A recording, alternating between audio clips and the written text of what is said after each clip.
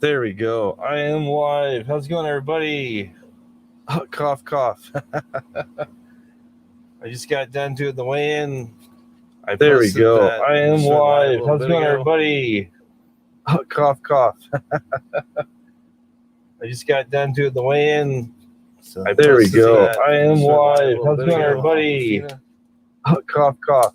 I just got done doing the weigh-in. So There we go. I am live. How's it going, everybody? Cough, cough. I just got done doing the weigh-in. There we go. Sometimes when I have the YouTube side going, it kind of slows down a little bit. But yeah, this week I've started not drinking all the stuff I was drinking, the sodas and the energy drinks, and got rid of all the chips and stuff. And I lost a little bit of weight. I was surprised how much it was. I thought it was just going to be a pound. It ended up being 8 pounds. Went from 210 to 202. That's not too bad. That's actually pretty good.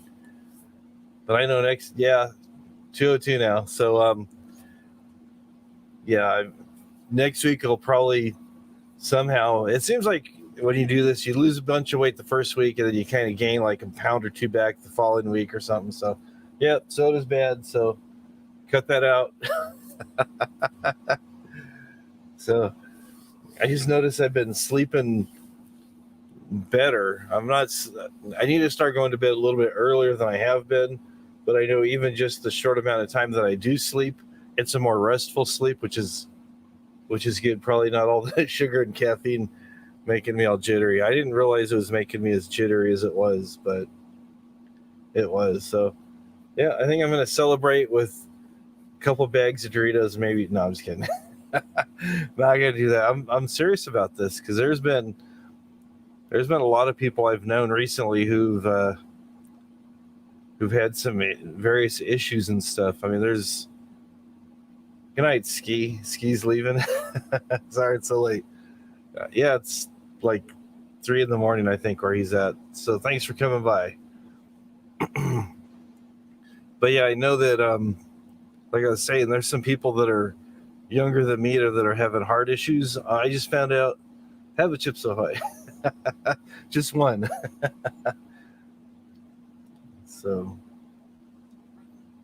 but a friend of mine, he recently got the vaccine, and now he's having some issues with his heart. He's the same age as my son, pretty close. I think he might be a year or two older than him.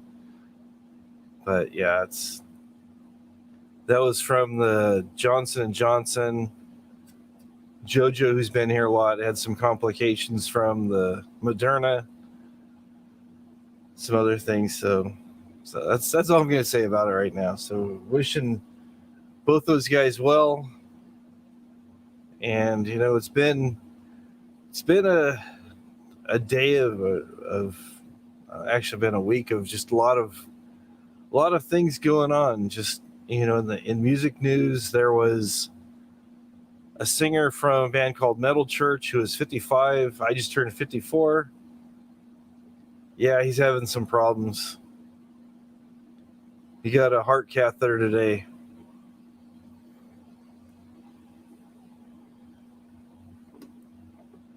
So that guy died on Monday.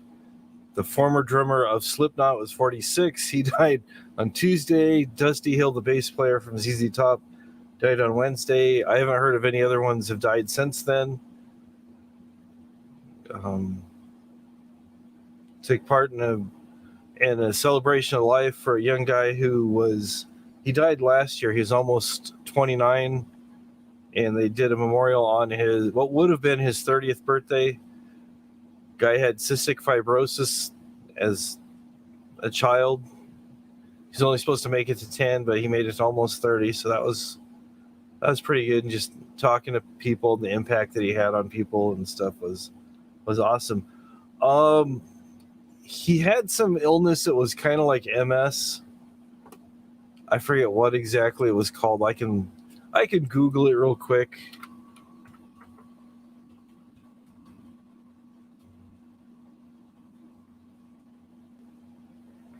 They said there's no cause of death, but he he got out of Slipknot. He had transverse myelitis, which is a form of multiple sclerosis. I guess his last few months in the band, he was having trouble playing drums and stuff, so couldn't move his legs and stuff. Exactly. How you doing, Nathan? Good to see you. Hello, Bonnie. Good to see you. Did the weigh-in. So, yeah, just a lot of people just dropping. Some of our customers have recently passed away, and I actually did that with my phone. I went live in our hallway, did the weigh-in, and posted that, and then now I'm over here. So I actually lost 8 pounds. That's pretty crazy just by cutting out all the garbage.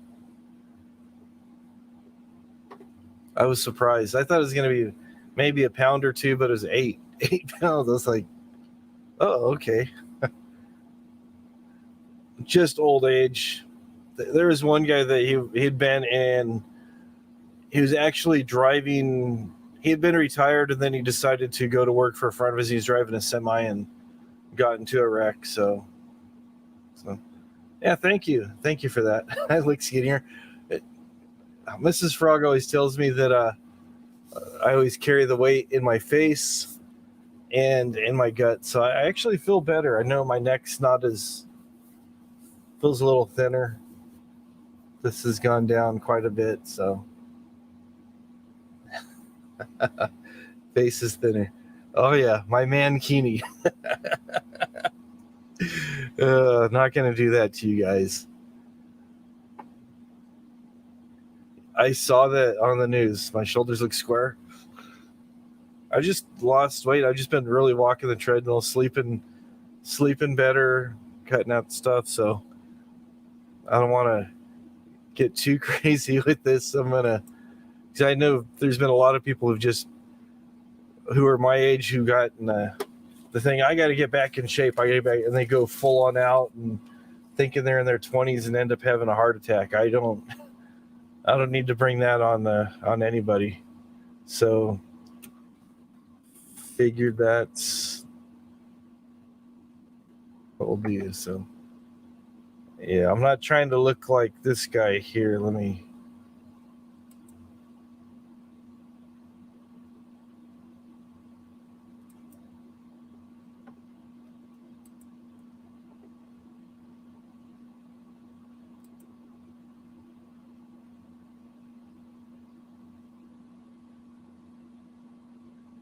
I can't fight him now. Oh well, no big worries.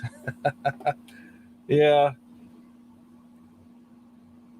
I just want to get where I'm less fat, get a little bit of shape. I don't want to look like this dude though. It's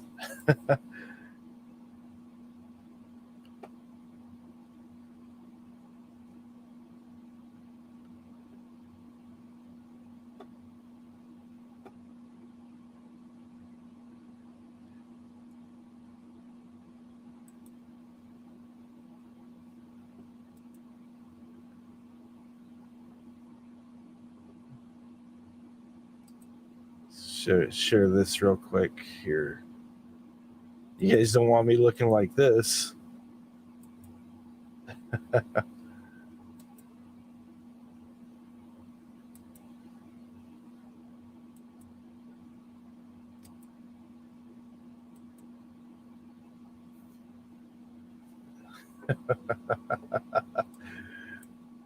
There you go.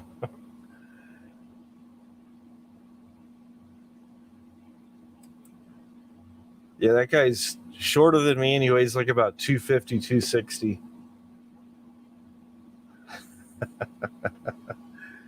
Is Warren in here? Hello, Warren. Snuck in here. Reverse military reps. The Rock says no with a throwing up face.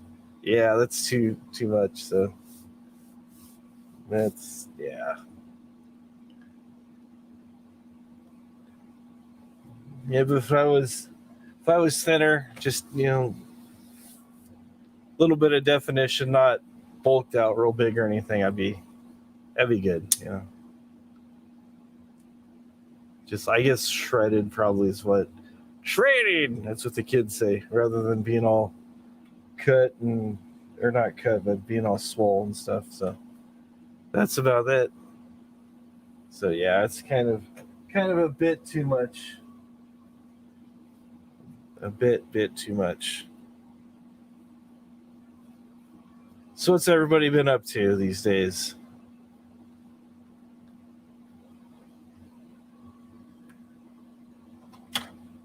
So yeah, it's just been busy doing stuff at work, busy doing stuff around here, and it's kind of a sad day. Our bunny that we had for quite a while actually died on Sunday.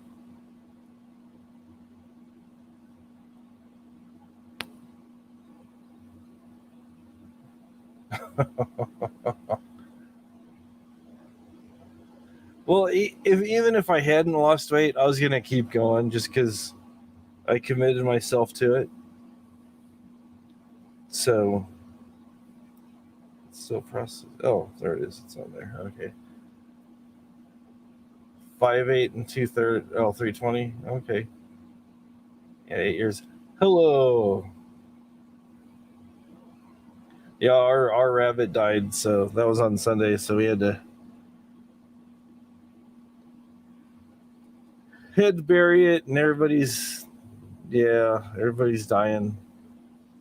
I'm trying to lose weight so I don't die. We never know when our time is, but I want to be at least a little bit better shape. So that's all. Throw that in there. Yeah, Kirby. He was supposed to be Mrs. Frog's rabbit, but I took care of him, so he would he'd be nice to me and nuzzle my hand and stuff, and then when she tried talking to him, it was this. Oh, it's like, dude. So we'll throw that in there.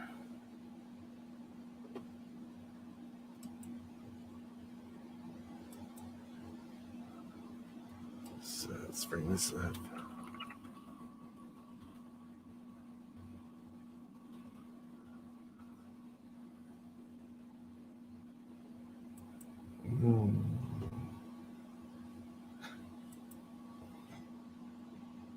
People, and I'm back.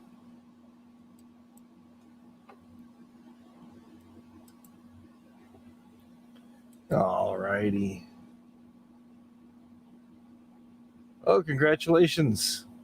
Enjoy your time off, and I hear you're getting ready to start school, so that's cool. Oh, yeah. Oh, you recognize the voice? Oh. I was gonna share a little bit of the video just to see what people thought of if they could get any cooking tips from Kay. Have you guys seen Kay's Cooking? Or is it Kay's Cooking or Cooking with Kay? It is Kay's. Yeah, it's called Kay's Cooking. She is a YouTuber. She has a few more subscribers than I do. She had 137,000. And she likes Iron Maiden. And well, I say that because she's always wearing, most of the time she's wearing Iron Maiden shirts. And this was from October 31st, 2019. Or sent camp, jeez. All right, let's watch a little bit of it. We'll be reviewing it. You want to come up here, Nicole? Since you have professional training in the culinary arts. You don't have to, but I was gonna say if you want to, you can. You're back cooking today. Oh, that's funny.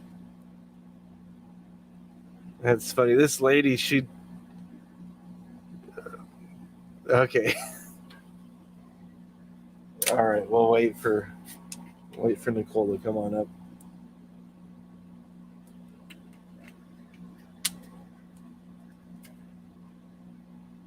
It's always good to have a professional's opinion. I think it's funny as a person who eats food. I don't know if that makes me a foodie or not. I'm just someone who eats food. But Kay is something special. Kay is. You guys are in for a treat if you haven't seen Cooking with Kay.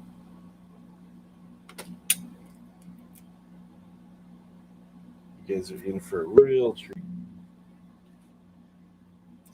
Oh, there she is.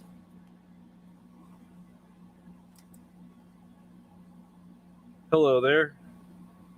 Hey, Hello. sorry if the audio is a bit scuffed. My headphones are charging. Oh, okay. No worries. So you ready to help me review Kay? I'm a little afraid. The video I'm looking up is spaghetti bolognese. Oh no. Did you see when she made spaghetti? Is this the one with the I'm not gonna spoil it for people, but is this the one with the where it's wrapped around? Yeah. Oh God, no. God. Okay. All right, here we go. Here is hello, Jojo. This, we'll be starting, stopping, and I appreciate any feedback you want to jump in and add, and let us know everything that she's doing that's not right. All right, Let me just prepare my soul for being destroyed. All righty, let's get over here and what do share screen.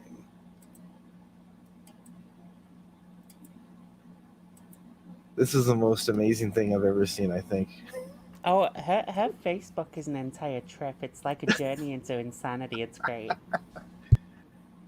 But there she is with her Iron Maiden shirt, so I'm dressed appropriately, you know.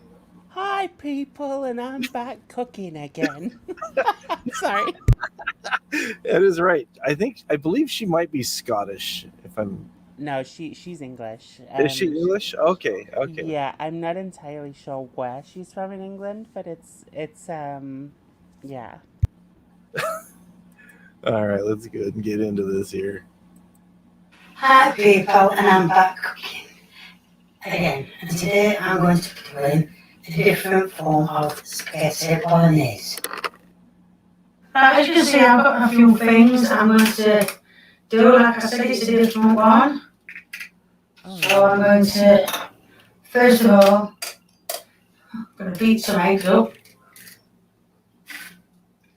Beat this up. A little bit. And I've got some spaghetti sticks here. Okay, are eggs usually used making spaghetti? Because I'm the chef. I've never used it.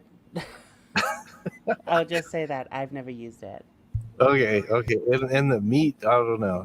Yeah, the meat is actually right. It's we call it minced beef here. You call it ground beef. Okay, yeah, we have ground beef. But it's essentially the same thing. That's how it comes packaged over here. Like when it's just come out of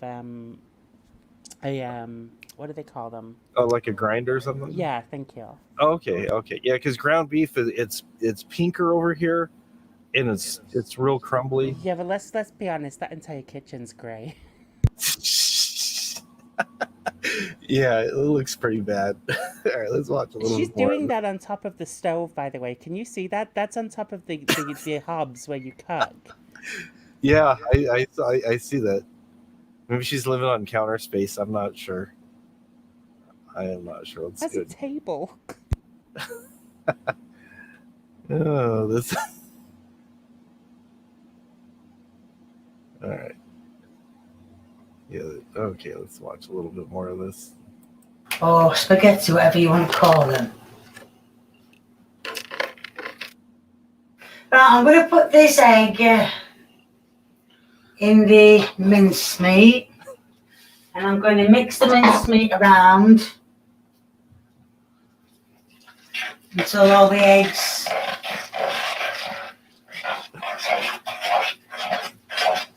connect it. And then what I'm going to do is, I don't know if you can see in this dish, I've got some spaghetti sticks, or spaghetti, whatever you want to call it. Oh, God, I forgot to hold it now. Wonder I had a thumb left. And what I'm going to do is, So I don't even know how to do this. I've seen it on video, but I don't even know how to do it. Grab the sticks, grab the soggy mincemeat, and put it round the sticks. Okay. Is that how you guys do it over there? You take the meat and you wrap it? No. Don't. That is no. Um, I worry about the way she does things because she obviously sees things online, and Yeah. she's got sent things that are like trolling, and she's like, okay, do this, and sometimes they actually turn out all right, but this is I don't even know what this is. Like, I've never seen this before. It could very well be a real dish, but for me, it's a hard pass. Yeah, I know over here we always tend to cook the noodles, or if we're cooking rice or anything, we tend to cook it first and Well, then bring it you over cook the and get spaghetti some. first? Yeah. Oh, we don't do that here. Oh, okay. Well, here you would make sure everything's ready, your garlic, your onions, your everything Mhm. like that.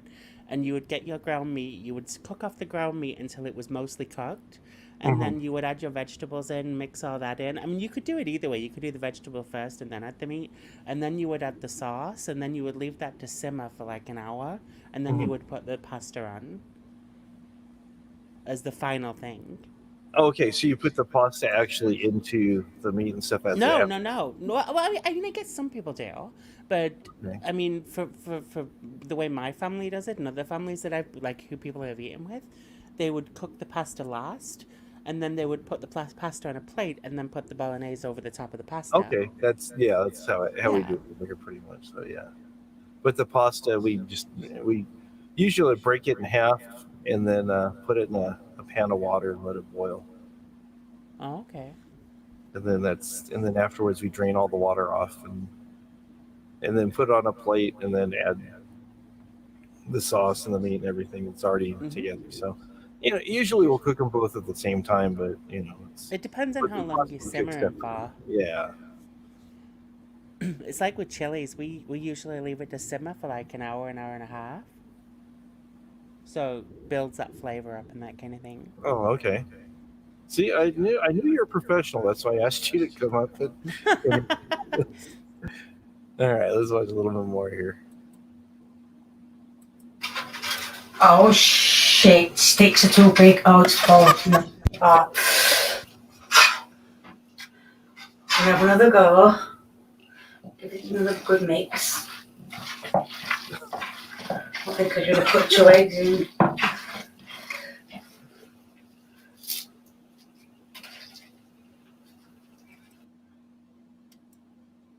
I hope she washed her hands. I oh gosh. I was just watching somebody stir something with their hand. I mean, I've seen people do stuff with dough, but raw meat and egg. I'm just yeah. A big part of me is going. There's salmonella in there. I mean, it depends on what you're doing. A lot of people use egg like when they're making burgers and stuff. So putting it with the meat would be an okay thing. Oh, But it depends on how you're cooking it because it's gonna get cooked out anyway. yeah. I'm just concerned with her cross contaminate everything with her hands. She goes, okay, now we're gonna do this. We're gonna do this. Uh, It's yeah. that onion looks so sad there. It's like, why are you not using me? Like you sit me here like a whore and you're not gonna use me. There was one time where she was cutting up an onion and she nicked her finger. It's like That's yeah, it happens. it's like wow. It cracks me up more that she calls them honions. Onions, yeah. Hunions and carrots. Onions and carrots. Let's watch a little bit more of this and see how it comes out. Oh boy, yeah, it looks like dog food. Put it in, and then smooth round it.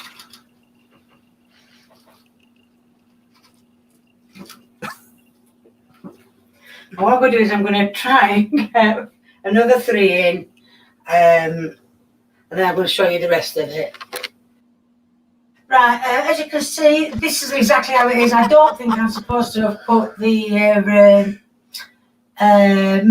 in the mincemeat, but I only got to see it when it was like this. So what I'm going to do is pour some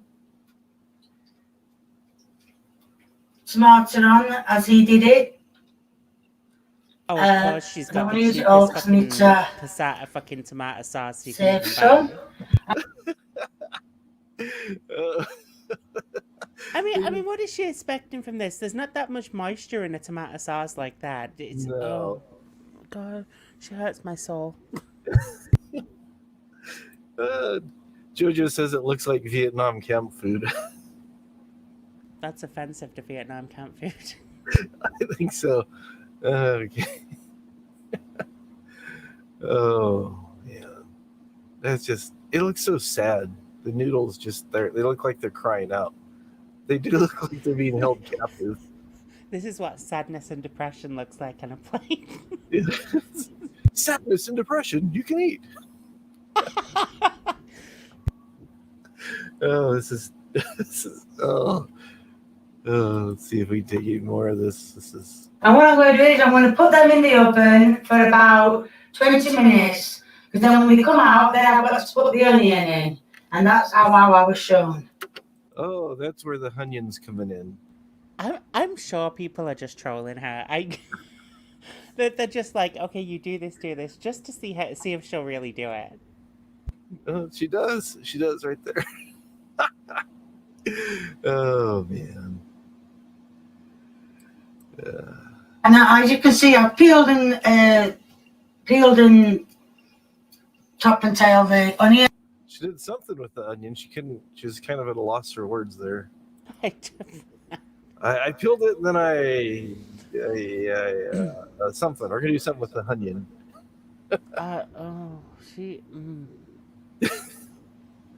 I'm scared. Yeah, yeah. God. All right, let's. Careful, Kay. And so what I'm going to do is I'm going to put them very thinly. Well, not too thinly, taste them.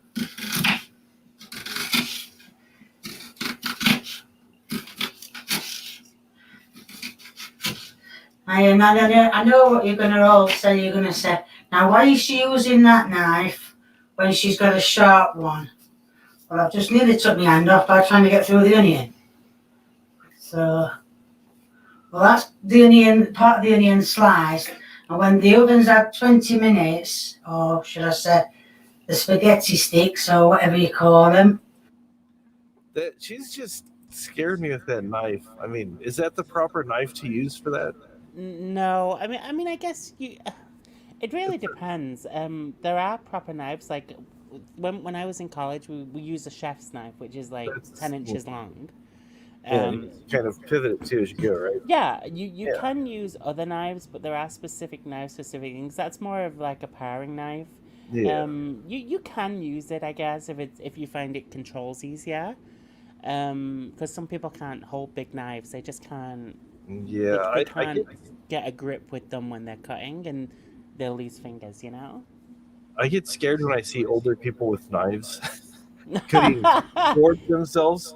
Oh, when she was cutting that, I could see the fingers, like, you know, like the thing. I'm not good with naming the fingers. The one next to your little finger. Yeah, I was worried about either the thumb, because people watch it. Like you can see it creeping closer, and you're like, stop it. No! Don't do it. Yeah, because it looked kind of scary. I was like, no. We had a neighbor. Yeah, It's a little scary watching people cook with knives. I don't know. Yeah, our neighbor, this older guy, he'd always have an apple in the afternoon and stuff. And I was working nights, and I'd see him out there during the day and talk to him. And one day he's coming out his first steps, and I think he had like early Parkinson's. He'd shake a bit, but he had an Right? apple, and he was carving the apple with what looked like a butcher knife as he's walking down the steps. And I'm like, no, do one at a time. Either the steps or the apple, not both. I was really worried he was going to hurt himself. Oh wow. And then we have a commercial that we show for one of our local medical insurance companies where they're talking about, all these injuries that can happen to you. And they show scenes, all these different things, like someone crashed on their bike. They don't show them falling. They show it's kind of from their point of view where they're going through the air, and then it cuts to something else. And one of them is a person cutting an apple. They go, "Ugh," and it's like they cuts, like screen goes black, and I'm like, I keep worrying this lady's going to cut an artery or something, and just it's not going to be good. I mean, blood doesn't bother me, but just seeing injuries like that. I mean, I've done stupid stuff as a kid, and it's like, I know how people can bleed, and it doesn't take Oh much. yeah. Well, put it this way: we trained for a whole year, and you still have accidents. You still nick yourself when you're doing stuff. I mean, it's part of the course. I mean, if you're using knives, you're gonna cut yourself. I mean, yeah. But I just think you it's learn to be more careful the more you do it. But the more you cut yourself, you definitely learn to be more careful. yeah, and it's all about the way you hold things as well. They say you're supposed to hold it like you're holding a tennis ball. Oh, okay. Your hand. So you're supposed to hold it in like you're holding a ball, and your middle finger is slightly out of it, so the knife can rest on your knuckle of your middle finger. Oh, okay. So that's the safest way to do it. Interesting tip. Thank you for that. Not the way Kay's doing it, where she's going to add sausage surprise to her freaking. Oh, hopefully not. It's our 20 minutes. I'm going to sprinkle the onion on. Going to sprinkle the onion on. So that's the onion. I need to spread it out a bit more. Oh, thank you. I didn't know that was there.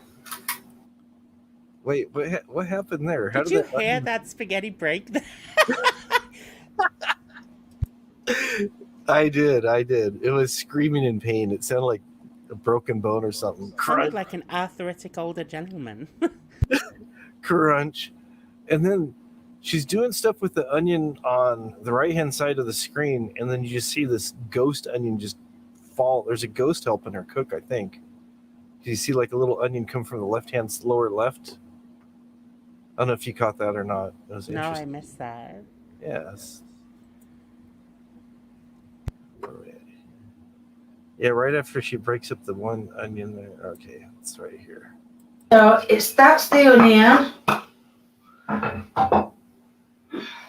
need to spread it out a bit more. Oh man, thank you. I didn't know that was there. Did you see it? Did you see the ghost throw the onion in there for her? I did. It's like she's all, oh, thank you, Mr. Ghost. It's horrifying. Everything about this is horrifying. I mean, don't get me wrong, right? I've actually spoken to Kay through Facebook. She is a lovely woman. She seems like she's a very nice lady. It's like half the time, I don't know if she's being trolled or if she's trolling us. I'm pretty sure she's like a master troll. I'm sure of it. Like, she just doesn't care. Oh. Okay. Hopefully that won't happen with the pairing. Oh boy. All right, let's watch a little bit more of this. I want to see the final product. It's running. Right, and then it says, I can't open this. And it said, that's big. It said any spices of your choice. So I'm doing. That's a lot. That's a lot of bloody parsley. But anyway, it doesn't matter.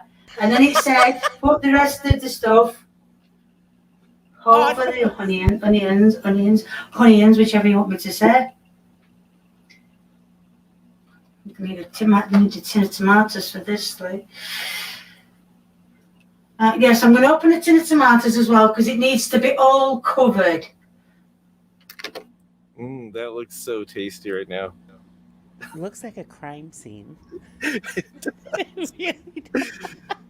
can put chalk outlines around the spaghetti. The chalk outlines are already there. It's the onions. The chalk outline. The only thing that's missing is the crime scene tape in the. If you look at the left-hand side, it looks like a body with the arm sticking out at the left and a head at the top. It's the crime scene. Oh,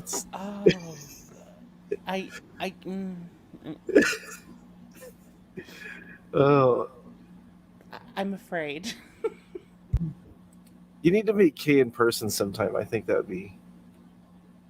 Yeah. Right, so yes, I've got tomatoes. You need to go all over. That's it. So that's the tomatoes. So that's going to go back in the oven for another half an hour to cook the onions, and then, but it should be okay. And that is the different spag ball.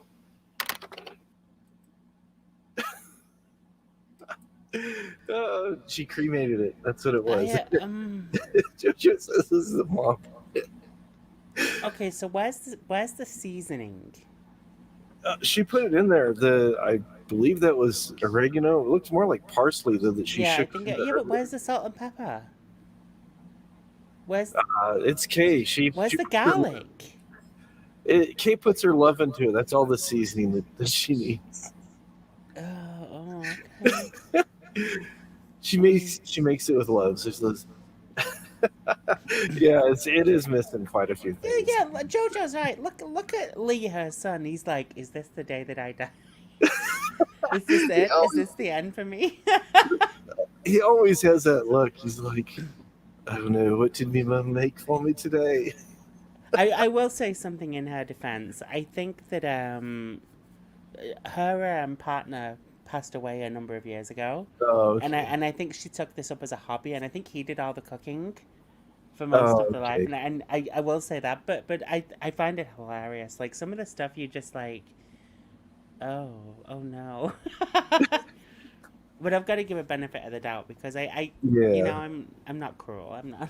No. She seems like a sweet lady. I mean, I would, if I had a chance to meet her, I'd love to meet her. Oh yeah, definitely. But she lives she lives quite far from me. I think she lives does. like I want to say like southeast maybe or something like that. But she's quite far. Like I'd say about 4 hours away from me. 4 hours. Oh, okay. Yeah. I was gonna say if you guys had the chance. I mean, you know, she might be one of the instructors at your school next year. I'm gonna go back on mute. Just kidding. Let's get the taste test. That's what I want to see here. This is her son Liam. Is that his name? Lee. Lee. Okay, Lee. So let's see what he thinks of the magical creation that she made for him. Lee's coming to do the taste test.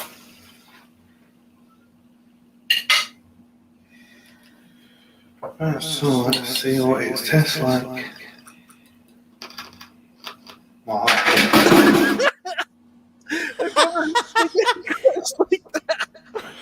Look at those faces. They're like, what the fuck was that? It was probably the ghost. He was putting She stuff looks in. so afraid. It's a sign. It's a sign. Oh, the missus said you should try to do a live stream with her.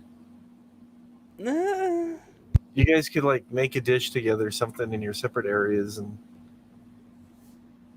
do a cook-off. Why does Mrs. Hot Frog want to hurt me? Why?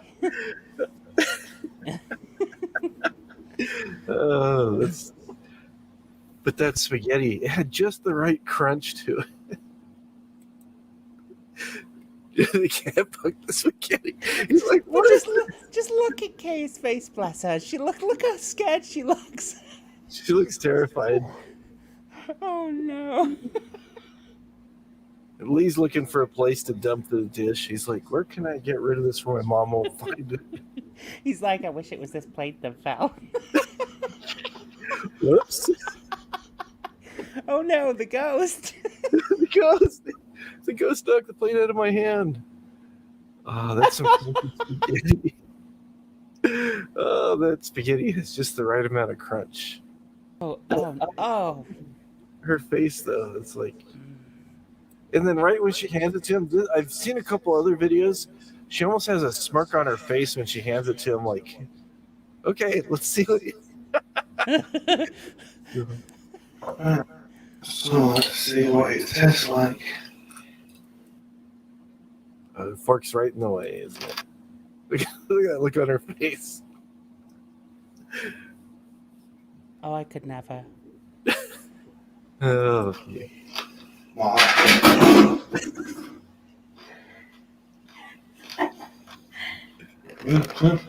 Yeah, well, And this on the wall, is this like a defibrillator in case her son goes into cardiac arrest from one of the things? Or... I'm not sure. Is that what that is? No, it's a plug socket. It's okay. It looks a little bit different. I know that might be So something. basically, a lot of kitchens and things, that is very old style way of doing it. The left-hand side, if I'm seeing it rightly, would be a switch. In the middle is like an LED light kind of thing. Oh, okay. So basically, it lights up when it's switched on. Oh, okay. Yeah, usually those things are... I believe that originally, before she moved things, that's where her cooker was underneath that. Oh, okay. So it would be for a cooking appliance, so you would know when it's switched on or not. Okay. I was kind of concerned. I thought maybe it was a defibrillator or something. No, I think that's her glasses on top. It probably is. Oh, Okay, are you doing others? oh, we can do another one if you want. I'm happy with it. I'm having fun. Go whole hog. Let's do tuna tacos. Have you seen this yet? Tuna tacos? Oh no. fish I don't. from the tin. Oh! What was that? That was tuna tacos. Oh God, I'm so scared. What? Jojo says her son feels like he's tears old again when he throw the food under the table. Oh, yeah, she made tuna tacos, and it was just, it was amazing. Where did Tribe go? He would love this. I don't know. I thought he was in here. He always threatens to come up. Let me see if Jojo wants. You want to come up here, Jojo, and put your input in as well?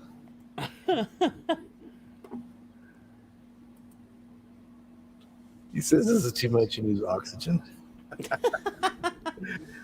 And they do look like they're in the bathroom. They definitely look. No, like that is actually the kitchen. It's most kitchens over here, especially I don't know if I don't want to be insulting or not, but in a lot of houses we call them council houses over here. Okay. I don't know if it's the same. If it is that, but in a lot of council houses over here that are government funded,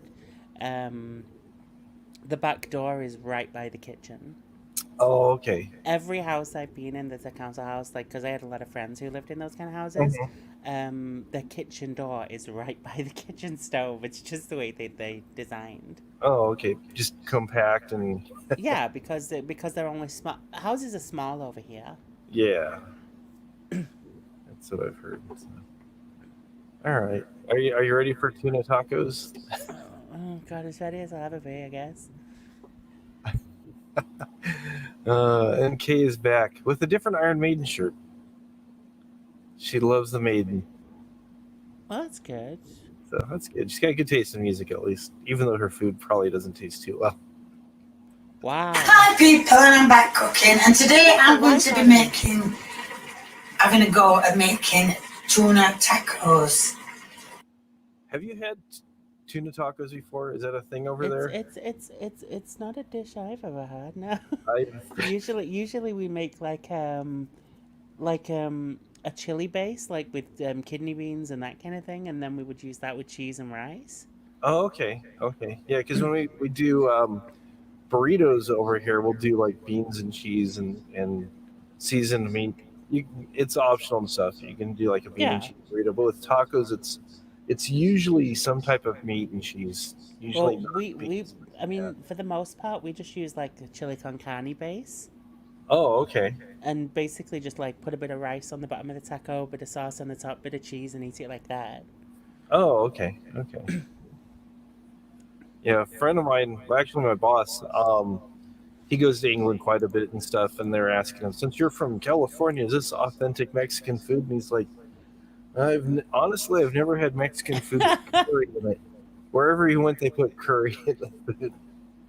God. We usually use like habaneros and chili powder and stuff like that. But the establishment he went to decided curry was the choice seasoning there. Oh God. All right, let's get into the tuna tacos. I'm getting hungry watching these videos. What? How? But I'm doing mine without the wraps. The reason being is because I have done enough wraps to do me last me a lifetime, so I'm going to do it without them. She's doing tacos without the wraps. I'm assuming So that's so she's making tuna. pretty much skillet tuna. You know, it's gonna be like I all right. Let me know when you want me to stop so you can point out the differences that you would do in your own personal recipe when it comes to if you did make tuna tacos. I wish that StreamYard had like a thing like Zoom where you could raise your hand. That would be that'd be nice. You're like, wait. All right, let's get in here. Thanks for doing this, by the way. I Oh, it's appreciate okay. I'm it. having fun. Right, I've put some oil in. I'll sadly didn't show you. I mean, I just dropped a bit of drizzle in. So what I'm going to do is I'm going to do exactly as I'm being told. So that's 2. Okay, is that proper amount of oil? It looks kind of like I don't know. Again, I'm not a professional. It really depends on what you're cooking. You don't need that much oil, really. I thought it was a little excessive. Yeah. Yeah, you don't. I mean, it looks like it's a non-stick anyway. It doesn't. Yeah. Yeah, you don't. I mean, for me personally, I'll put about a tablespoon and a half of oil in, swirl it around, and then I'll actually take a tissue and take out the excess oil in the pan. Okay. Yeah, because I was So- saying something like that would be probably Yeah. a proper amount rather than a quart. Yeah. Hey, Jackie. Hi, Jackie.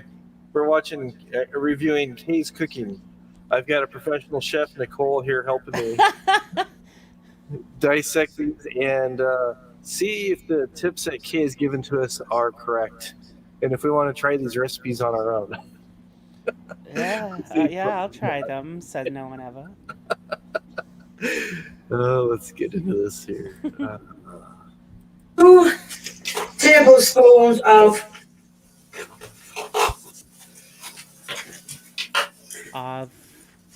mayonnaise. Oh, come on.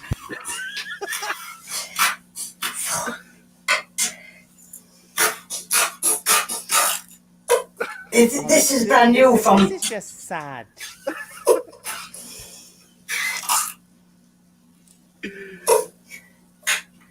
We're not going to be shopping anymore. So that's 2 lots of mayo.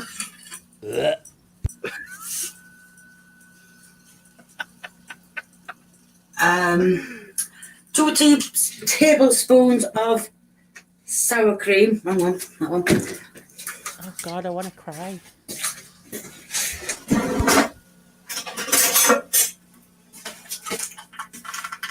I can't even open it.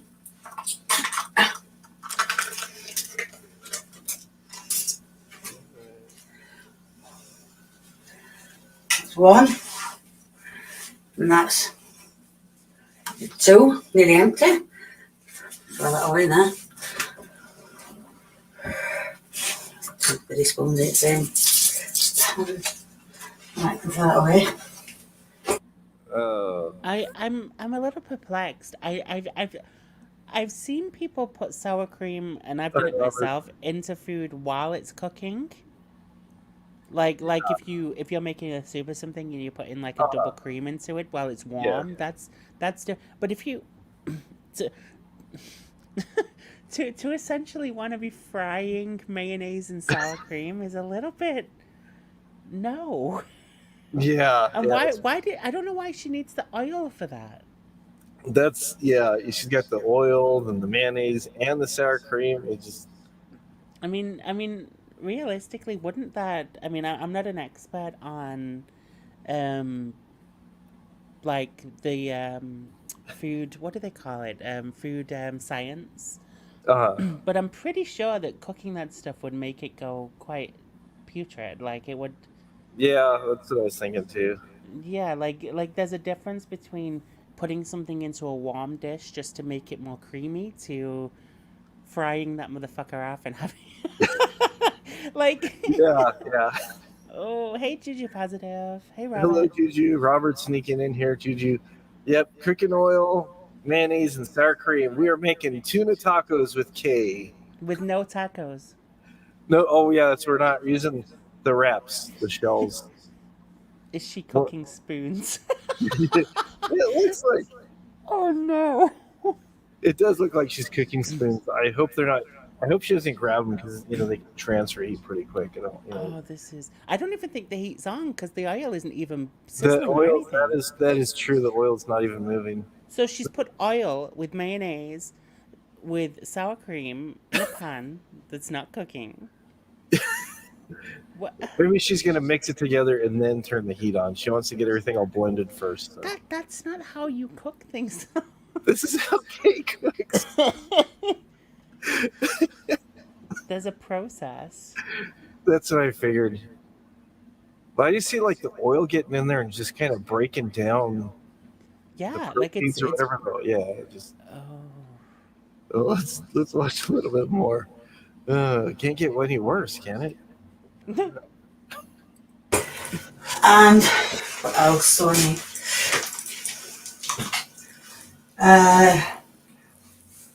1 teaspoon of lime juice. Oh, it is on. It's bubbling. Yeah, I just noticed that too. So I guess there is a little bit of heat. And there's 2 metal spoons in there as well. And 2 metal spoons, exactly. Oh, Lord, help her. Seriously.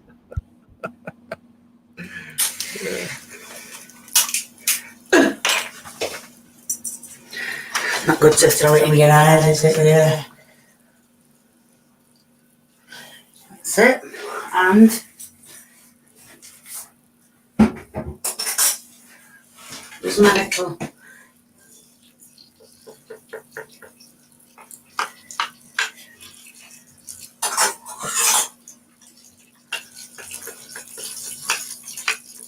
Yeah, because getting that extra bit's going to make all the difference. Yeah, don't want to waste any sour cream or mayonnaise there. Yeah, no, nobody wants to waste that. Oh, this is oh. Mix that round. It almost looks like she's making scrambled eggs, though. That isn't. That Or ain't no just using scrambled the egg eggs that whites, I've ever yeah. made. I, Oh, I, Yeah. Do you see how it looks like it's curdling on the right hand side? yeah, See, yeah. that's what I'm talking about. Yeah.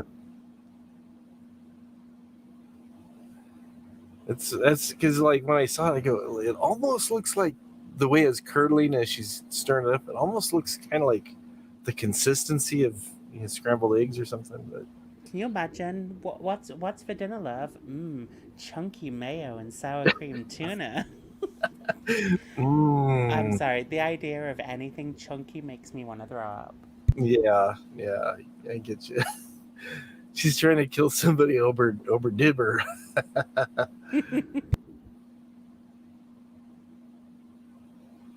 Sorry, Jojo or Jackie. Jackie's having trouble trying to sleep. Juju says, "This is gross to me. It is kind of gross." Yeah, Kate we're cooking. reviewing food YouTube chefs. This is a YouTube chef, Kay's Cooking, and we saw she made spaghetti. Now we're watching tuna tacos. She used to be called Kay's Good Cooking before that. Kay's Good Cooking. Yeah, she changed her name though to Kay's Cooking. You know, yeah, there's nothing good about this. Let's just get the good out of there. And just give me Kay's Cooking. That way, she doesn't have to go back and go through the comments. How dare you call yourself good? That's crap. Oh,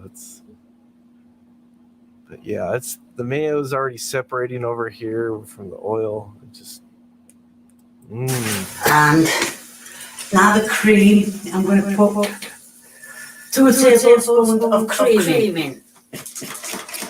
What? She's putting Wait, more? she's adding cream as well. Oh She's no! Stop!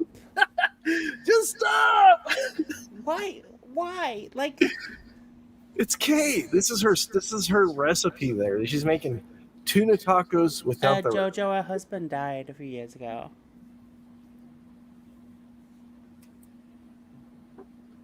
Her husband doesn't eat. Husband doesn't eat any of this. cream cheese. Oh God! Blue Towel Shop Mafia says disgusting. Tuna taco. I don't think anybody's made tuna tacos in this side chat here. No, I mean I don't even know how you would. I love Blue Shop Towel. I'm gonna Google tuna tacos and see what they look like. All right. Oh, see, they look nice. All right. They look very Let's do freaking a different. side-by-side comparison of tuna tacos. Let me get a picture. Hang on. So these aren't even cooked. So let me see. Share screen. Share window. Oh wait, why will it not? Oh, that's why. Share window.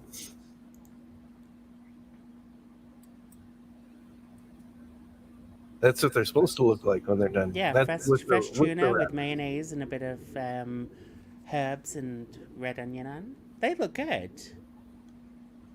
Yeah, Maybe a little bit of sour cream on there They as look well. fresh. Yeah, I just thought you'd cook the tuna or whatever meat you're using with your seasoning stuff in a pan, and Well, then you don't even need to cook the tuna later. because it's freshly cooked anyway when it's in a Yeah, tin. it is. Exactly. Unless you're having fresh tuna, then you could just sear it off like you're saying, and then Yeah. But I just thought you'd add the creamy stuff afterwards. yeah, as like a topping. Okay, let's go back. Let's go back to the All video. right, let's get back. All right.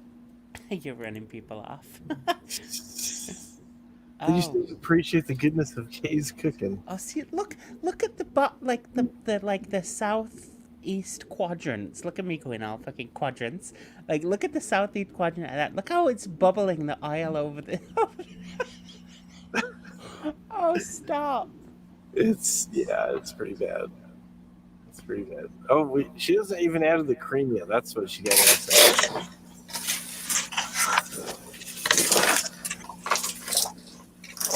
You shouldn't cook dairy like this.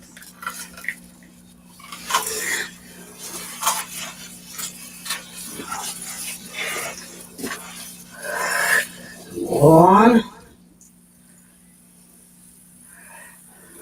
two. That could be thrown away now.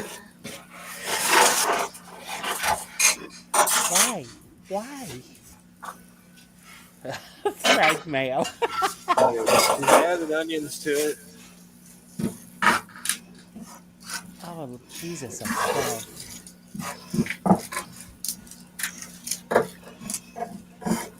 And then it says, add the tuna fish from the tin.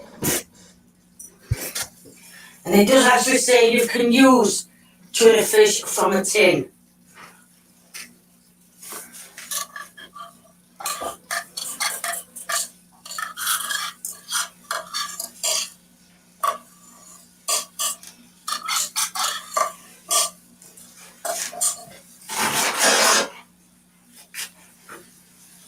The way that it's bubbling is hurting me. And I'm just going to put... Okay, she's putting a lot of salt in there. And what were you saying? The way that the thingy is bubbling is hurting me inside. Like, I'm just looking at it and I'm just like, oh. Yeah. And I've never seen anybody cook with a watch on before. I always was told that you're supposed to take off, any jewelry, anything that might get in your food and stuff. She's cooking at home. It doesn't matter. So it doesn't matter. So. If it was a professional setting, yeah, you've got to take everything off. But all right, let's see. She's added the onions. She's added the tuna. I want to see the finished product. no, me too. Bit done without him. Mix that in. Like I said, I'm not going to bother putting these in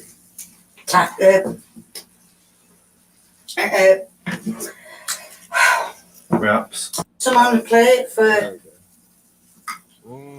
Look at that. Lee to try. Yeah. Yes. Oh, look at It's all in presentation. it. Looks. Oh my god, it's like cat sick in the garden. What the fuck? It does look like a cat. Oh no. Oh, Julia says this recipe is beyond disturbing. It is. I absolutely love Kay. I think it's just hilarious, but some of this stuff is frightening. Like it worries me that it's actually potentially dangerous. Some of it, Yeah. I feel sorry for Lee. right? He's always the taste test. Hey, J Money. Robert says Elmer's glue to hold it all together. Jojo says it looks like cat food.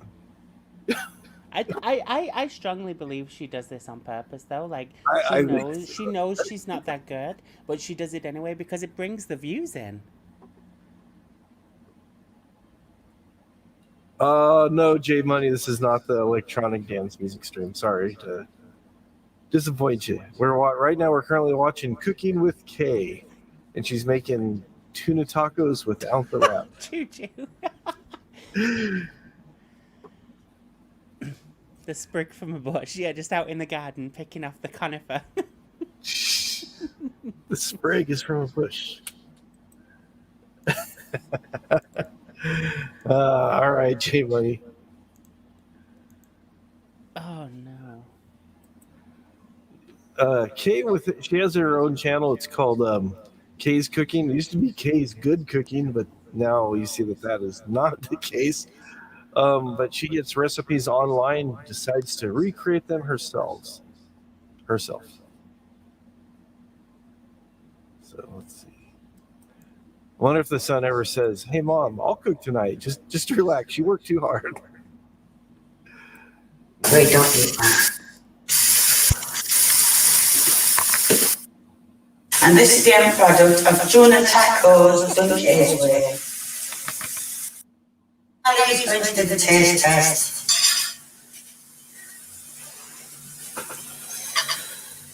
You can take it off the oven. No, you can't.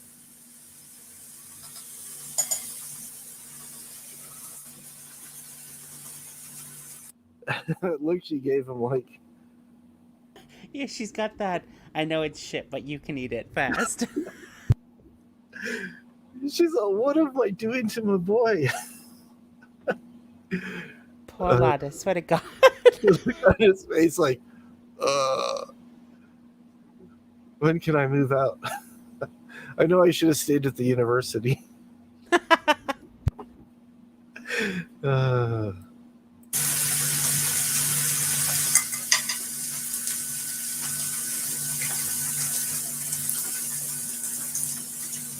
No, chocolate. You don't have to. Good, you can have it all. Thank you. Good, you can have it all. Oh my God, can you imagine, like, yeah, you can have it all, I don't want it. She just looks disgusted. She goes, "I just need to sit somewhere and have a bit of toast and some tea. I just need something to settle my stomach right now." Because I think she grossed herself out making those tuna tacos. She's just sat there Googling on her phone, can you fry mayonnaise? Jojo says the son is the test tube baby. His eyebrows are raised. She's looking at him as if he didn't drop dead yet. It's like, all right, leave it. Lord. You can keep it down. Has she uploaded anything new lately?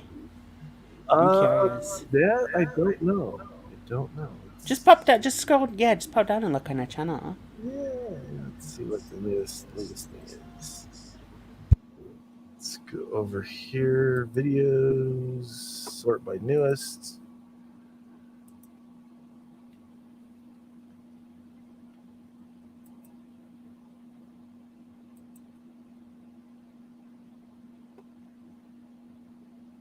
I guess these are. Unless she has another channel, these are. Yeah, that's the old one. Let me find you the new one. Because she lost her password and couldn't get into it. Oh no! Oh, this one. What did we do? This one only has 100. Yeah, we were in the other one. He has 100. I'm gonna post the link for you in the private. All right. That one's got 138,000 subs. Oh, here it is. I found it. There we go. Oh, she made chicken and sausage gumbo. Or Oh we can no. make brown banana bread. Oh.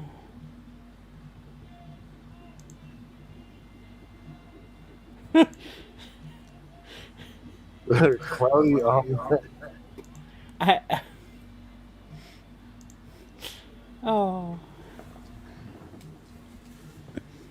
Wait, was that chicken sausage? Yeah, chicken and sausage gumbo. Oh, okay.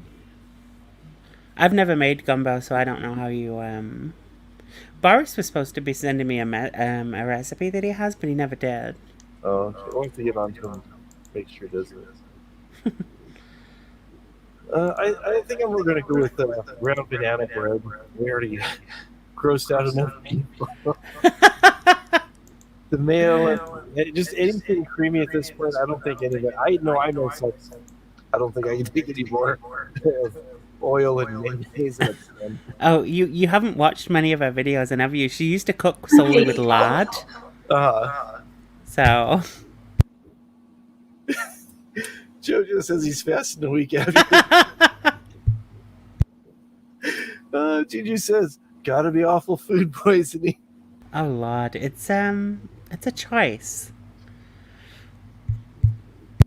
Ground banana bread. It's round, yeah, round banana bread. She made it in a round pan. All right, so we're gonna do the bread. Yeah, the missus is making like faces because she doesn't like the oil and mayonnaise thing very much. I don't blame her. I wasn't that impressed. I was like, yeah. All right, let's see this. Oh, and I'm back cooking again, and today I'm going to be making banana bread. Sounds simple enough, right? Banana bread. Yeah. All right, Kay, do your magic.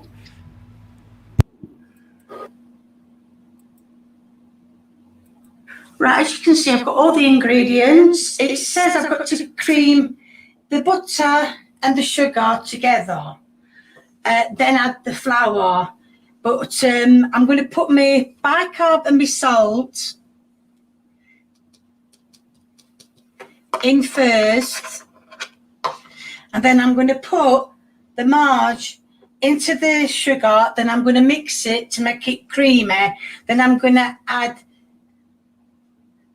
the eggs, then the marge. Eggs. Then the eggs. Then the banana. The eggs. The eggs, the onions, and the carrots. My wife, whenever she does baking and stuff, she always does all the dry ingredients together, and then adds the wet stuff into that. Yeah, that's how you're supposed to do it. But she's gonna add the butter. Well, she's gonna add the eggs to the butter, and then the butter to the sugar. It's gonna be like butter rolled in sugar, like a big ball of butter. And then that's over into the flour, and I'm assuming we're adding the mashed potatoes, mashed bananas. Oh God. Let's. I don't even know how to respond to some of that. I've never seen this, so I. I don't know. I was like, at first, I'm looking at the bananas going, is that? Was it almost like some mushrooms? No one case should figure out a way to put mushrooms into banana bread. All right, let's see here. And then slowly add the flour. As you can see, I've mixed it all together. Adding little bits of flour as I'm going along. If you're wondering why, you say, oh, that's not how you make bread. But I have just followed the instructions. And apparently you are supposed to be able to tip the mixture into a very, very heavily greased tin, which I have got. Get a wooden spoon. All right, I think that looks okay. Right, I've added the. What was that? Get a wooden spoon, for God's sake. Exactly. Well, it still isn't safe from the tuna tacos. Well, I mean, I can see where she's coming from in some things. Like a couple of the recipes that we made when I was in college last year, you had to add the butter and the sugar first to make a sabayon, which is basically like a smooth, sugary, buttery kind of creamy texture. Oh, okay. But that's when you use an electric whisk. I mean, in some things you do, but I've never made this, so I'm not entirely sure. But that orange bowl gives me anxiety. Not the fork that's being used as a whisk. A mixture, I guess. Jojo says, I hope she doesn't start building cars or I'll crash. A lot. All right, let's get into this more. Case cooking. The rest of the flour, and as you can see, well, now it's ready to go into the tin. Right, I'm going to pour it in now, as it said.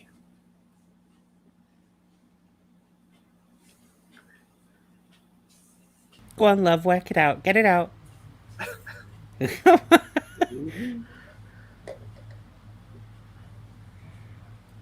Even this mixture that she has here says, no, I don't want to go into this bowl. I can't do it. You can't make me. And then how much butter? I mean, usually I've seen where people will grease up something with butter or some type of Pam spray or something. And it'll be a light coat. But over here you just see like butter. Yeah, usually you would just run it across so that it just coats it just enough. Yeah. But, I mean, I guess she wanted to splish splash giving hers a bath kind of thing, you know what I mean? I think so. Let's skip ahead a little bit too. I think that's where we stop pretty much. Yeah. Right, it's had a bit longer than it should have, but it's risen. I'm going to do the taste test. And now I'm going to. Did she just jump from putting it in the pan to bring it out of the oven? Yeah. I mean, I'll give a thing. It doesn't look terrible, I guess. I mean, it's a little burnt on top, but Yeah, it looks a lot more. I mean, I guess the idea's there. I can't really see the side or anything, so I'd like to see the texture of it and how soft it is. Where's Lee when you need him? Hey, Boris. Do the taste test. I'm ready because I don't know what it's going to be like.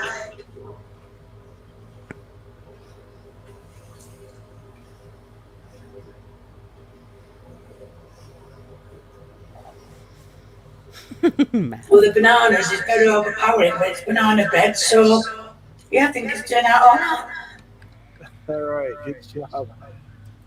But I noticed like the more tastier stuff, the more normal stuff, she's taste testing. All the weird stuff she gives. Yeah. That is very true. She like pulls Lee in for the weirder stuff. Man, you need my help tonight? No, I got this. I'm making banana bread. Oh, banana bread sounds good. No, I got this. I'll call you when I need you. Oh God, that is. I think she's hilarious, but that doesn't look bad. I mean, it's burnt, but it doesn't on top, but it doesn't look bad. I mean, It looks a I little. can't. I wouldn't know what it tastes like because I'm allergic to bananas. So. Oh, okay.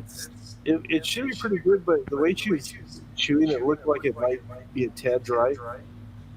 I mean, it could be. I mean, the bananas still have moisture in them themselves, so that might have helped. But I can't really rate the outside without seeing the inside properly. I guess, if that makes sense. Yeah, let's see if there's another image of the inside, or she's. You spent like 4 minutes talking at the end. What the hell? She's just talking and talking and talking. We're all here to see cooking.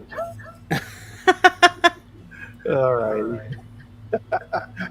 That was something special. That was fun. I enjoyed that. Yeah, that's good fun.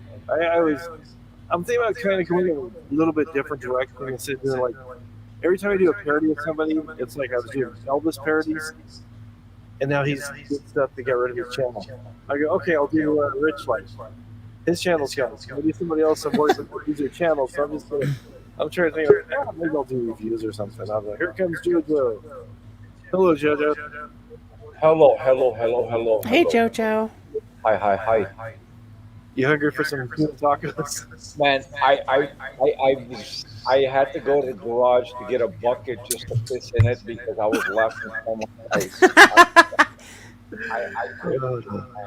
just couldn't do it. God bless his soul, her husband, but every time this woman was cooking, you showing that video and she's delivering the plate to her son. He's like, and she's looking at him like, is he gonna drop? Yeah, she was. No, that was too much for me. I remember one time, like I'm going back to like a number of years ago. She literally came on and did a video, and Oh, she she's was been like, around a long time. yeah, oh yeah, she's been around for years. Oh, I didn't know that. She ended up on British TV and everything. She did this video and she's like, all right, and I'm back cooking again, and I'm gonna show you how to make ice cubes. And she literally got ice cubes out the freezer, put them in a glass, and said, "Thanks for No. watching." No, stop. She's a Man, massive troll. I love it. listen, if somebody took dog poop and cooked it, she's following videos. She's gonna do the same shit. It might be me that's echoing because my headphones are charging. I'm sorry. That's all right. I don't hear echoing. Okay. Oh, it's gone now. There's a tiny bit, and so I don't hear. So I think everything's fine now. Oh. Poor lady, man. You know what? I wish her the best, but man, that's some funny shit. Yeah, I figured we'd take a look at that. I hear he's back. Okay. God damn it! I kicked myself from the stream. Where do you find these people, dude? I thought I was weird, but Jesus Christ. There's this one channel I watch. It's called Cinnamon Toast Ken. He started off as a gaming channel, and then he's been reviewing like a lot of this stuff. And Oh, I love Ken. He's so funny. Him and his buddy, Dane. These two guys are just. I don't know them.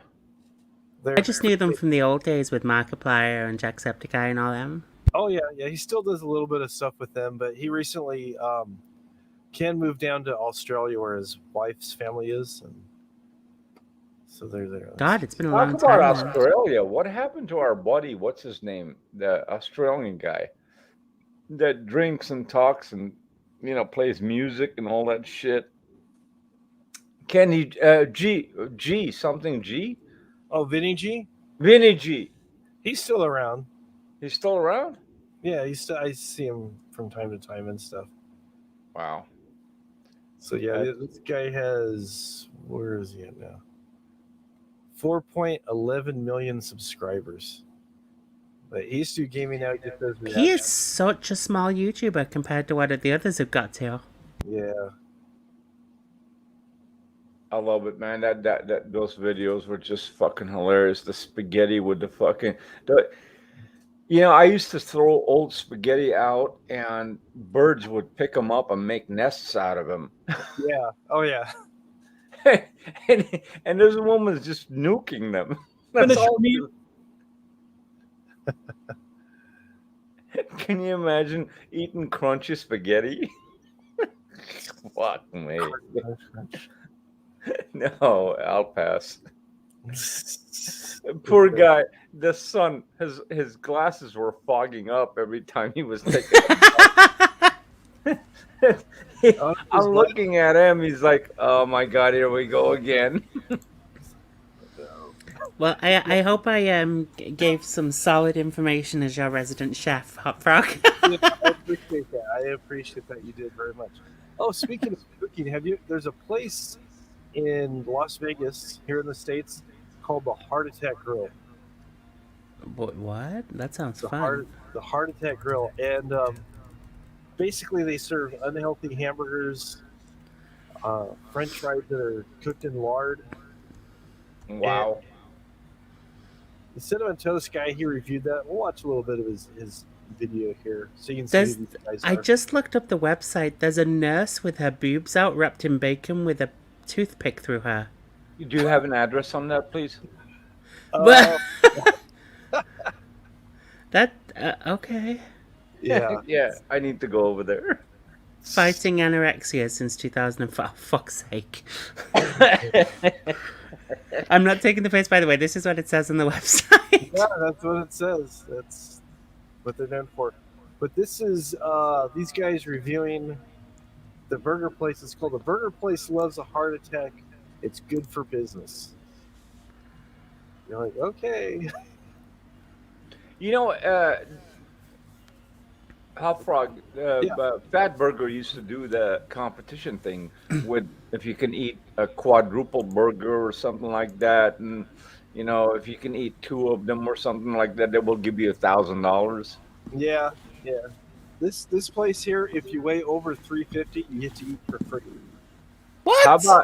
How about this is how we can do it? Okay, me, you, and then we'll find another friend, and we'll one raincoat. You know, we'll be 450 pounds, and just walk in there. A couple of us duck our heads, and one eats, the other one eats, and we'll win the competition. There you Jesus go. Christ.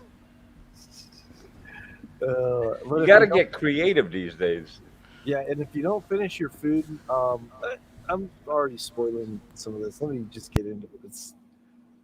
And then we'll stop so you guys can review these guys reviewing it. So this is Cinnamon Toast Ken and his buddy Dane reviewing the Heart Attack Grill. You used this guy during his life, and that now you are very morbidly using his death to continue to promote your restaurant. I absolutely agree. Oh! Dr. John is a savage! Like, yep.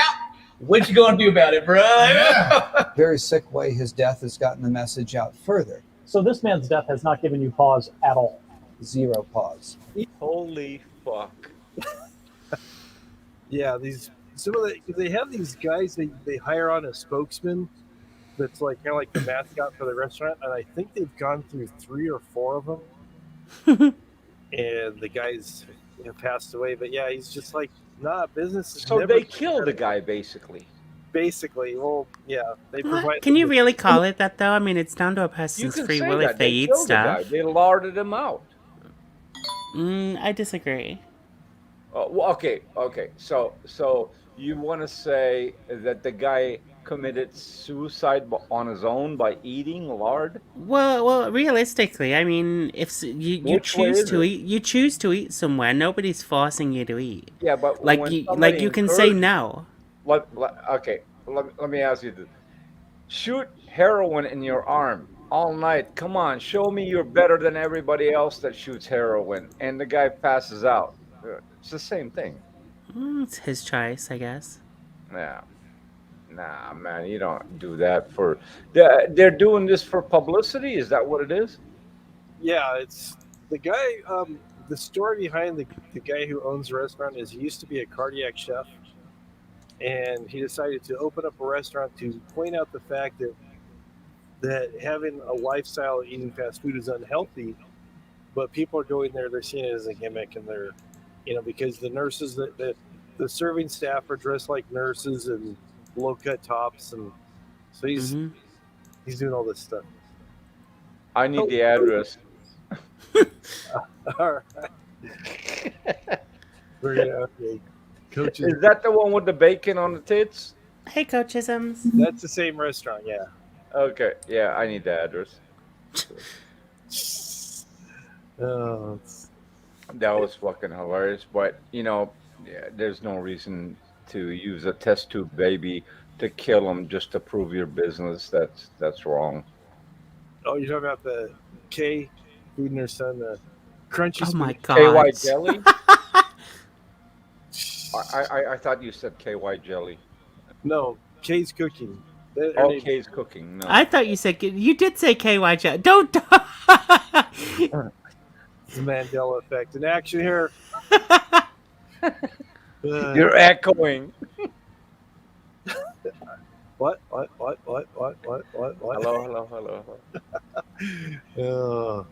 You got dude don't care. What? This has got a picture of him on the wall. Yeah, This dude does not care.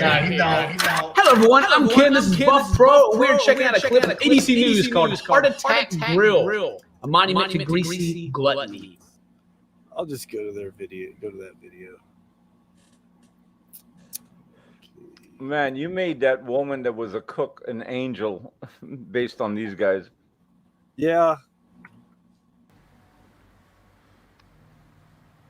You know, the funny part is people go out outer limits to prove a product or their production or their line of work or business or something, and they could care less about anybody's health. Mm-hmm. But again, it's down to choice, isn't it? You don't have to eat that. I know nobody's putting handcuffs on your arms. That's what I mean. Yeah. Yeah. Coach says that the lady puts the nut in banana nut bread. Oh God.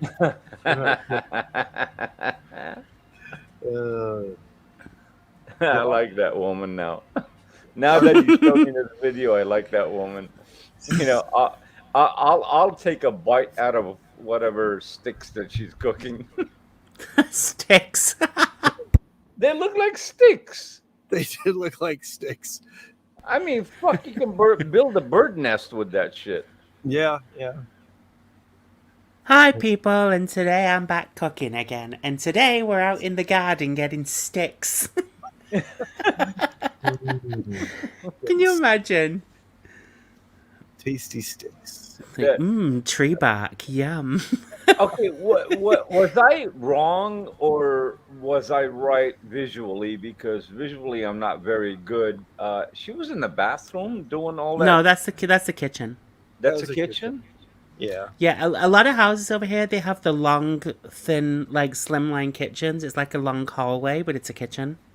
Because that plug that was in the wall looked like for hair dryer and stuff like that. I thought it's the plug for the ovens.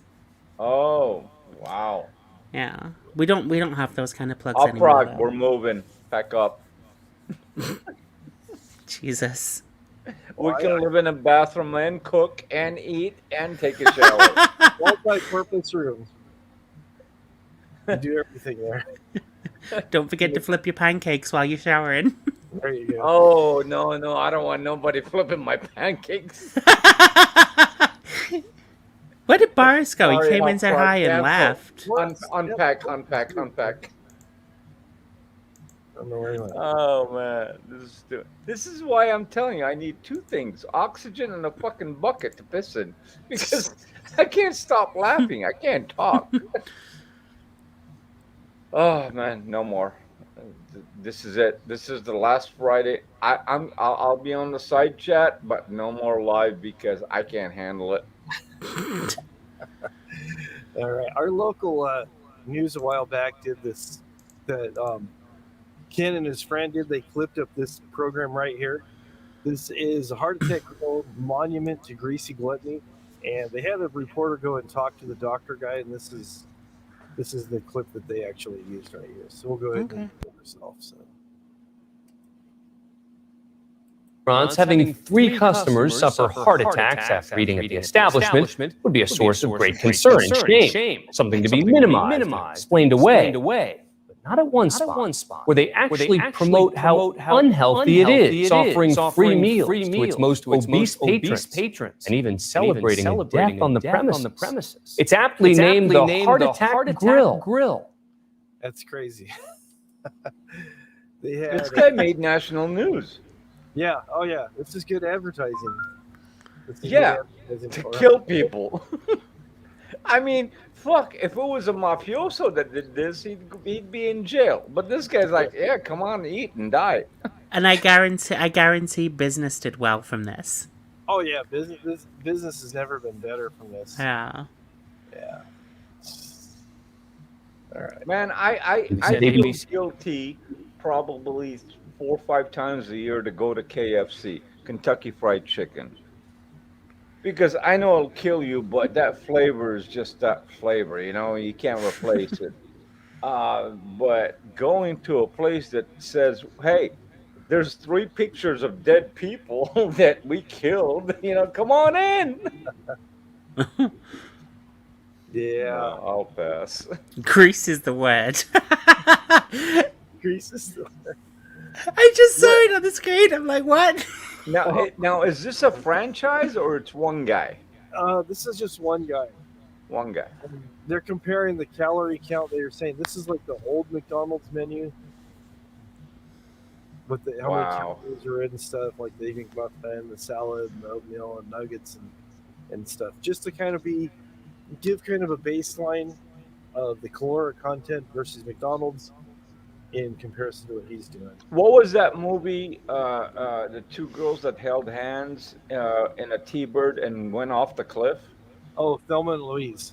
Thelma and Louise. This is basically Thelma and Louise. Just eat a burger. At least you're gonna go out, you know, not hungry. There you go. All right. Yeah, I think that lady that you were showing earlier should do a video on some of the recipes that you're showing now. Oh, God. And then keep feeding her son. Yeah. Make sure the son's well fed. She essentially cooks like this though, because she used to cook everything in lard. Like she would put 3 big tablespoons of lard in a pan and cook bacon with it. Oh. Wow. It's just, yeah. It's just 3 spoons of lard and 2 eggs. Good luck. I'm gonna see if I can find. Is she saying echoing again? Oh, it might be the video. Sometimes your videos double up in sound for some reason.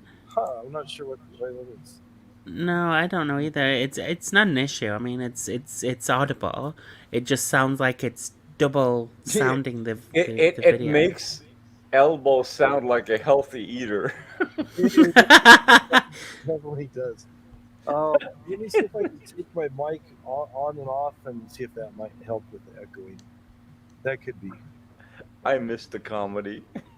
These are posted like warnings on restaurant menus where unhealthy school lunches are under fire, and where our First Lady has a vegetable garden, there is an alternative reality, and it looks like this. This monument... Was it better since I turned my mic down? I think it's something to do with you know, when you share videos on your side and the YouTube side. Yeah. I think that it's something to do with that, and it kind of feeds off your side as well as the YouTube side. Yeah, that's strange. So it sounds like there's 2 videos playing at the same time. What's wrong with this guy? Okay, what they do here, they're going to explain, is they put you into a hospital gown and they roll you to your chair or to your seating area. So you're ready to go in the ambulance. You're dressed to ambulance. Ambulance. Ambulance. So, yeah. And this guy should not be eating another burger, man. I think he's had enough. Yeah, it gets better. It gets better. Watch this. Meant to greasy gluttony. Almost there. Almost done with this single bypass. Is called the Heart Attack Grill. It's a defiant throwback Ooh, to Lord. a pre-health-obsessed America. A kind of hospital-themed Hooters, located where else? Sin City. Damn.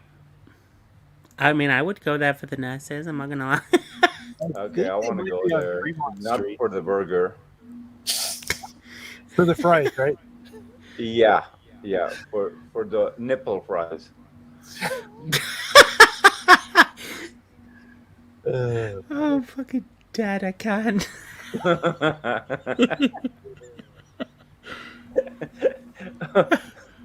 Your wife is cracking up. I don't know why. I mean, I'm not gonna lie. Like the burgers that they've shown so far look really good, but I can see what it means by heart attack. Yeah, they do look good. I mean, if it's a single burger or double burger, but that big thing they had Oh stacked. yeah, with the 4, no, I Dave, could on never. a serious level, what is it? What are they cooking their meat differently than anybody else? That they claim they're doing it with lard or something, or is it just amount of food that It's the amount of food.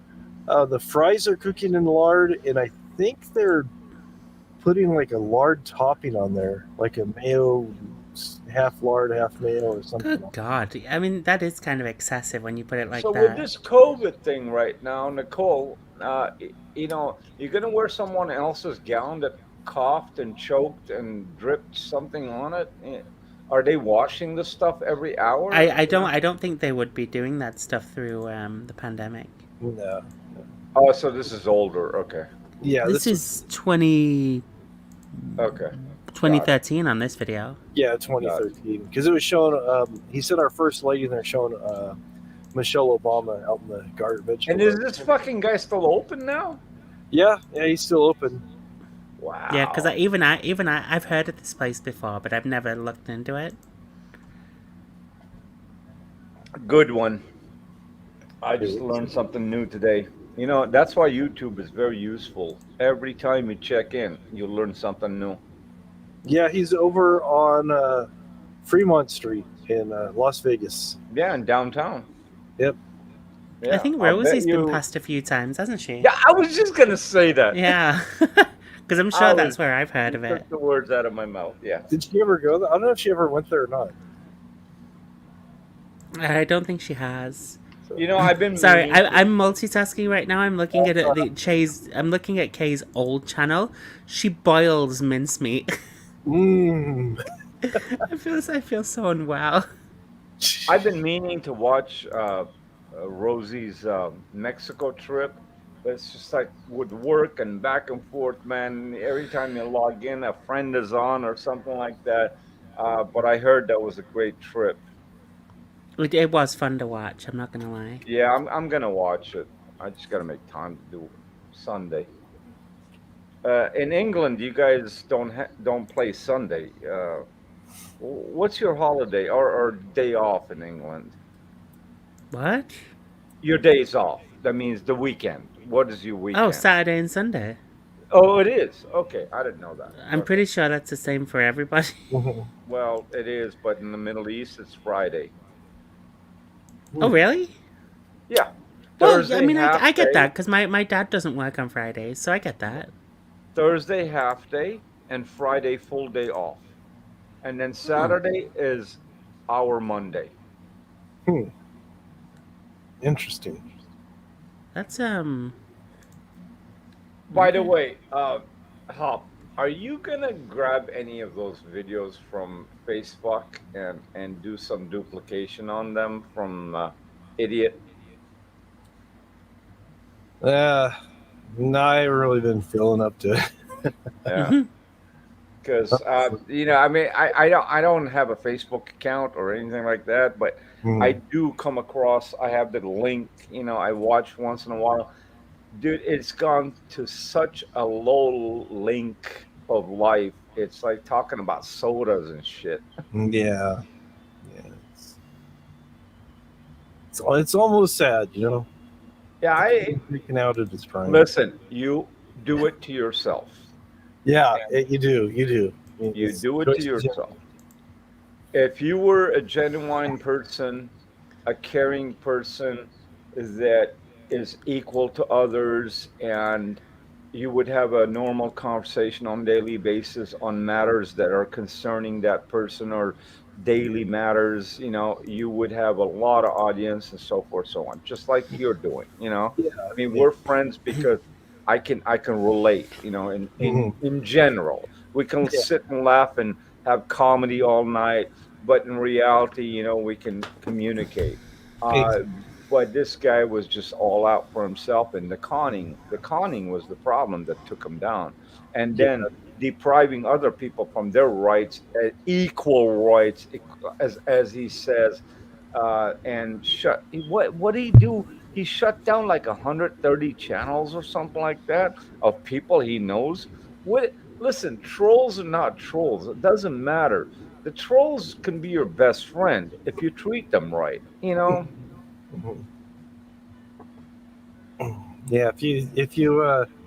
If you work the trolls out right, you can actually have some nice trolls coming in and actually add content to what you're doing rather than taking away. I honestly didn't know much anything about the trolling thing or the troll thing, but I learned over time, these guys, they hate somebody or they hate their own life and they want to take it out on someone else, Mhm. and they go to channels and do that shit. And Yeah. I understand, and not everybody is on the same mental level. Mhm. But, if you communicate on a more polite basis, you can avoid them. And he didn't do that. He just kept attacking them. And, Yeah. that's what they're going to do. And then he retaliated by deleting people's channels. Like, I mean, he said it in his own words that he sat there one after one after one, 130 of them. What do you think those people are going to sit back and just do nothing? He Well, tried good to strike fuck. Rosie on her own streams. Yeah. That Oh, was. really? I didn't know that. Yeah, Yeah. Yeah. I'm pretty sure that was the final blow for him. Wow. Yeah, I mean, I have a handful of friends that I talk on a personal level with. I mean, I don't go to many chats like with Dave, because we see eye to eye. I come here, Mhm. a handful of channels, and I don't have troll problems or anything like that because the topics we talk about daily things and our life, in general. So there's nothing. Yeah, what do you call it? Um, when you talk about other people, we don't do none of that stuff, Yeah. There's no no drama. Gossiping? political uh, drama, no drama, no none of that stuff. Plus, talking about drama, what happened to Dave the Fisherman? Does anyone really care? Yeah. No. I don't know. I try. He was recommended to me when I first came over here because, like I've shared before, I used to when I first came on here, we connected with Ron Negs over at Negative Nation. We were over there for a bit and stuff. Then we came over here when Elvis was following Katie, Miss Wonderful, on the freeway, and Oh yes, oh the so beautiful that's how video. so that's how we ended up over here. And I started doing parodies of Elvis, but Oh there's yeah, some channels that people go, "Oh, you should go check this out," and I check it out, and I go, "Nah, this is not." yeah. It's either you or it's not And you. that was one of the channels was Dave the Fisherman's channel, and Yeah, I got a long history with that guy.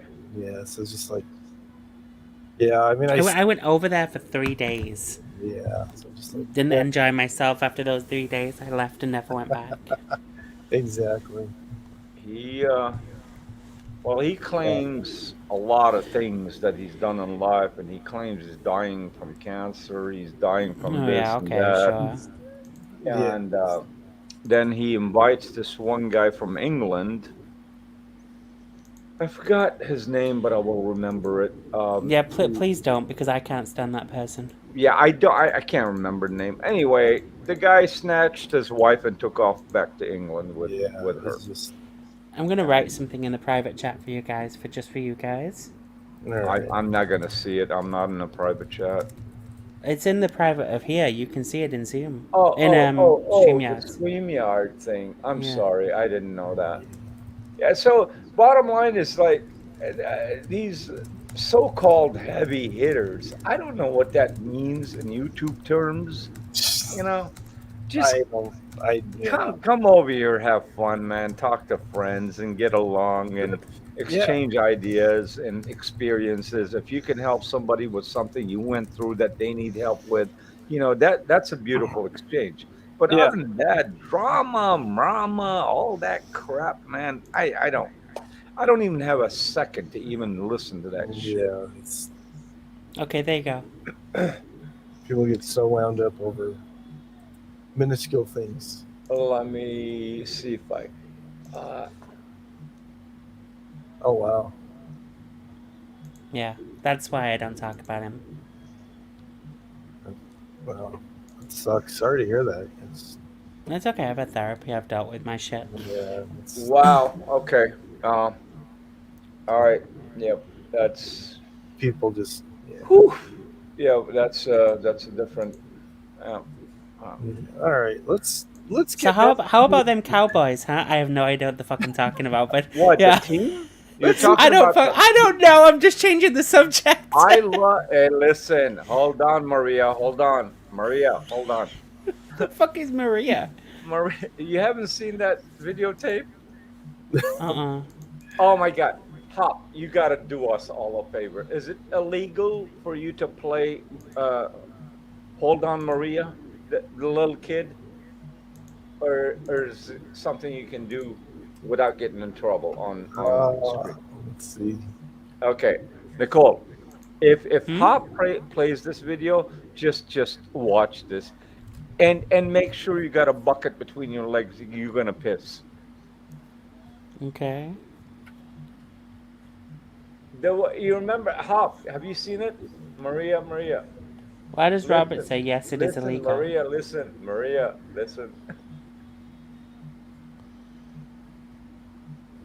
It's called Hold On Maria or Maria. Why is Robert saying yes? It's illegal. It is. I didn't know that. Yes, it is. I didn't know that. Okay, so if you can't play a YouTube video, then don't do it. Don't even waste your time. Child speaks to Aunt Maria.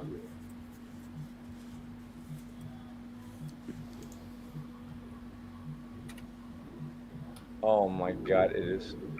Oh, no kids. Okay, all right. But you know what's amazing? I'll watch it. It's on YouTube. See, I don't know the laws and regulations. They have weird laws. No kid. Okay, it is legal. I don't know the laws. Don't break it. Yeah, Whatever. no point risking your channel on that. It's basically a little kid, probably I'm gonna say max 6 years old, arguing with his aunt over taking cookies from the cabinet. But this child was talking to her like an adult. Maria, listen, I didn't do it. Okay, yeah, I seen that the little boy. Yeah, that's the one. Yeah, I seen that. Hilarious video. You guys can find it on your own. It's just a funny video. Hey, Hot Frog. You know that thing I was telling you about before? Uh-huh. Here you go.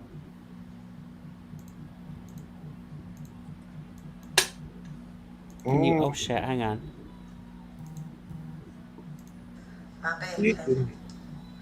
Bacon and look at that's lard. Oh God! Stop it! I'm just showing you this bit. I'm not showing it all. But As you can see, I've put some bacon in. You have to excuse the voice. It's still picking up. Now that looks good, but not the lard. Some people like them just I don't know. just unlike this.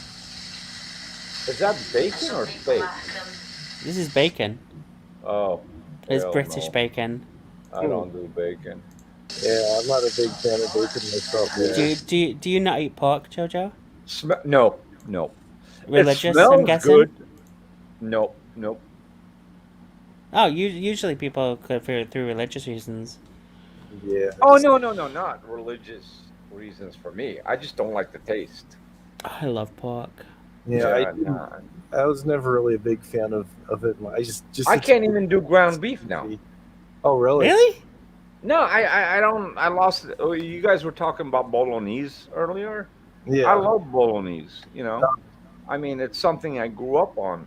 Yeah. Now, if it's not a chunk steak meat, it doesn't give me any flavor anymore. Have you tried ground turkey? No. We have we call it turkey mince over here, ground turkey. Yeah, ground turkey. It's pretty good as a substitute in things. I did try.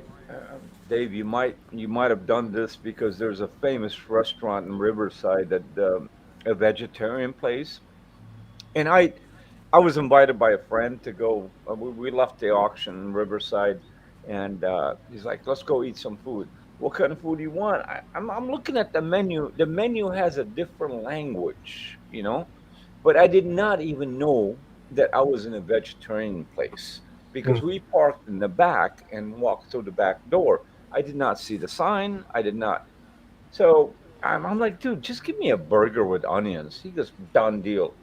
So I get this burger with onions and bun, onion, meat. That's it. Had it. Beautiful. Great. Got out.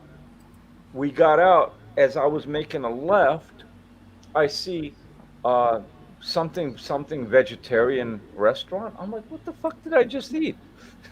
I'm asking my friend. Dude, he's like, dude, you ate vegetables, but it tastes like beef, didn't it? He tricked me into it. It was good. It was really good. And I thought after that I'm gonna be hungry in 30 minutes or something because there's no meat in it. But come to find out, no, it was fulfilling.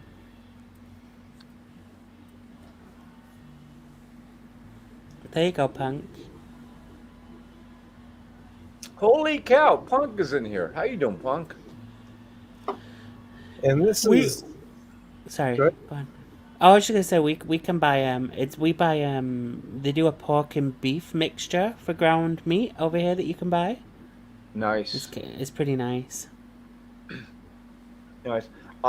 There's pork flavor that they do when they're cooking like burgers or steaks in certain restaurants. All they do, they don't give you. I'm sorry, not pork. The bacon. They cook it with bacon, but they don't serve the bacon. All you get just with is the bacon grease. Yeah, bacon grease, exactly. You get the flavor, and it's awesome. Over here. They just started selling bacon flavored mayonnaise. What? I know. Yeah. Bacon flavored mayonnaise. Mayonnaise is disgusting as it is. I like mayonnaise, especially if it's on like a BLT or something. Yeah. Hello, Punk. Here's my personal reason why I don't. Is why I stay away from pork products. Oh God. I don't know. I've never had it. It's called trichinosis. Oh, this is the thing. But this is the things if you don't cook it properly, right? Yeah, it's actually more common than people realize. Jesus, fuck! The postman just scared the crap out of me. Uh-oh.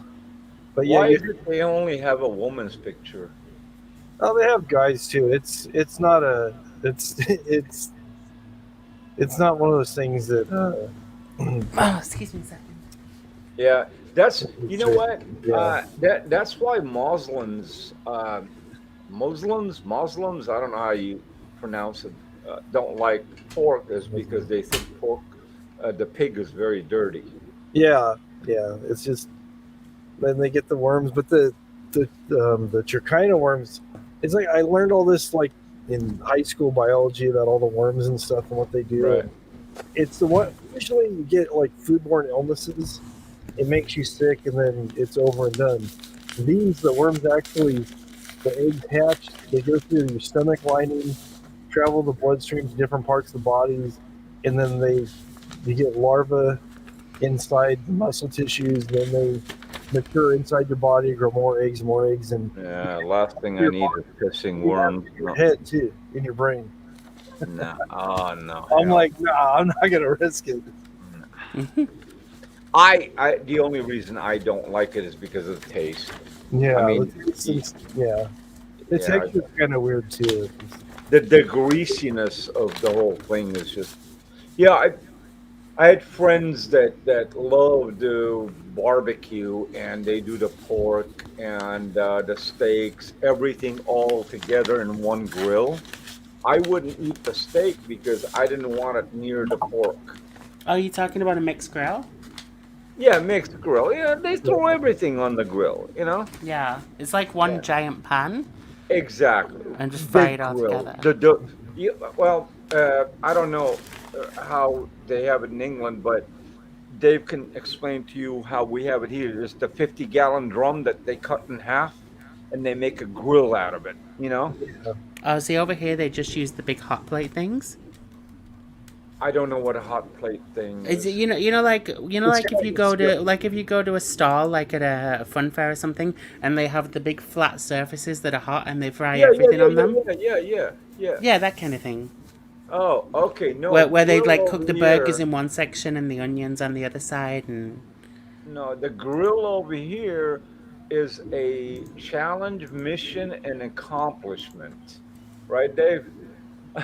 I mean, it's those big barrels, Nicole, like the ones that come, they bring oil in from Middle East. The right? barrel, yeah. So they cut them in half, and the other half becomes a lid, and the lower half becomes the grill. And they put coal inside, like charcoal, you know? Yeah. See, we don't use that over here. Right. But the flavor is completely different. Yeah, there you go. There, boom. There's your picture. I don't have to Oh, talk anymore. okay. It looks more like a propane tank than a drum, but it's the same principle. Same idea. Yeah. Propane tank or drum, same shit. Yeah, and the flavor of the coal, it is completely different than regular grilling. Yeah. Everybody's got a gas grill in their backyard, but the taste is different when you do it with coal. You get the charcoal briquettes, or use a woody, and then the different types of Yeah, wood. what do you call them? Mesquites? Yeah, there's the mesquite, and then applewood's another one that people use. I use the mesquite. So over here, I'm just gonna show you. This is the kind of thing that they use over here for this kind of stuff. I mean, this is just an example from Google, but you get the idea. Okay, yeah. So it's like a grill plate, and it goes over the thing, and you can basically have a higher temperature on one side or in the middle, and then move things to one side. I see it.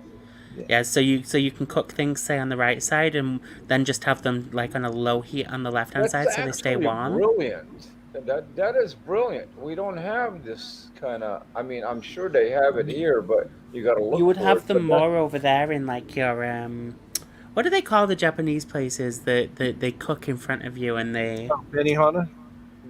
Well, no, there's a name for the There's a name for skill. it. Is it like Hibachi? Yeah.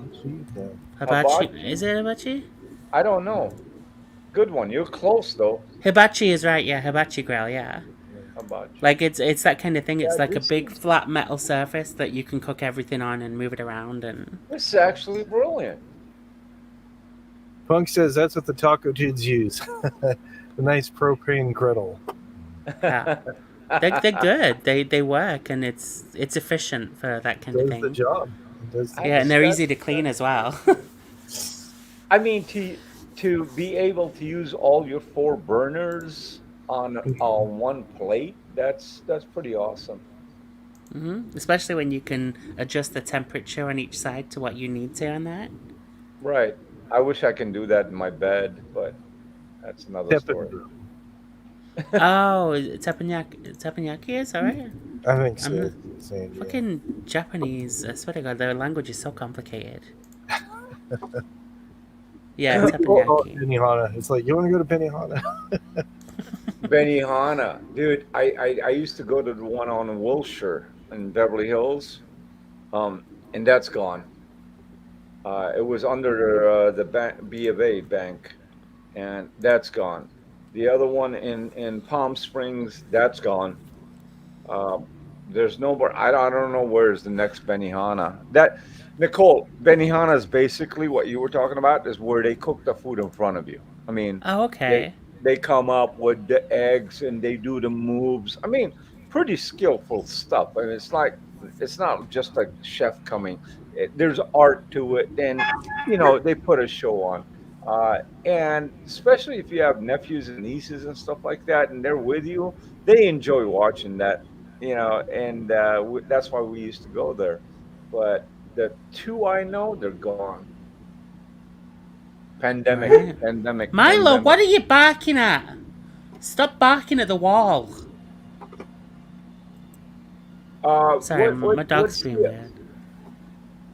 Dave, what was the last time you were in Palm Springs on Indian Canyon? At the end, there's that one Japanese independent restaurant that does the same thing, No. just past the plaza, where the jewelry plaza used to be, all that mall and all that stuff.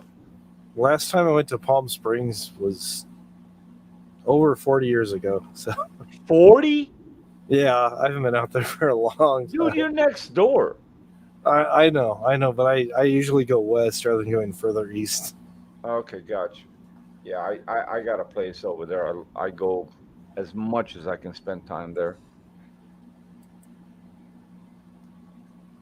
Yeah, so I I love just had to Palm reply to a Springs. text from my friend from college. Nicole, said- you know anything about Palm Springs? Punk knows Palm Springs. He's a local. What? yeah, Punk does. Yeah. Well, Nicole, you know no. anything about Palm Springs? Not really. Yeah, beautiful area. Uh, the difference here's what people complain about Palm Springs, but they don't really know the temperature. In LA, when we hit 80, 90 degrees, the humidity level is 90 degrees also. You're sweating bullets.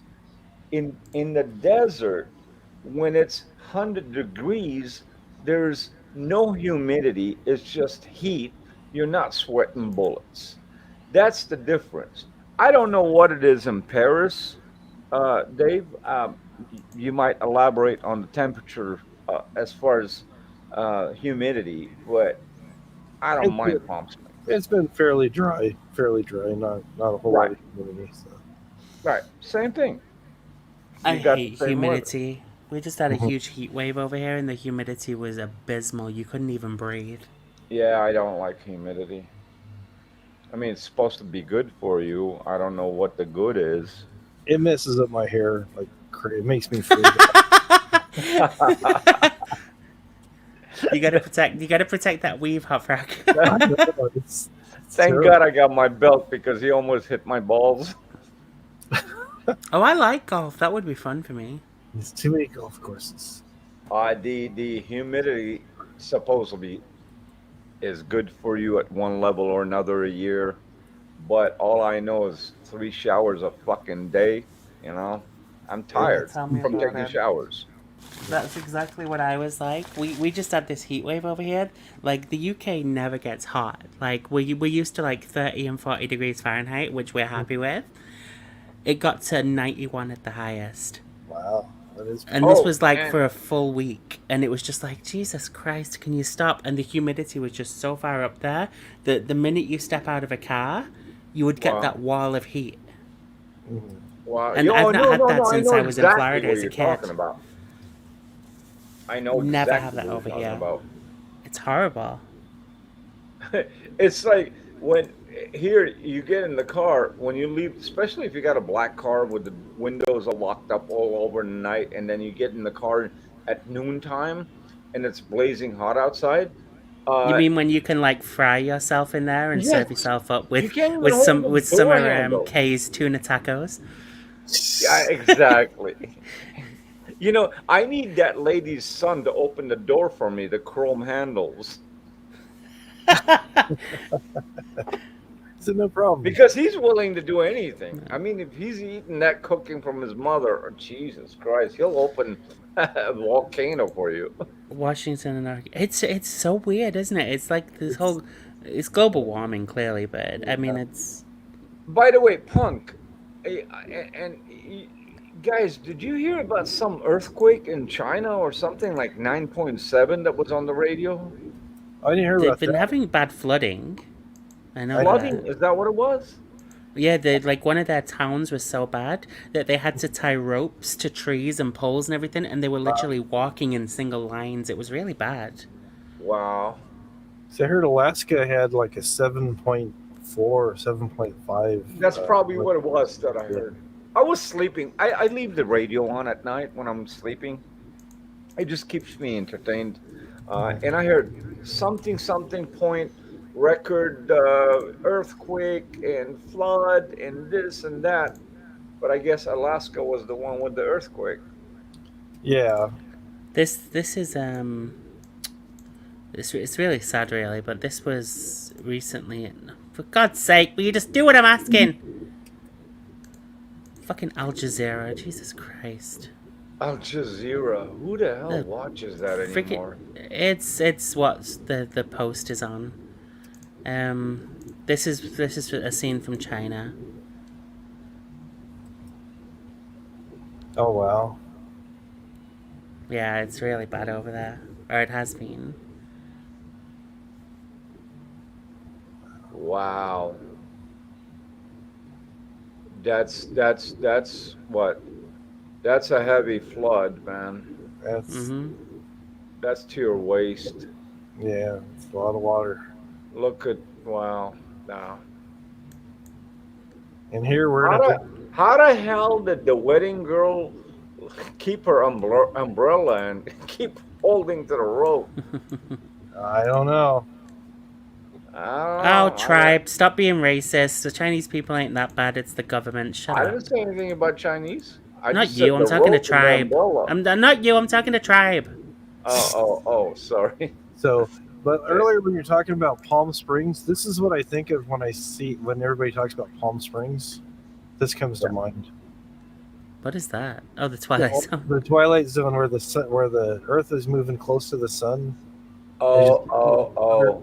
And hotter. Oh, I remember that show. I remember the exact episode. They were looking out the window and the painting started melting. Yeah, that's it right there. I painted it for you last night. It's for you. See? Told you. I know every episode word by word. I still haven't gotten over that mannequin episode in the original Twilight. Mannequins scare the hell out of me. The fifth floor? Yeah, when they all come to life. Yes. Yeah. It's so freaking freaky. That one and the one with oh crap, which one was it? While you remember which one it was, since I saw that episode, I was 13 years old. I've been going to Sears every other weekend and talking to mannequins, turning them into life. Nothing happened. Nothing happened. Nope. Mannequins just scare the crap out of me. I just can't. Nah, I love mannequins. Come on. Listen, they've saved me so much money. I put them in my passenger seat. I don't know if you know what a carpool is. And I go in the carpool lane. Oh, no. Shit, I had 4 mannequins one time in one car. As long as you don't talk to them, you're doing good. Well, actually, Yeah. this is yours, so maybe you're not doing good. And especially if you get pulled over, you start yelling at them, and, and the cop's like, this guy's fucking gone, I was gonna say you just start doing sign language because they're mute. They're not, Right, there you go. Okay, I never thought about that one. That's a good one. It just, when the cop goes, she just ignored me. Yeah. Yeah, there's so many Twilight Zones. I've probably seen all of them at least. Yeah, me too. What was the one where they were in the house? It was in a single house, and it was like oh god, I can't think what it. Let me see if I can find it. Hang on. Come on, remind me of the episode. It's been ages. It's been a long time since I've seen it. I can't remember. I'm gonna see if I can find it. And Dave, you know the other one I found, I don't know where. I'll send you the link, but I found a link, the lost episode and unaired episodes. Yeah, there's quite a few of those. Yeah. Oh my God, I sat there. I think I didn't go to work next day, and I watched every one of them. There was 18 of them. Yeah, there's quite a few. Do you remember the woman that was driving down the road, like in the mountains, and kept seeing somebody in the rear view Oh yeah, mirror? the hitchhiker. Yeah, The hitchhiker, yeah. yeah, that was really good. And then the one where the astronauts took off and then landed in this unknown Earth or ground or whatever. After finding out they were landed right back on Earth, they Yeah. never left.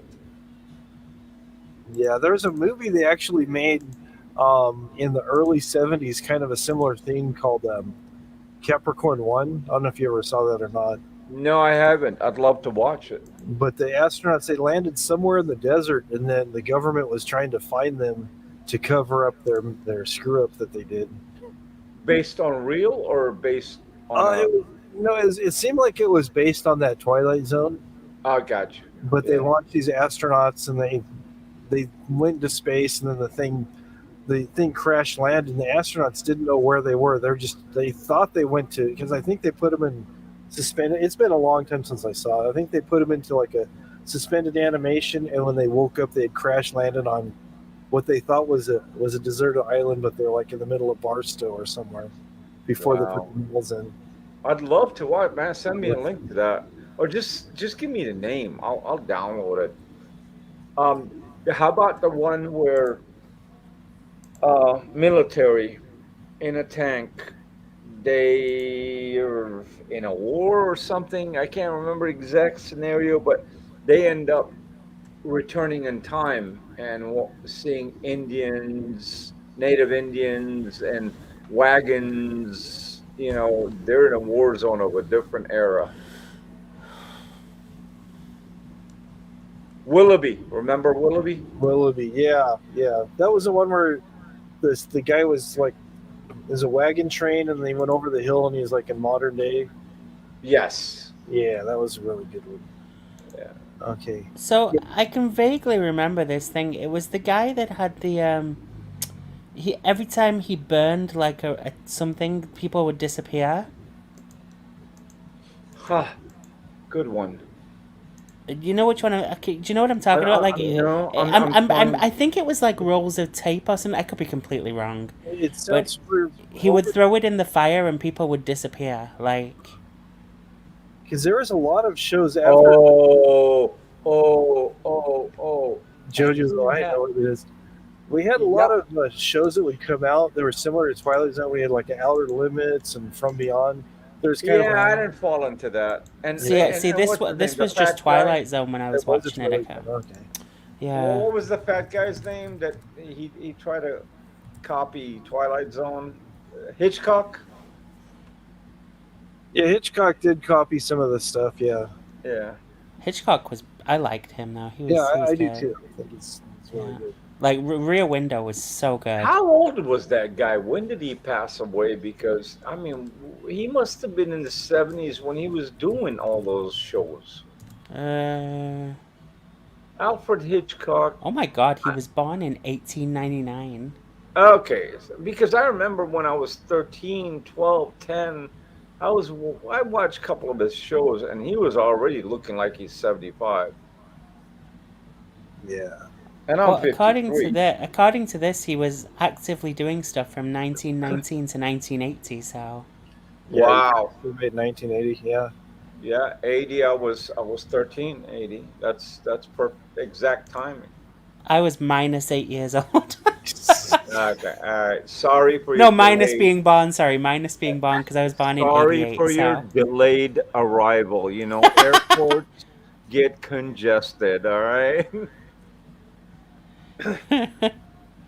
But Oh, this was okay. Yeah, no, sorry, I was wrong. I've got it. The guy had the tape recorder and he could bring people to life. Oh, with the secretary. Yes. Yes. I knew it was something to do with tape. I couldn't remember I know exactly. exactly the show you're talking about. Yes. Or the secretary. How about the one uh Dave, you might remember, well, you're gonna remember if you watched everything like an addict like I am on that show. But the one that they would have to do plastic surgery Oh on, yes. yeah, because they were trying to turn these people into normal people. But the plastic surgery is everybody that's normal is got a pig face. Oh, I remember that. Yeah, Eye of the Beholder. That was probably one of their most famous ones. Yeah. Wasn't one of them a nurse, or am I thinking of something else? Yeah, there's a nurse and stuff, and the lady, she got Okay. an accident, or no, she had plastic. I think she got in an accident, or they're just trying to make her look different, and she just sees shadows of the people. You never see their face till they reveal at the end. Right. And then they try to run away. Oh my God, a runaway. God, I wish that there was a place online that you could. Over here, we can't watch the Twilight Zone anywhere. The original series. You can Like you download either it. have. I don't download stuff. Just get a VPN and download anything you want. No, I mean I don't download anything on my computer like that. Get a slave computer. One of those $100 computers, with 4 or 5 gigabytes, and download whatever you want. And then, if you run out of room, you burn them on a CD or put them on a chip, and you got storage. Nowhere over here has CD drives anymore. I have. My CD drive is like what do you call those plastic thing players? The record player. That's how ancient it is. I know Plastic you can buy CD them. player. Did you know they re-released the entire series on Blu-ray? No, I did not know that. Yeah, it's been out for a while. I'm gonna get it eventually. The one that I do want to watch, I don't know if you guys have any experience in this, is that the new Soprano show is out. Oh, I did not know that. Is this the prequel one? I don't know what it is. I heard about it yesterday. A new Soprano show, and I think it's only like legalized for HBO or one of these channels. Oh yeah, everything's going to these online It's not services Netflix. now. Yeah, it's either Yeah, it'd be HBO or HBO Max. Yeah. yeah. And the new Sopranos, basically, from what I got, the story is that it's the ground evolution of the Sopranos or the gang from kids Oh growing yeah, so up. the prequel. Yeah, that makes sense. Is that what it means? Okay, Yeah. you know better than Yeah, I know. prequel is just like the beginning story of how something got there. Right. So Yeah, that it's like when they make all these things I'd and then love they're to like, watch that. yeah. It might be the next Godfather, for all you know. I liked The Sopranos. I think it was good. It was a shame Oh, the guy Sopranos died though was in real fun. life. Sopranos, just like everyone is different. You are different. I'm different. Dave is different. Whoever's watching is different. But the difference is we all liked one or two characters in there. Mm-hmm. The two characters I liked, one with the salty pepper hair, and the other one was Angie, Fat Angie, that they dropped in the water. Those are the two characters I liked. I didn't care about Soprano, what's his name, and that's why I used to watch it like a ritual. Mm-hmm. See, I come from that neighborhood, so I know the mentality, I know the attitude. These guys exaggerate it a little bit because it's a show, but still, the basis of the mentality and the attitude is the same thing, nothing different. Hey, Have you seen? Oh, I'm sorry. What's the matter with you, Paisan? What are you trading us in for, man? What are you doing talking about us like this? Hey, what did we do to you? I took care of your mother. Okay, I took care of your father. Okay, what are you doing? Think before you talk, okay? Yeah, I didn't watch Sopranos either, so. Oh no, I'm talking growing up in Brooklyn. Brooklyn, and then when we moved to Manhattan, it was a different story. But Mhm. in Brooklyn, oh, those guys, and then the wannabes, man. There were so many wannabes, dressed in a suit, got nowhere to go, standing Yeah. in a fucking corner in 100 degrees. What the fuck are you doing?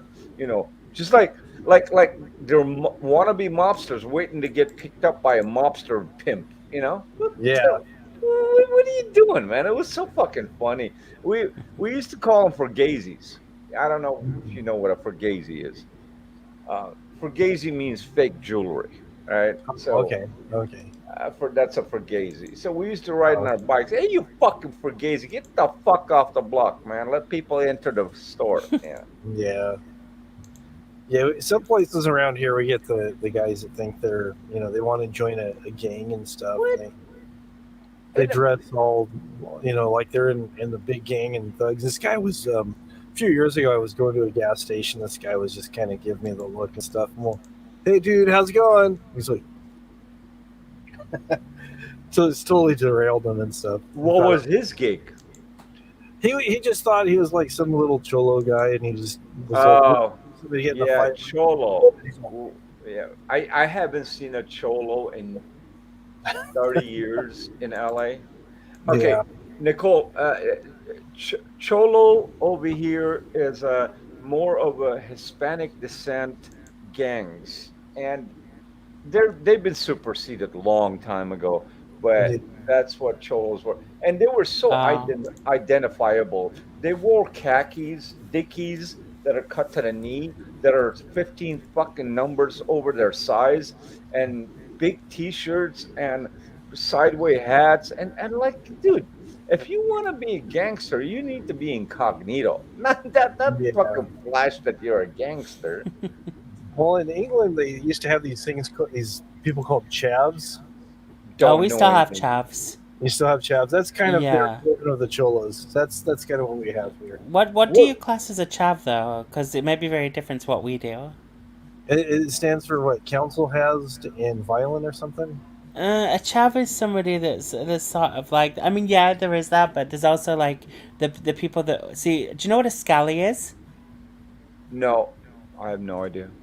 Okay, so over here, a scally is somebody that's always like with the trainers, the tracksuits, the shaved heads, the basically like Basically like a Guido. stereotyping. I will actually show you. Hang on, I'll show you exactly what a Yeah, chav is. we call them in Guidos in New York.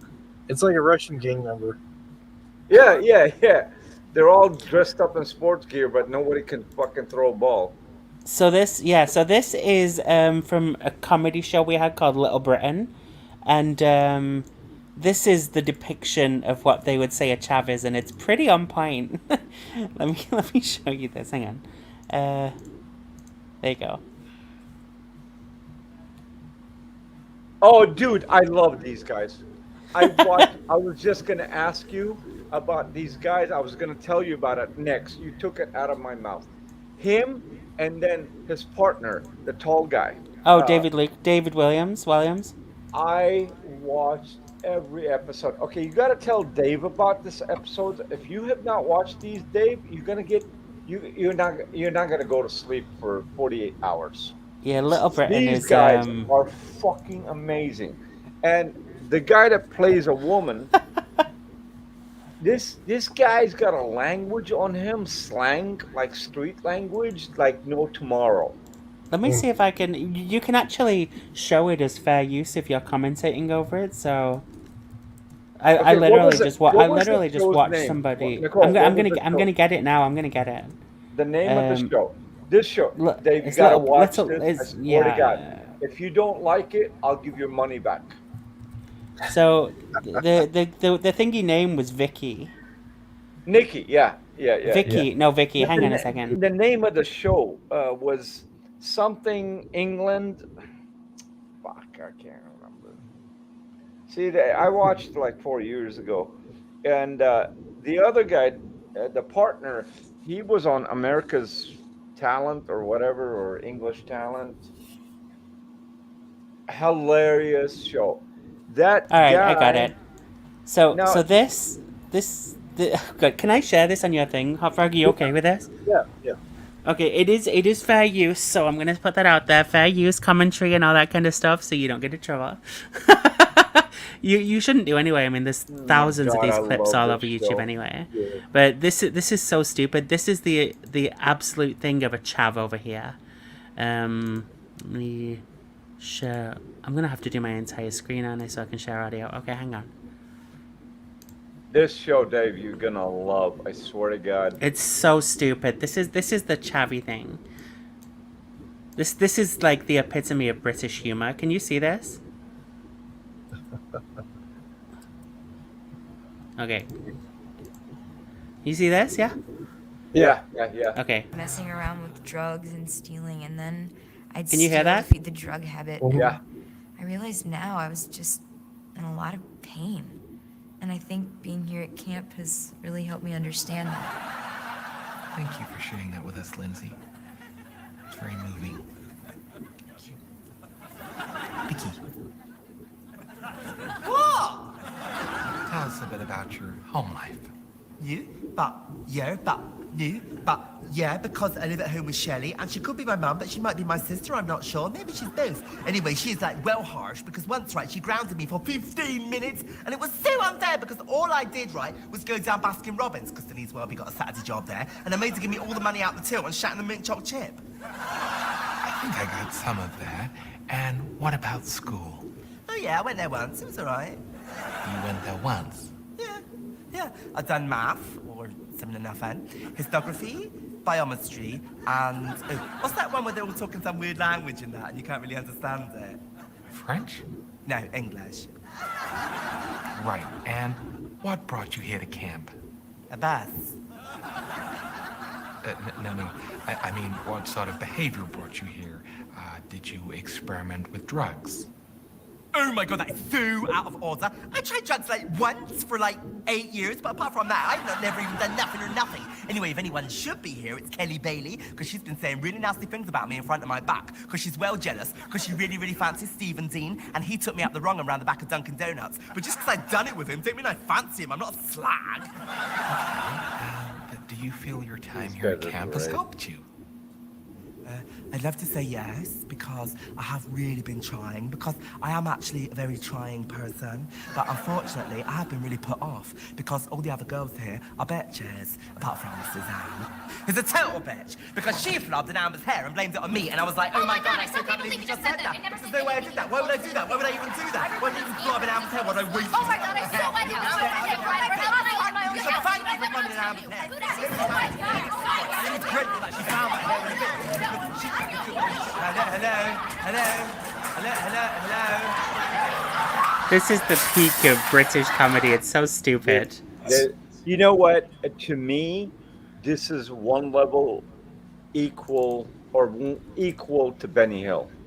They go all out with everything. Like they've done full black bodysuits. Look at that. Oh, dude, they've done everything. Dave, yeah, I'm telling you, if you download this series, I think they did 4 seasons and they were done. I don't know why they parted. I'm not sure. They had a lot of stuff going on. Oh, Ting Tong.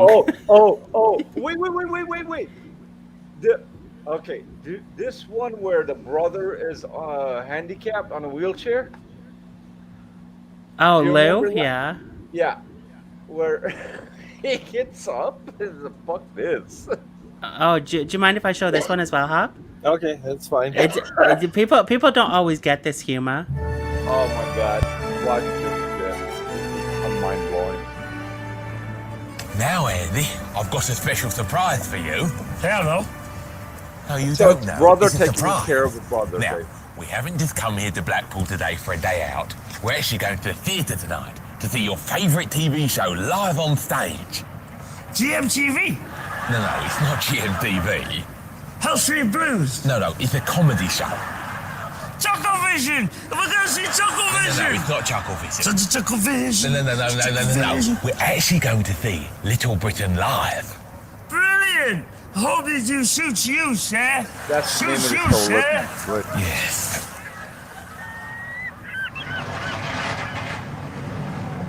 I want to go on the big one. Well, maybe you should finish your candy floss first. I want to go on it now. It'll blow away. I am willing to take that risk.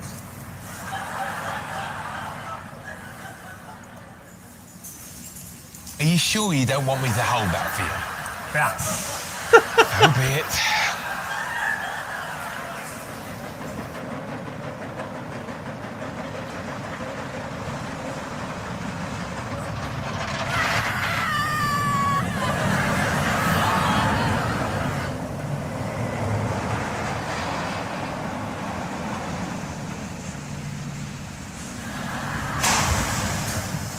Oh, that was exhilarating, wasn't it? Pardon?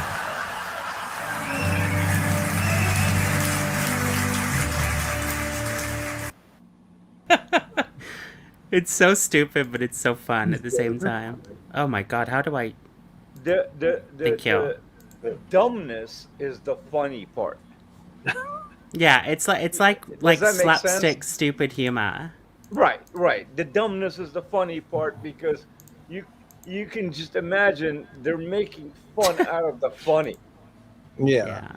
And they had no limits either. Like they had Ting Tong, which was like a Thai transsexual. They had oh, what was the fat woman called? Oh, Bubbles. And she would literally just walk around naked in a giant fat suit. I missed that one. Oh god, Bubbles galore, I think. Let's see if I can find it. You know, the show. What is the Canadian show? The Backyard Trailer Boys or something like that. Trailer Park Boys.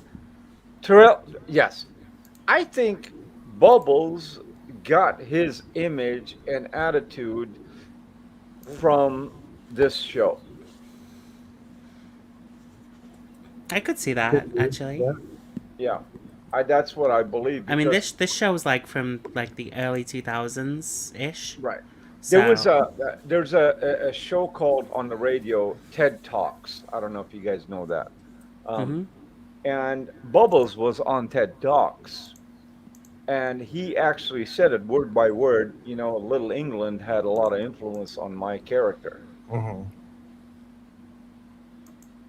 Yeah, it was interesting that the comedy that you're watching has a lot of like poking meanings into reality on real life because they're copying scenarios that really exist or existed or part of history or maybe to come a future.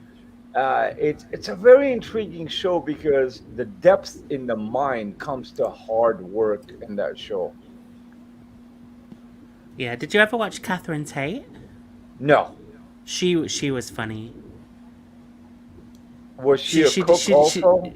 No, she was a comedian. Okay, It was sort of like the Little Britain thing. She would play different characters, but she did this one scene where she's just like sat in this doctor's office, and it's so hot, it's ridiculously hot, and all of a sudden you've got this Oh, woman you're that talking just about these two guys? No. This is okay, Catherine different. Tate, a woman, Okay. and she's sat in this doctor's office, and this woman comes in wearing a burqa, and she keeps looking at her, and she's like, "Oh, ain't it hot? Are you hot? I'm hot. Are you not hot in that? I'm hot." And it's just so ridiculous that it's hilarious. The three English comedies that I've followed throughout life is Benny Hill has grown up. That was a normal habit. It was like every Friday you couldn't wait, sitting by the black and white TV. And then came Mr. Bean, and loved that guy.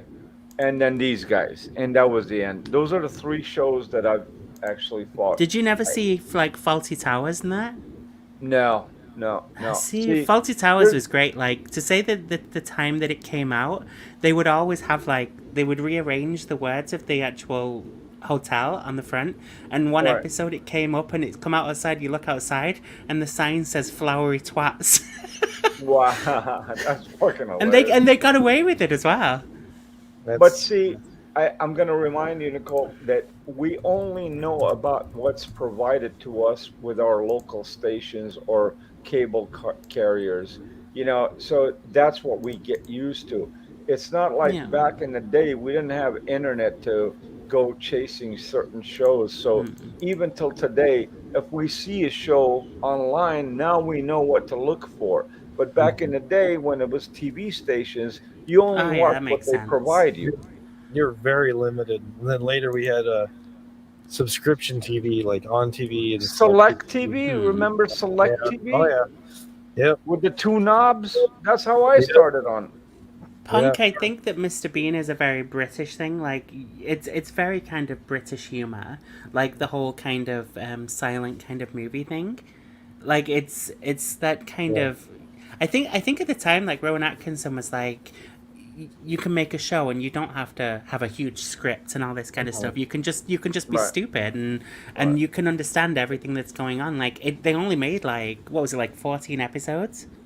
I don't know. But one thing with Mr. Bean is he did something that the United States didn't have in their portfolio. You follow? I mean, changing your clothes in a Mini Cooper for Christ's sake while driving. I mean, that's comedy. Yeah. Did you the Mr. Bean where he went to the department store and was driving the car by putting a chair on top of the roof? Oh yeah. And using like brushes and things. Of course. Oh, only gay in the village, yeah. I mean, and then I remember, I don't know, it was like 10 years, it was 13, 12 years ago. He crashed his McLaren and they thought he was dead in England. And that was like supposedly, I don't know, million pound car or something like that. Wow. He went the same day to a dealership and bought a brand new one and drove away. Yep. Good is okay. That's a man. Yeah, if you like British comedy, there's a lot of stuff that you would like that you've probably never seen. It's like me crashing my Honda C50 and going to Dave, I need a brand new Honda C50. Here you go. Boom. You know, I'm a big man now. Yeah. I'm talking our caliber, you know what I mean? Yeah. I used to watch the show The Young Ones a few times. I tried to catch that when I could. That's pretty What's that? The Young Ones. The Young Ones is an English comedy show. Yeah, they're with I'm going to pay Rick some Mayall taxes, and them. ladies and gents. I'll be right back. Okay. Alright. Fucking tribe talking about dude wipes. Dude wipes. I think those are. I do not use the dude wipes. They're for like, I guess, if you want to freshen up and you don't have time to take a shower, you just between showers or something, rather than taking a second shower every day. You bust out the dude wipes and clean yourself up or put on deodorant. I remember. Oh, the Mighty Boosh. God, that's an old one. Mighty Boosh. Did you ever watch Bottom? I don't think it doesn't sound familiar. It starred Rick Mayall, who was in The Young Ones. And The Young Ones, okay. Yeah, he He's been in a bunch it was him and Aid Edmondson, and they were just so ridiculous. It was like literally the most stupidest shit. Like if something went wrong, they'd hit each other across the face with frying pans and just like launch each other out. The live shows were even more ridiculous because like they would do the same thing. It's good stuff. I miss old comedy. Comedy's kind of dead these days with everything being woke and politically correct. It's all kind of dying a slow death. Look what they just did to He-Man. Like, good God. Kevin Smith is an asshole. Can't believe they're revamping that thing again. No. Kevin Smith has destroyed it, not revamped it. He's destroyed it. He lied to everybody and then fucking killed He-Man twice. Spoilers, sorry, but yeah, fuck him. Yeah. I am so mad. I'm so mad about He-Man. It's just, I don't know. It's just some of these things, it just seems like they don't have any original ideas. Like over here, we've had so many versions of Batman, so many versions of Spider-Man. Yeah, but I mean I can understand that in a way because the Spider-Man things they kept having to like rebooting it, and then when it actually finally joined the Marvel universe, they rebooted it again for that, and I think Tom Holland's done a pretty good job. And this new Spider-Man film is supposed to have all the past Spider-Man in it as well. Oh, okay. I mean, So it's supposed to yeah. be kind of a funky kind of towards the multiverse kind of thing. Okay. Okay. Yeah. I mean, it's No, maybe punk, it's it's shite. They made Tila look like some fucking overly muscly transsexual. No, I'm not about that life. It's not. She looks weird. And they have this thing that they're doing right now where they have to basically remove any kind of nostalgia and make all the characters gay, which is really strange to me. Like, yeah. it's like just introduce new characters and make it fun. You know what I mean? Like, Mhm. I don't know. Because I think it's because Smith said it was supposed to be a continuation, and I'm just not feeling that. Yeah, it's just a complete new reboot. They just completely... Yeah, like I would have preferred it if they'd have done an entirely new reboot. Instead, it's an alternate universe of the same show and all that kind of stuff. Punk, I disagree, but I mean, I'm glad you enjoy it.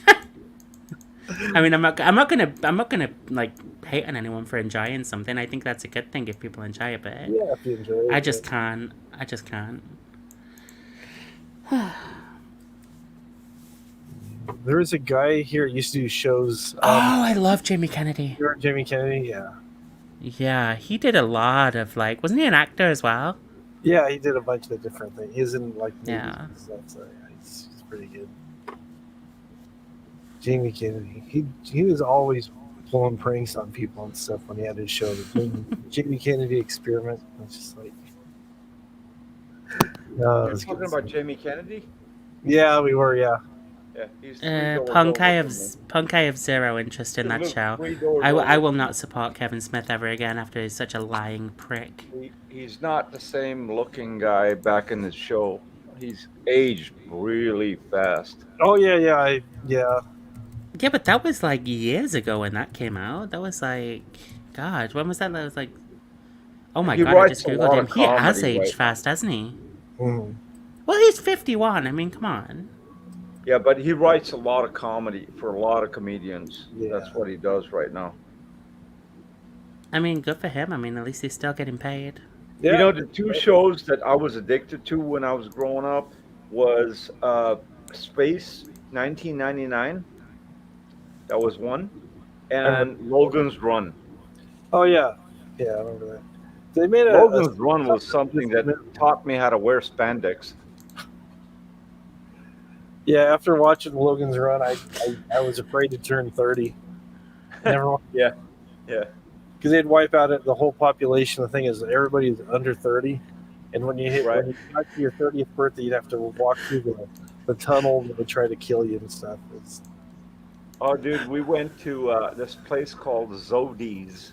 It was next to Sears Company, and we bought these spandex stuff. You know, it was like kids wear, and we would just wear that stuff and run, jump buildings and walls and stuff like that, like, you know, playing games with friends.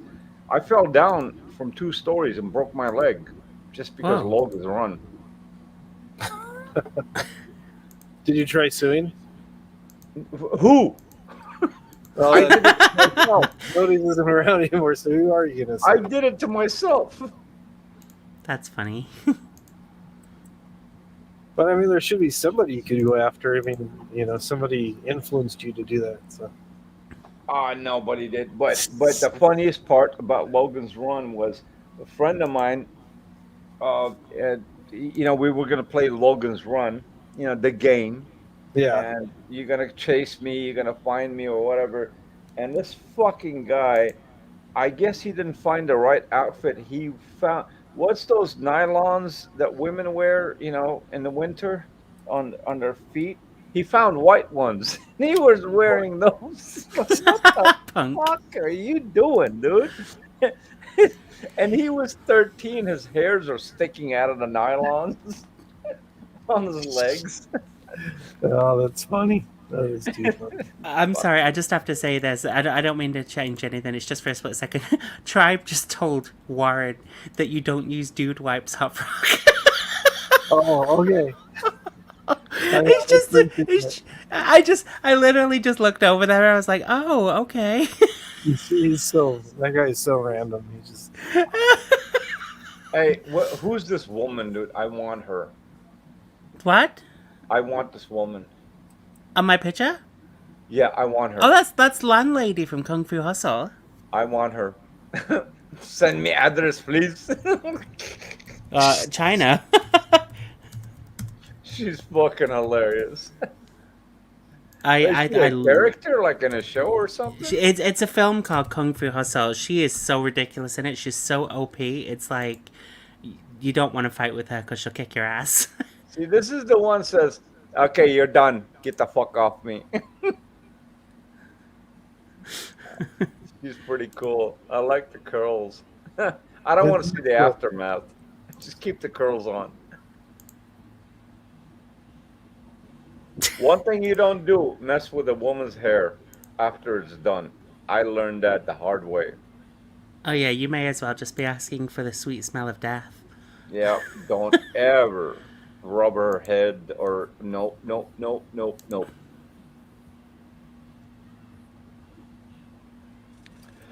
The good part about some of these shows is the old shows that I'm talking about, you can learn a lot from them. Today, man, I don't understand any of this crap that's on TV or online. I don't get it. I don't understand it. This hip hop community shit, I don't fucking understand whatsoever. And then you got the other community that wants to be a hip hop. Look, you go to Japan. In Japan right now, as we're speaking, they're so behind time, I guess. They got Japanese cholos with lowriders. I didn't know that. I didn't fucking know this. And they got lowriders. I mean, some high sophisticated lowriders. Even nice the Mexicans are like, what the fuck? Yeah, I saw somebody was reviewing that online. I saw a clip of that, and I was like, wow, they get some nice cars. I mean, yeah, really nice high dollar Impalas and Monte Carlos and stuff. It's like, damn, great, get out of my lawn. Now here's the part that I loved about watching that video that my friend sent me, is that they got Japanese girls looking like Mexican cholitas. Mm-hmm. I mean, with the eyebrows, with the fucking mascara, with the weave hair, and I'm like, dude, they can't even speak English, nevertheless Spanish. What the fuck are you trying to accomplish here? Well, you've got to understand that, like, in Asian countries, they've been kind of living under this. You have to look a certain way, especially Japan. Like, a girl was like sent home from school in Japan and told to dye her hair because it wasn't black, it was naturally brown. Wow. Like, they have very strict rules over in Asia for certain things, and Korea's more liberal these days, like South Korea, in like appearance and that kind of stuff. But they have very strict rules. They have very strict rules on appearance and the way you can dress, and like it's not surprising that they're picking up on trends now that they never picked on originally. Don't know anything about it, but if when it comes to Korea, if I want to ever marry a Korean woman, I'm going to North Korea. Those are obedient women, they'll do anything for you. You just want to get out. I'd love to visit South Korea. That's my dream. Let's go to North Korea. Come on. Let's take a gamble. Oh, there's the cholitas. Yeah, Japanese cholitas. Yeah. I mean, I'm not gonna lie, they look kind of pretty, Yeah, I mean, they got the bandana, the whole 9 yards. The Pendleton, the fedoras. Did that say La Puente, the first one? Yeah, up here. What the fuck do they know about La Puente? I don't know. Look at this shit. La Puerta, the port. La Puerta, the door. The door, that's right. Oh, man, no. The Yakuza Cholos. Oh, God. Oh, this is a good one. That's it. Me and Dave are going to Japan. We're going to bring a couple of Japanese Mexican girls back. Oh. No, you can bring him back. I don't want to get in trouble. Me neither, dude. I got my wife is a my wife is a military wife, dude. She's like, yeah, go.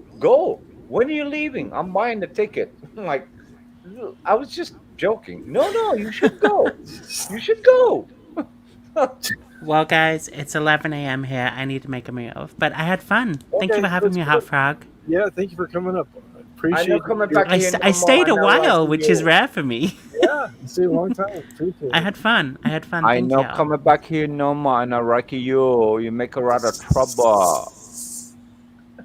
You know, this is what I say to you, Jojo. Check my picture. Hit it, whatever you want to do. I'm used to. That's what I abuse. say to you. That's what I say to you.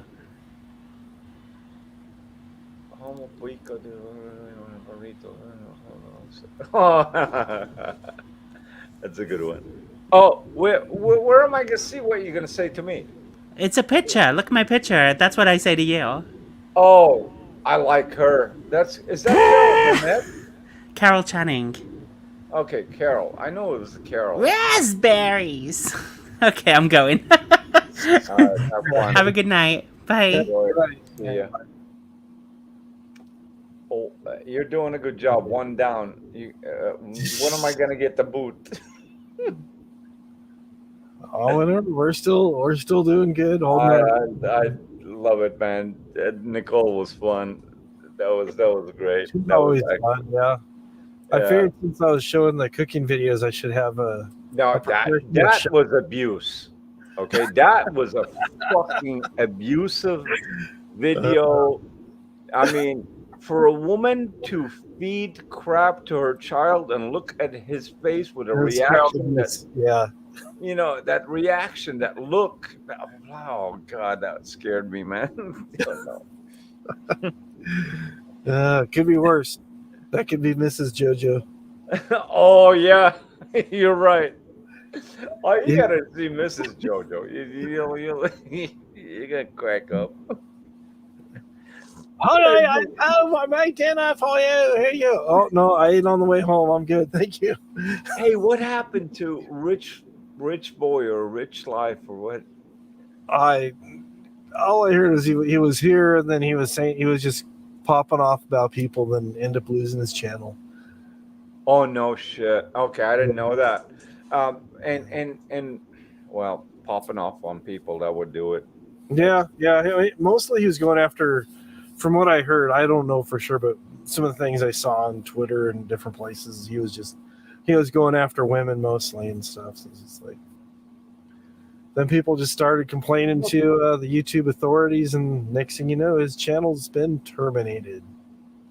But in general picture, he was a happy-go-lucky guy. How would he turn, negative towards people?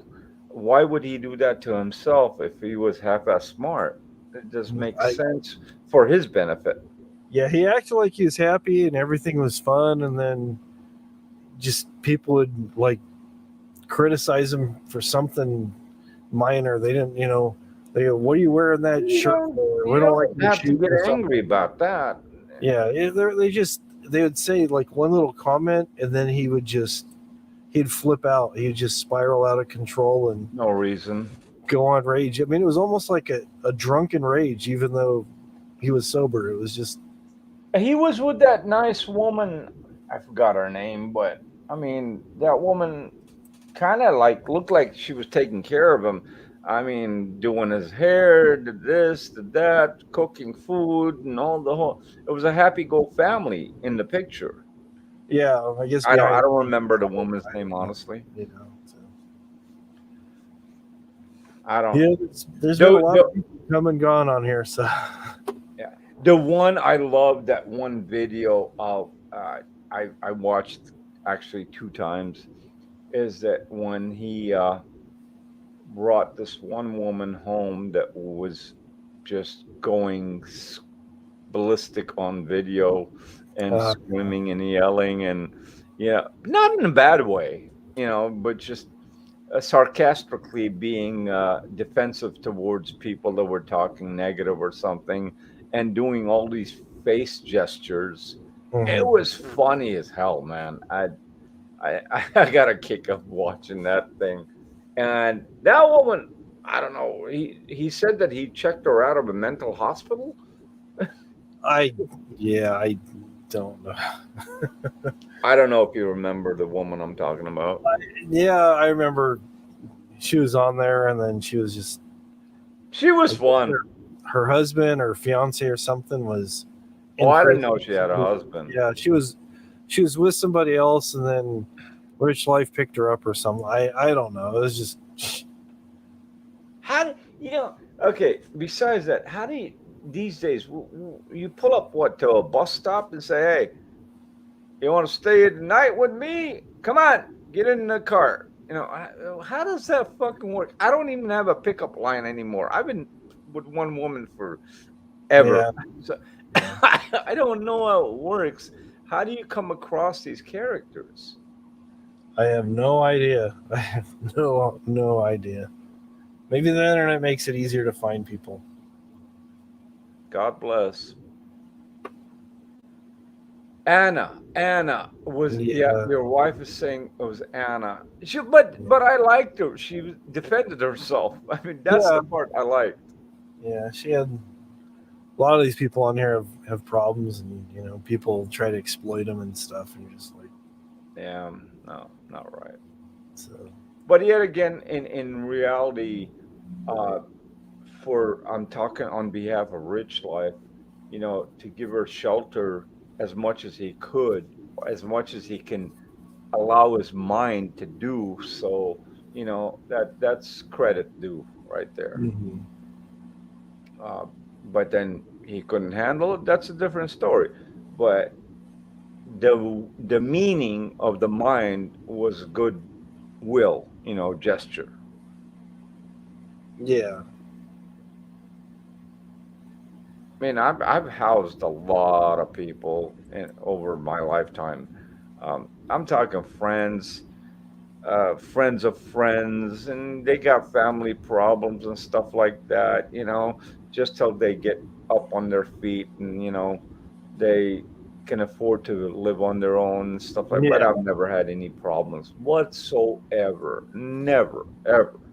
And some of them I can't even get rid of until today. Just leave me the fuck alone, Yeah. Just depends, Just never really know. Yeah. But a good deed always pays off. Trust me.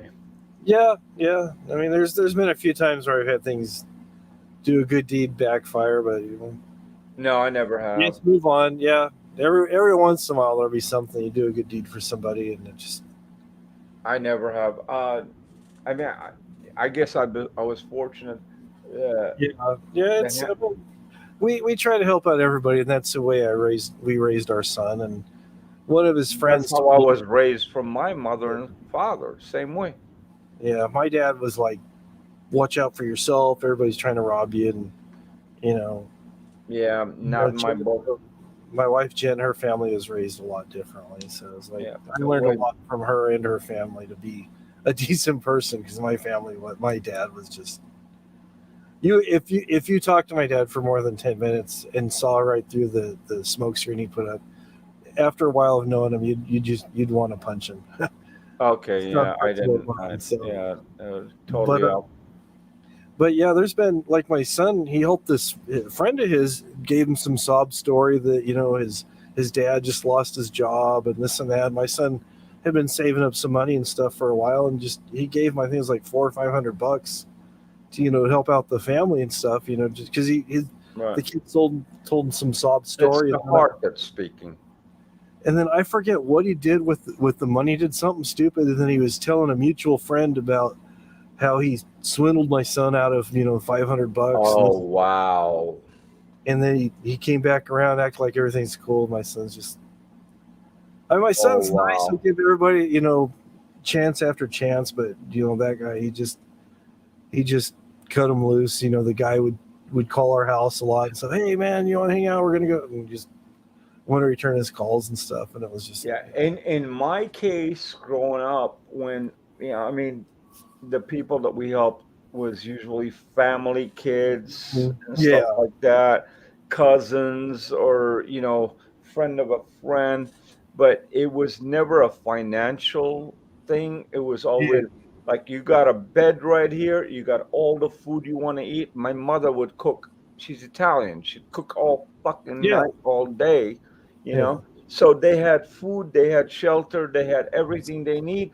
And my mom used to kick a couple of the guys, whoever stayed with us, $10 a day.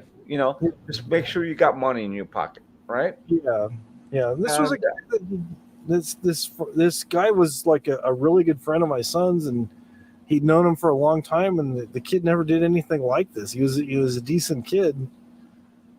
I don't know where it starts from. Yeah, it's just it was just whatever reason, just kid made up some sob story, and just my son felt bad because he was saying that my dad lost his job. I don't know what we're gonna do. My mom she was working part-time, but she wasn't able to get work, and she was getting ready to get laid off, and there's no food in the house, or turning off the lights or something. It was a big scenario, and the dude just straight up lied, and he wasn't the type of kid that would normally lie. It was just so out of character, but it was just it was like. But then it just next time the kid came back around, hitting around, he needs something, he goes, nah, not again, we're done. I'll tell you, this happened to me, I don't know, 5-6 months ago. My nephew, he's 14, about to turn 15. Good kid. School, baseball, very, very crafty with his hands and so forth.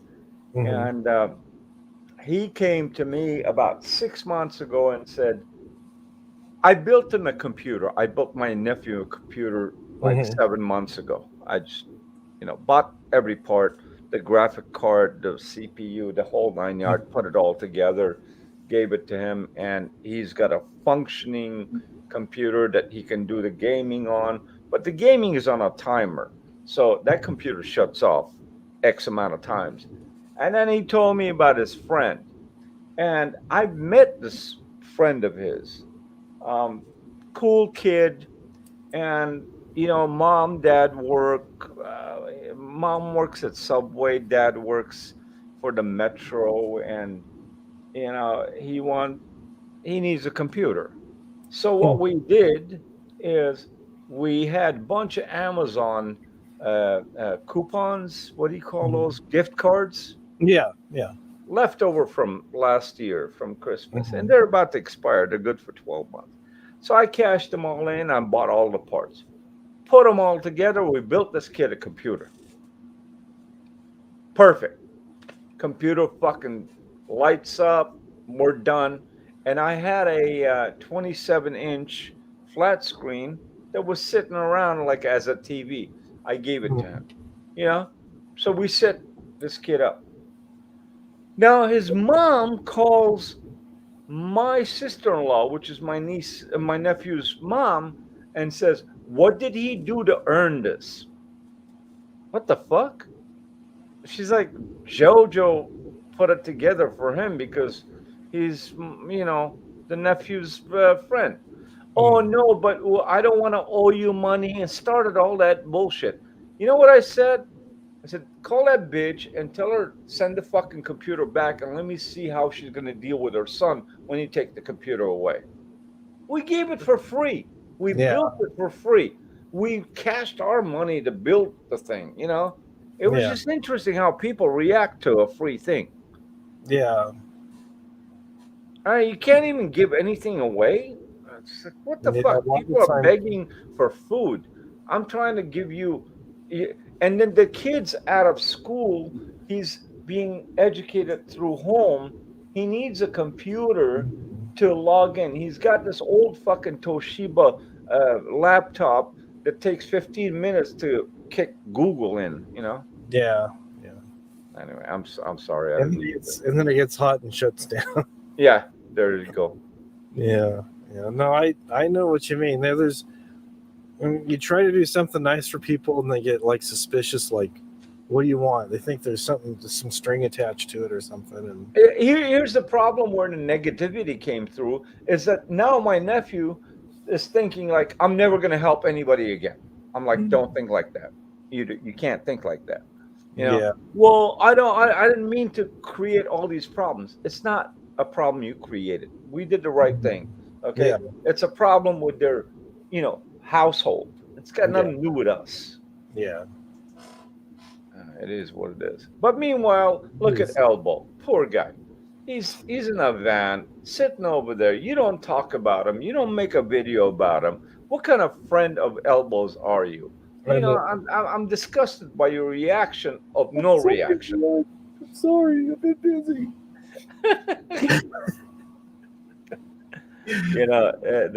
That I feel bad for the guy, but yet I don't feel bad for the guy. Yeah.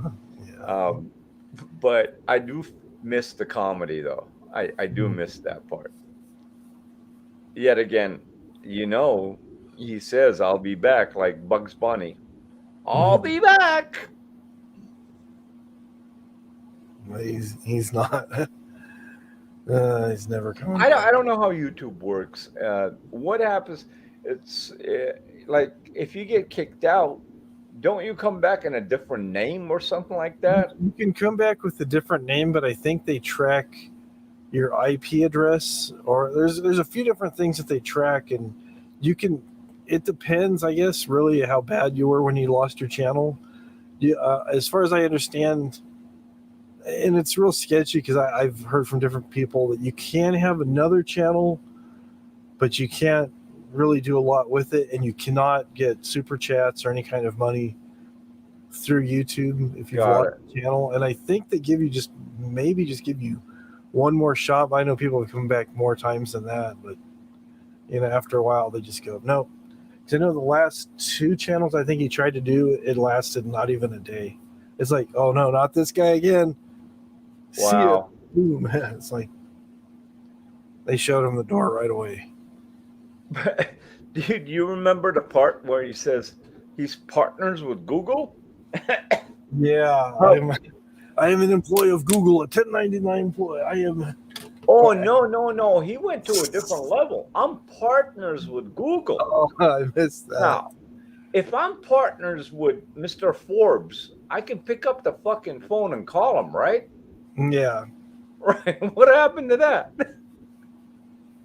Get the fuck out of here. YouTube needs me. YouTube needs me. Oh yeah.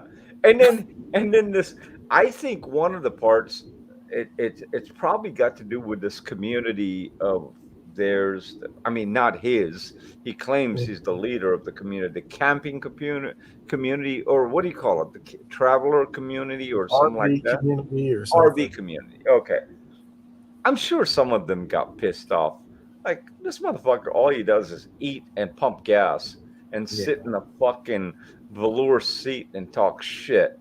And I wouldn't be surprised half of those people just said, get rid of this motherfucker. That's my thought. Yeah. I mean, what camping videos are you doing? I'm the RV master. Okay, show me how you can rub 2 rocks with a stick of wood and light a fire. Show me something, pitch a tent, draw some water from a river. Do something. Yeah. Or do a review of a sleeping bag or tent or life straw. Anything from your mouth. Anything. How do you survive out here? What do you do for water? What do you do for food? Something. Absolutely right. Just give me money. Versus, give me money, and then other people, the actual people that know him or something, taking pictures of him dropping trash bags on the sidewalk. Come on, dude. Are you for real? There's a fucking can right there. Go drop it in the can. You drop them on the sidewalk. I saw the pictures. I was mesmerized. Actually, I thought there's nobody can Photoshop that. You cannot fake it.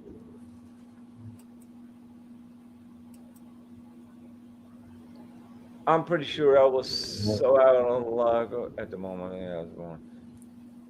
Yeah, he's on Facebook, and he's not getting anything. Punk, I don't. You know what? I don't know if the income from YouTube was enough for him to survive, other than these big donations that he would get, like from the guy from Canada or from the fisherman guy, and those were all limited time. You know, they were not ongoing. He got a handful of. When I say big money, $500, $1,000 to me and anybody else here is nothing. But to him, it's big money because you're talking about 2 months of survival, automatically. Yeah. And then what that does is to an individual in that mentality. Now, remember, his mentality bases are limited. They're not fully adult. Physically he's an adult, but mentally he's not. But it boosts his ego verbally to where he has some kind of rights of shit talking to other people. Yeah. And it's a wrong thing. Instead of keeping the trend going and being humble about it and expecting to see other people that'll help you the same way that one did, you start talking shit and demanding stuff, and this is what you're gonna get: a kick in the ass. Yeah. Dave, correct me if I'm wrong. No, you're 100% right. I mean,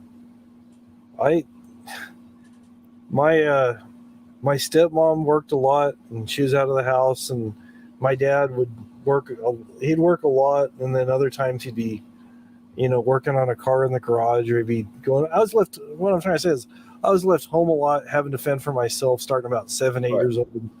I learned how to open up a can of Shift Bear. I learned how to take care of myself better than Elvis did as an adult when I was only 8 years old. 1,000,000% right. Yes. I'm learning how to do laundry at like age 10, and I had my first job when I was 15, and I've been working ever since then. I mean, I took a year off because I was still in high school when I was 16, and I moved to from the East Coast back to the West Coast.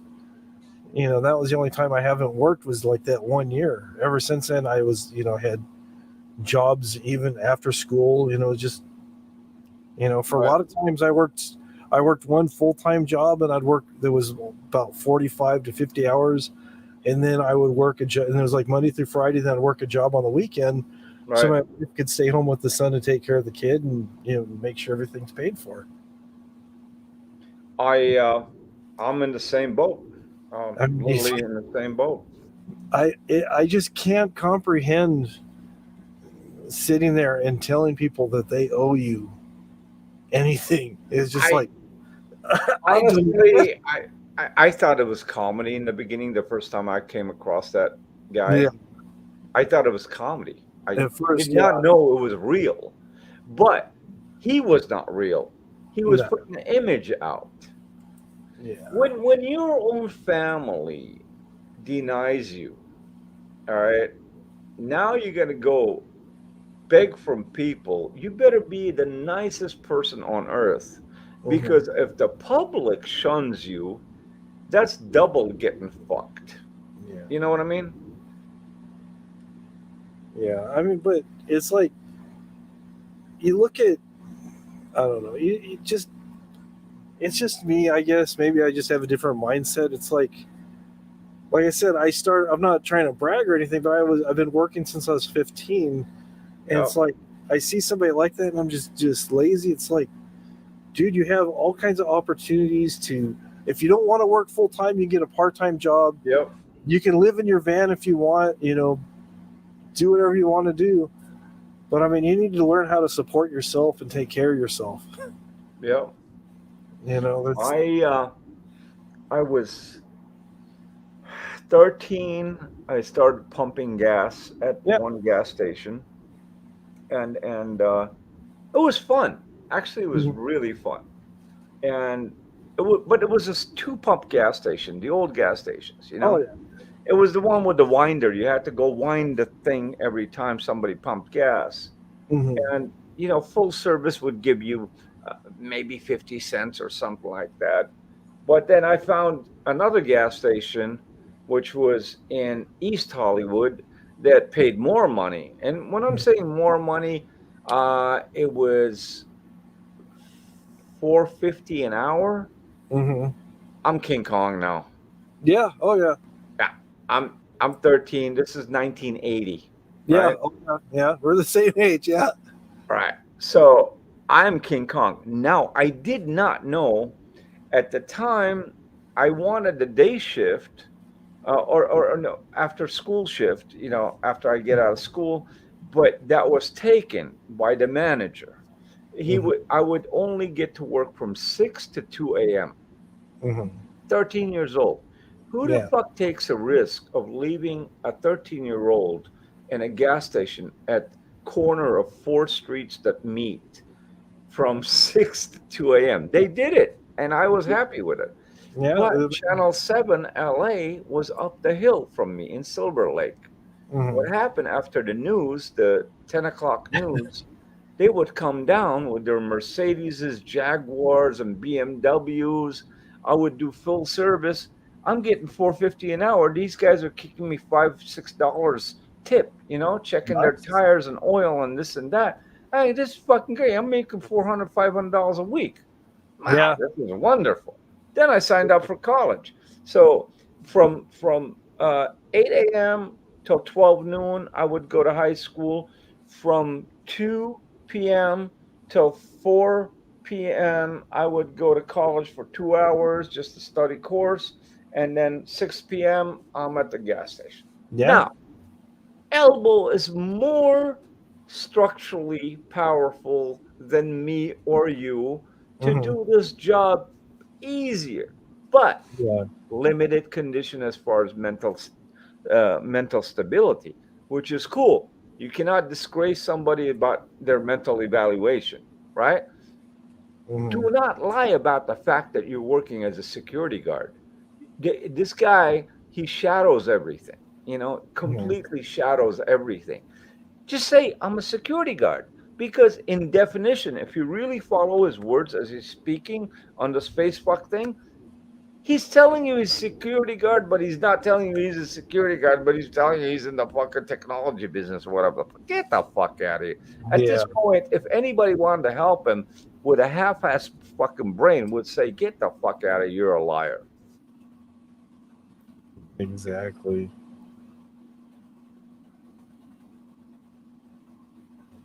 Punk, come on, grab the mic and come up here, man. Give us some abuse.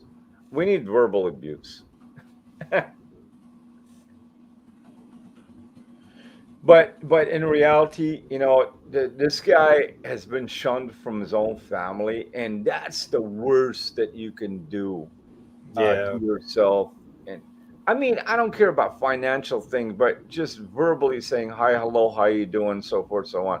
And then the one that actually pissed the fuck out of me off is that he's using his mother as a prop for the video. Like tapping her on the shoulder.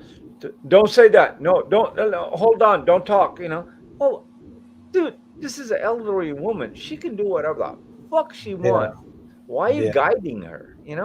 Yeah. That's so low. Whatever happens to that prick, God bless.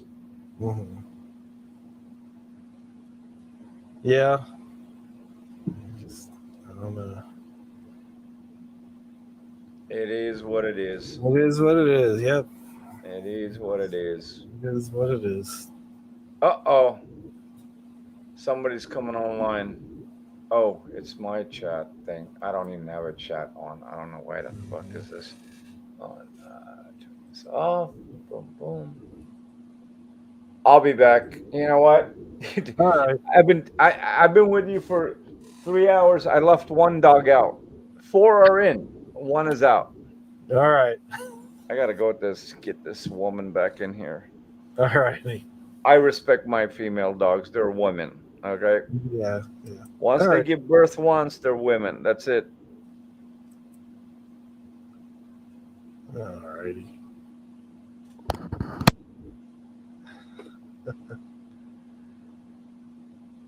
Yeah, sorry to hear that, Punk. Unfortunately, it's a common thing.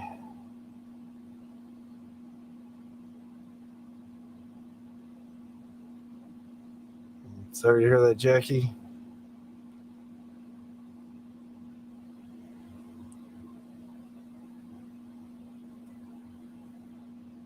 So yeah, some people, they just, I don't know.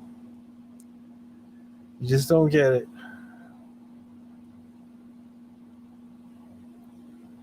Just don't get a lot of things that happen sometimes. But yeah, Jackie was asking, was Jackie? Yeah, Jackie was asking about, did they turn into anything edible? Probably the banana bread was probably the. I mean, the son ate all the stuff that she made, but it just was not good. The banana bread looked all right, so yeah.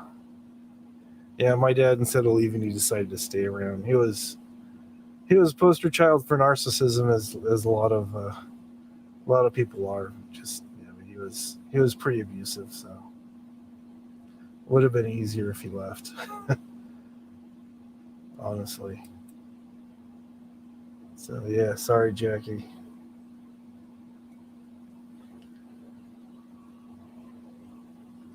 Yeah.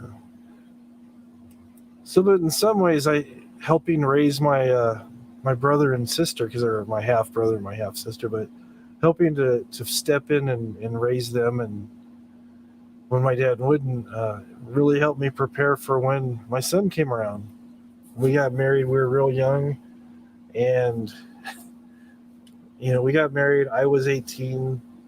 My wife was a month shy of 17. We had to her parents were fine with it. We had to go see a judge and everything to get permission to get our marriage license and all this stuff, and went to a church and had a wedding, and everything was up and up. And after about 6 months, the wife's niece was pregnant, and she comes to me, she goes, I want to have a baby. We'd only been married 6 months. I'm like, really? And she's like, yeah. I'm like, okay. So we had one, and then after that, she was not able to have any more, unfortunately. But it was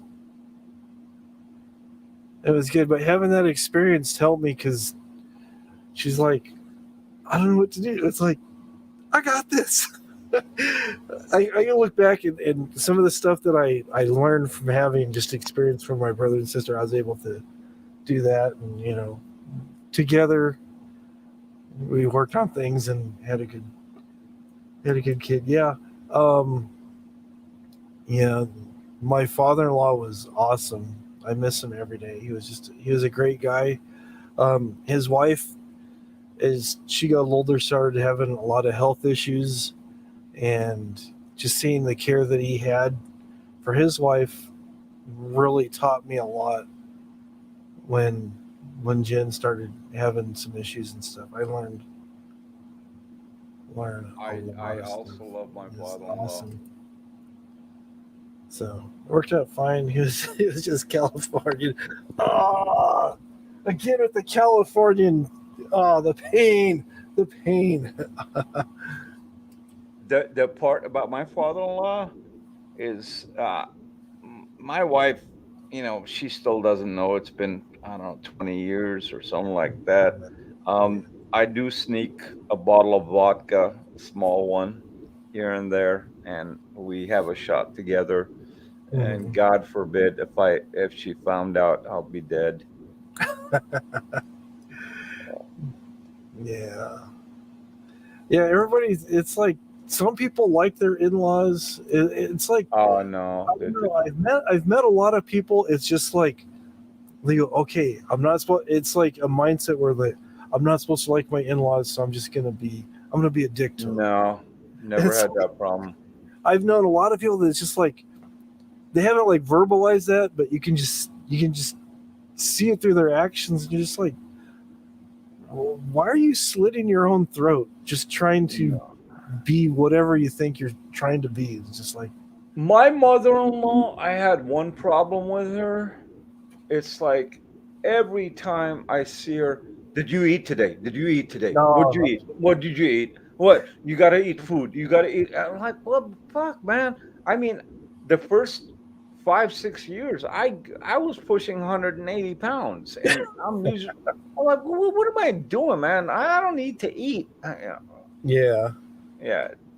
My father-in-law likes his alcohol, but he's not supposed to drink. But I do it once a month. I'll take a pint with me in my pocket and walk in there. Me and him will have a shot. And when we're talking shot, in the cap of the pint, Yeah. and have fun.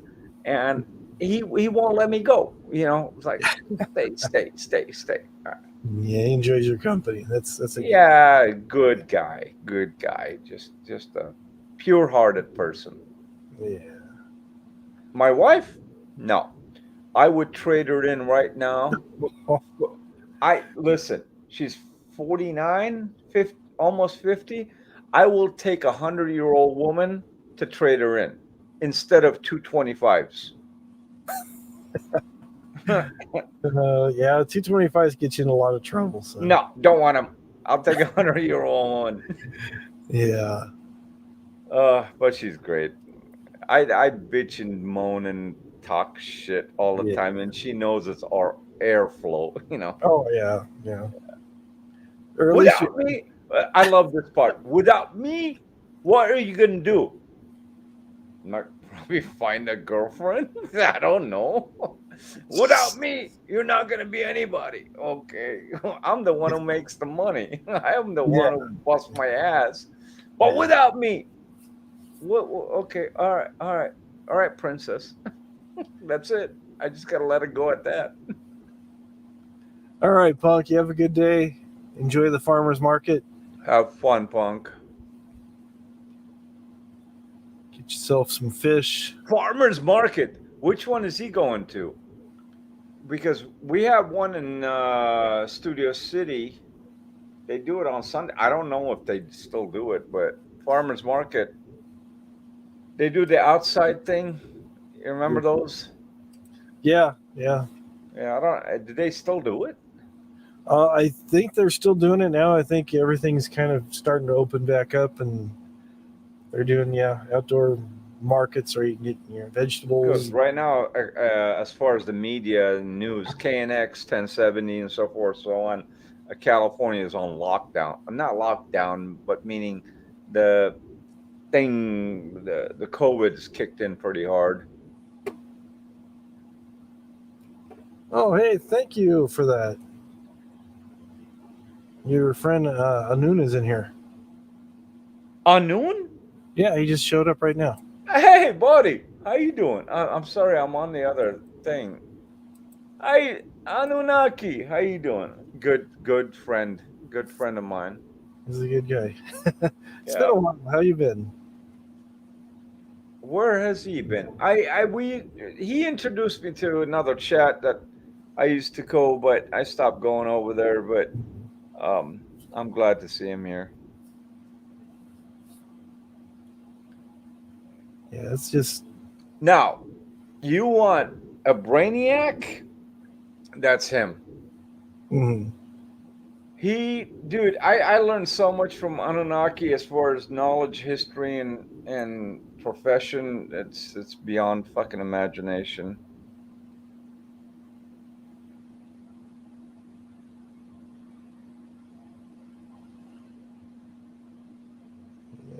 Baraktakato Khuni. He's Babylonian like I am. Mm-hmm. He said good morning. Okay. Qadam tukhbrakhta means bless your morning.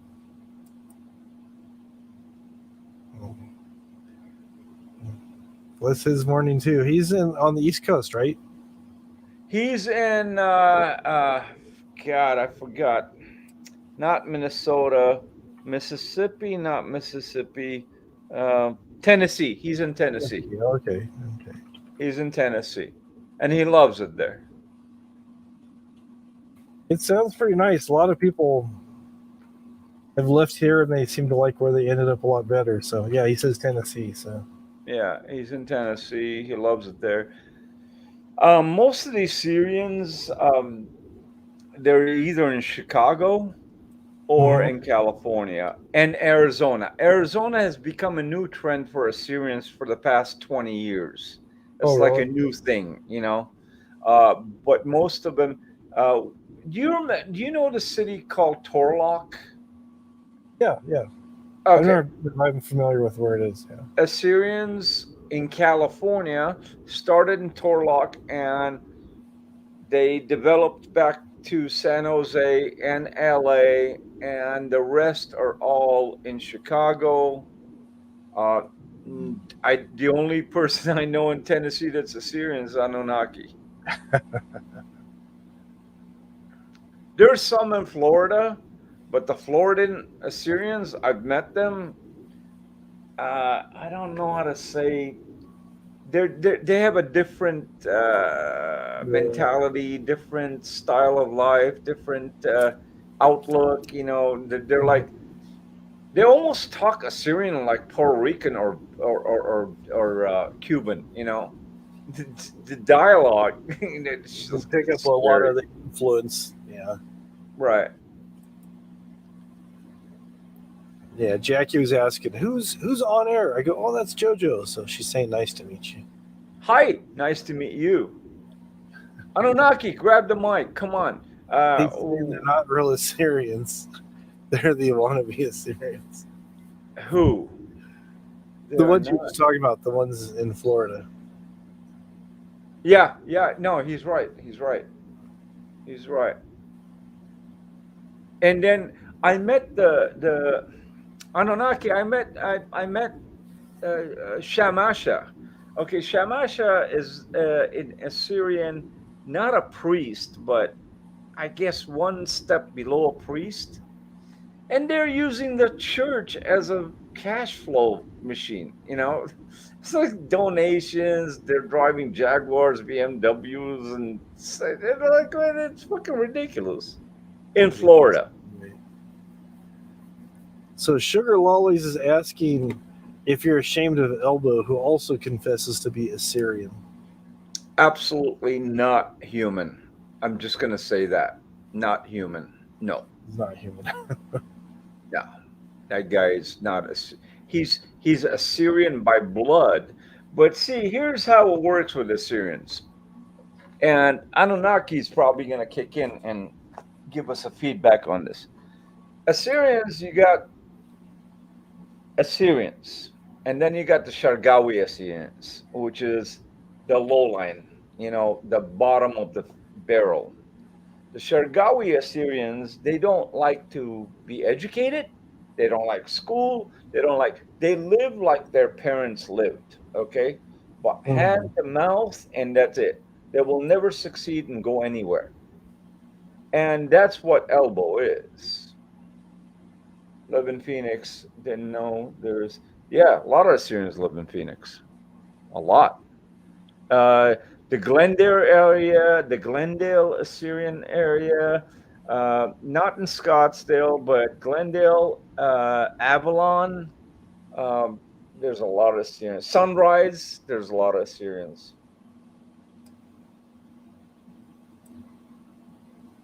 Anna, Q in.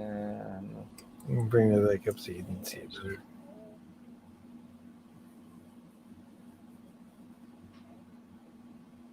Yeah, Phoenix ended up with a lot of Assyrians, and mostly migrants from Chicago. I don't know what the reason is. I'm not going to blame it on the weather, but in reality, Assyrians, including, my society, come from a warm climate, which is a desert climate. And desert climate equals to Arizona. And they can relate. And that's... Yeah. Yeah, so Jackie writes, the godfather of Boyd is Assyrian and in Florida. I think talking about Elbow. Can you read it? I can't see it. The godfather of, I think she meant Boyd. She wrote B-I-Y. Yeah. Is Assyrian and in Florida. God damn. So I live in surprise. Okay.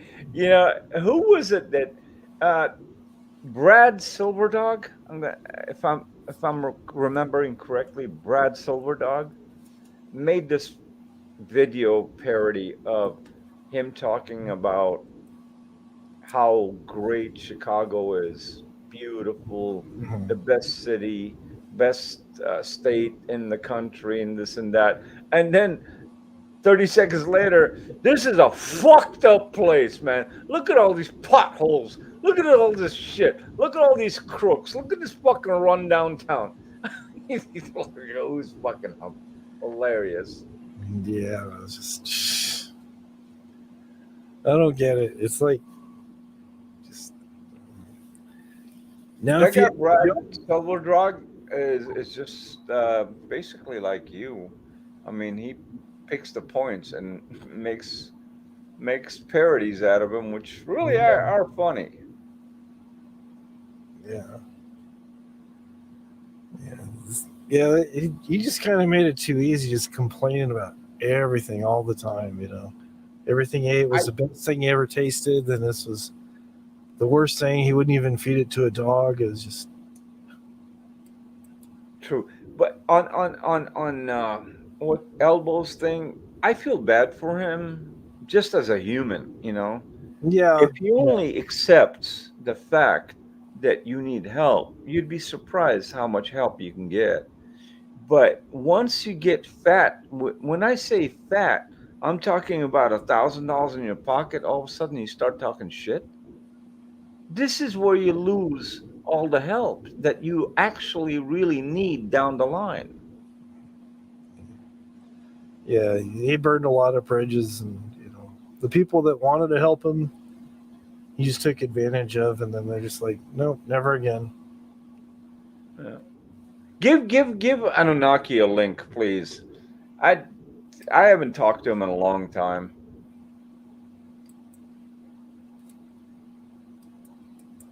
The sad part is that when one doesn't want to help himself, by bowing down your forehead a little bit just to recognize that I need help, I need to commingle with people, whatever job you're doing, this guy was sarcastically talking about how he got somebody fired in his last job because the guy was Russian or some shit or some. Come on, dude. Why are you taking food out of somebody else's mouth? You don't even know he's got kids, family, wife, or something. You got him fired because you got a fucking mouth that can convince someone else. It's bullshit. It's fucking Connery.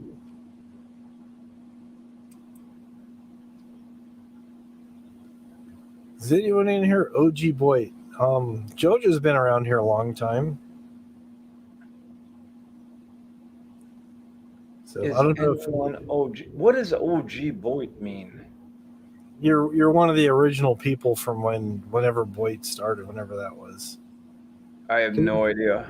There's a lot of people that go, I'm Boyd. These other people, they're not OG Boyd. They're not some of the original people who created this thing. They're kind of doing the same thing Elvis is doing. But what? Somebody owns this land? That's what it seems like sometimes. It's like it means nothing.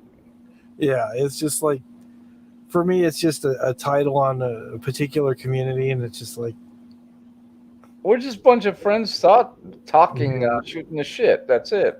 Yeah. Boyd.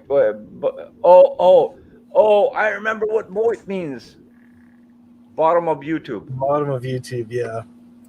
Why would I be considered myself as bottom of YouTube? That sounds like the bottom of the barrel. Yeah. I don't want to be labeled as that. Fuck no. No. Bottom of YouTube. No, hell no. Sorry, Jackie. I wish I was, but I always wipe my ass real clean, so I'm not bottom of anything. There he is. Hello, welcome. Come on up, brother. Here, this is where you're gonna get abuse. Get ready. All right, let me put my pants back up. Good morning, Jojo. How you doing, brother? I am doing phenomenally spectacular. Sounds like you're on the road. Yes. Where are you headed at this time, dude? I hope you're coming back from a bar. No, I just woke up. Oh, you woke up. Woke up about Oh, that's right. 40 Missed you minutes out. ago, and I'm making tea. I made, I got me some hell, which is, what do you call it? Hell, ما تخلى من شاي. I know what hell is, but I don't know how to say it in English. It's a herb.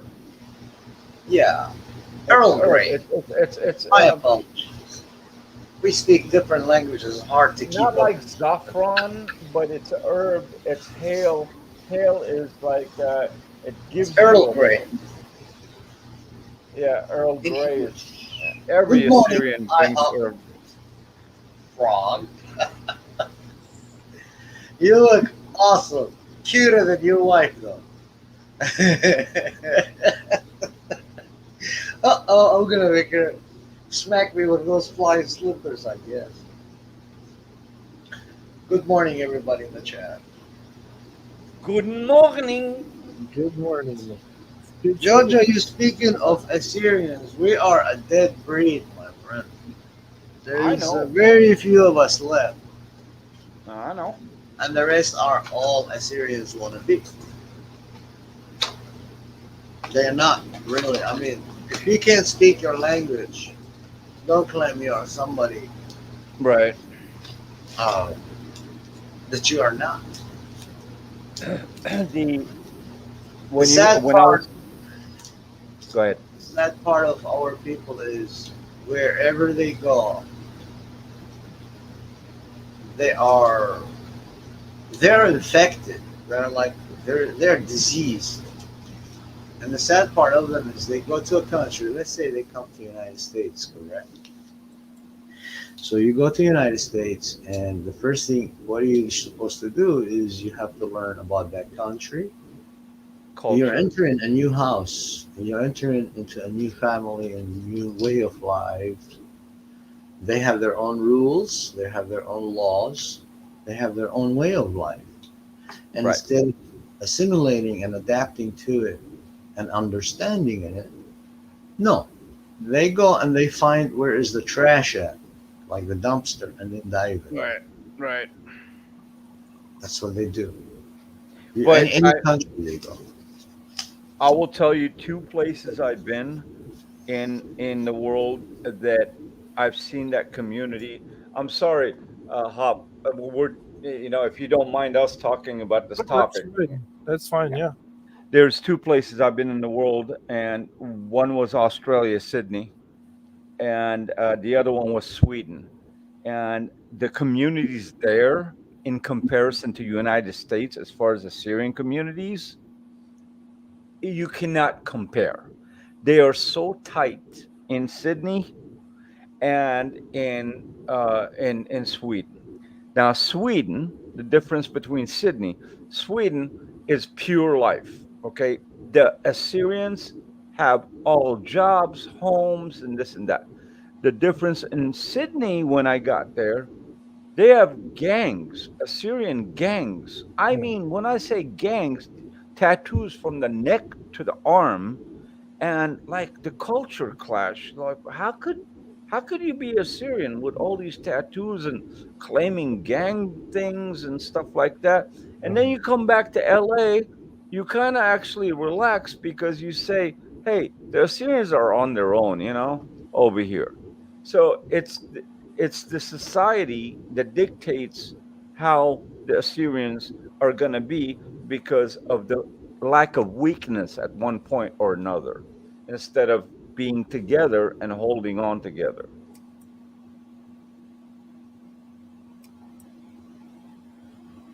Yeah, they have no value for themselves. They just brag about oh, it can iqarab umtal, it can Yeah. iqarab baydakh, and all that bullshit. Yeah. What are you proud of? Fuck you. You don't have a land. You don't have a flag. Hop, when he says iqar al umtan, that means we have respect for our nation. Oh, Yeah. okay. Perfect. Right. So That, where is your umta, which is land, your nation, your right. motherland? Where's your base? Yeah. Where's your roots? Everybody has their own roots. Mm-hmm. You know, an Irish is a proud to be an Irish. A Scottish is a proud to be Scottish. And English is a proud to be English. German, you name it. Japanese, Of course. even freaking Arabs. They're proud of being Arabs. They have that right. Yes, that's what diverse the world. Mm-hmm. That's what diversity is all about. Having different type of ethnic people with different type of backgrounds, because each they grew up into their own environment. You know what I mean? Mm-hmm. And we can learn from each other those differences and justify them into one race called the human race. Mm-hmm. But when it comes to my people, no, they want you to do the job for them, and then they claim it. That's Oh, yeah. bullshit. That doesn't Like work. Donald Trump. The world does not revolve around me or you, my friend, because we are not. It's not part of us. We are part of this life. We're part of this world. Yeah. You know, you said Arabs. I gotta repeat this again. I love Arab women. Yeah. Coming from Dubai, right, to O'Hare. What was it? O'Hare? I think it was O'Hare. Well, we landed in London, right? And dishdasha abaya. When I said dishdasha abaya, that means that the headscarf, the whole gown. Oh, you can't see nothing. Right? When they get to the airport in London, they go to the bathroom. And 10 minutes later, they come out with high heels, mini skirt, fucking Gucci glasses, and they get in the taxi. Yeah. Arab women being oppressed all their lives. From the day they're born to the day they die, they're treated like cattle. So when they go out of that little world that they know about, and their eyes open and they see, oh, holy crap, there's another world out there. Yep. Their brains start working. So don't forget, women also wired different than us, man. Yeah, they don't have a circuit Brains breaker that breaks like us. You can think different directions at the same time. It's like a spider web, connected everywhere. She'll be talking to you at the same time she's thinking about something else. Of course. Look, my wife, I can tell you about that. She does the same shit. She gives me 3 answers for one question. How do you do that? 3 answers for one question. It's a women's thing. It is a women's thing. I love it though. So Arab women's. So there you go. You just gave it a true example for why Arab women's are desired by us, everybody else, and they desire us more than their own Arab men, because we treat them gentle. Yeah. We treat them like a human being. That's one thing about our society. We do treat women very gentle. That is a true fact. That's a known thing.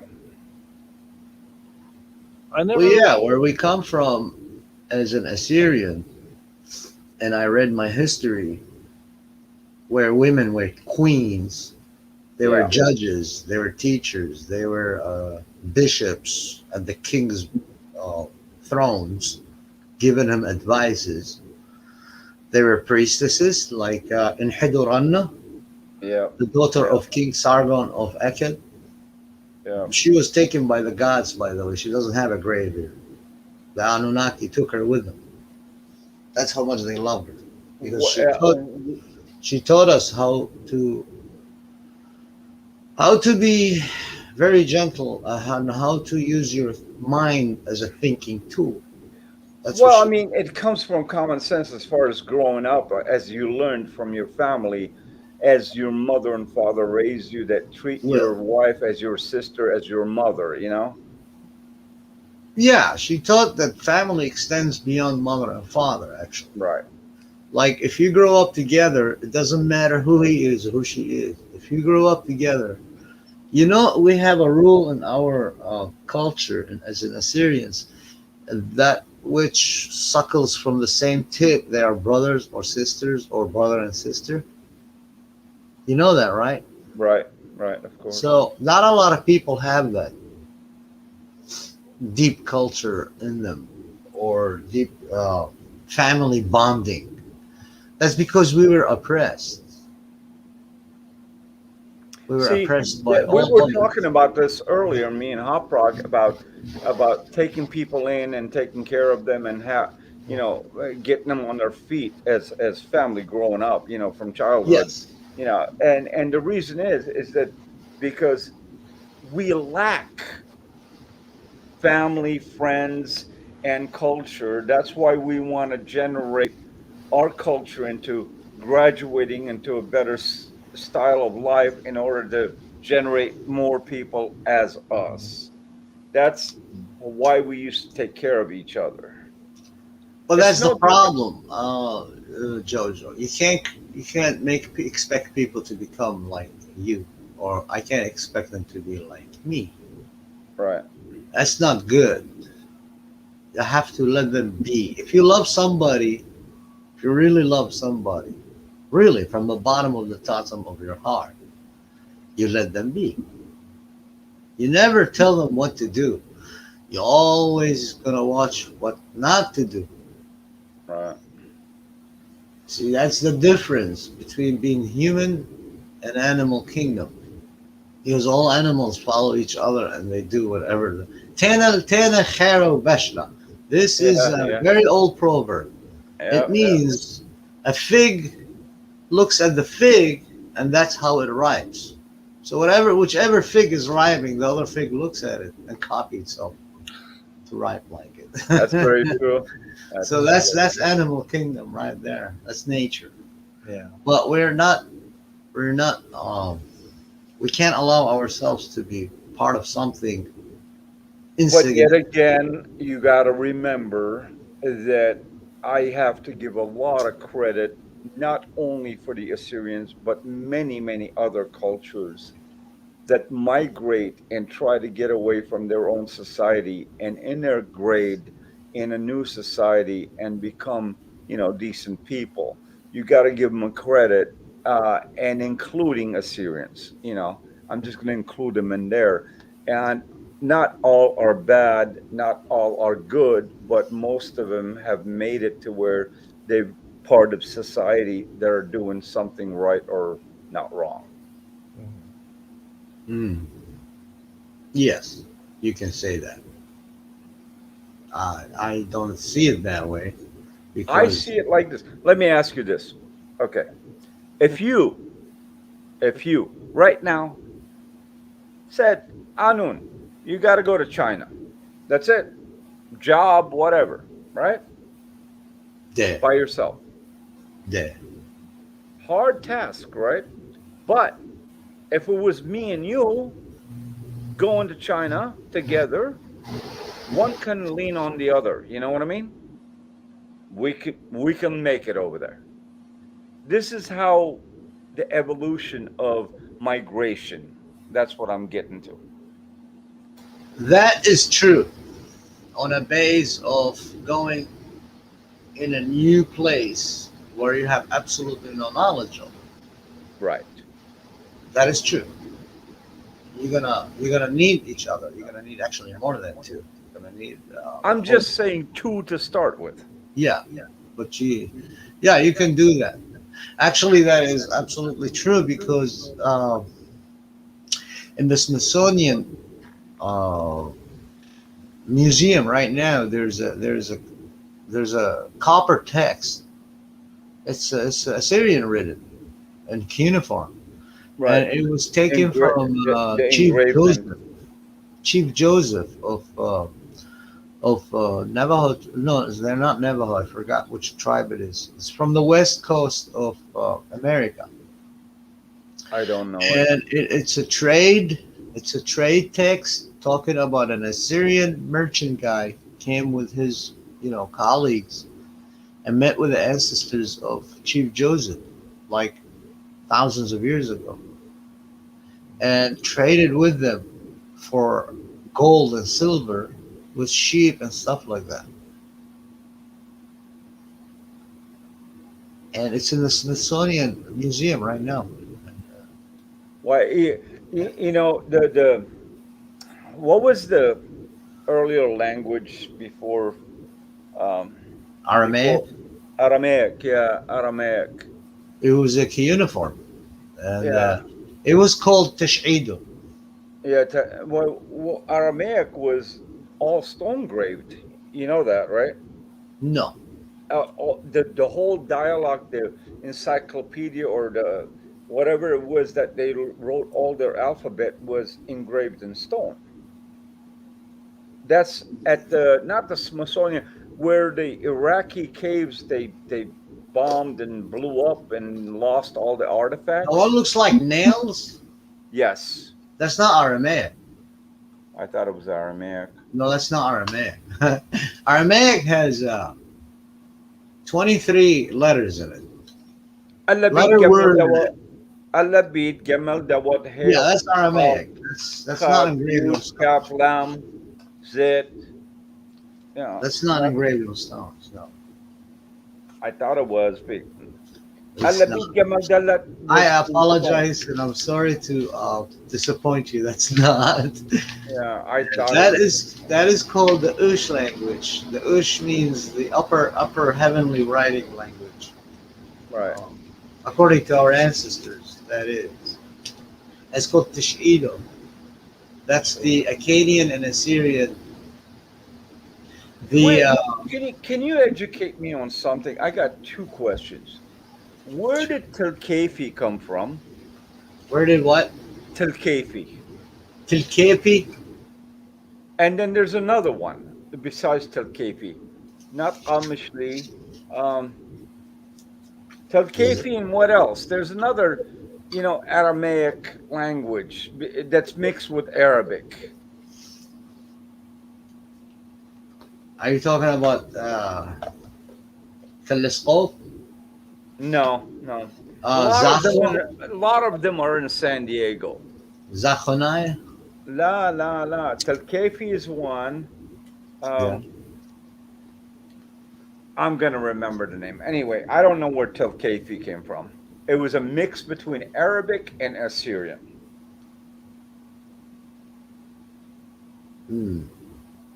Well, Tilkepi, they extend, yeah, you're right, back to the Arabs.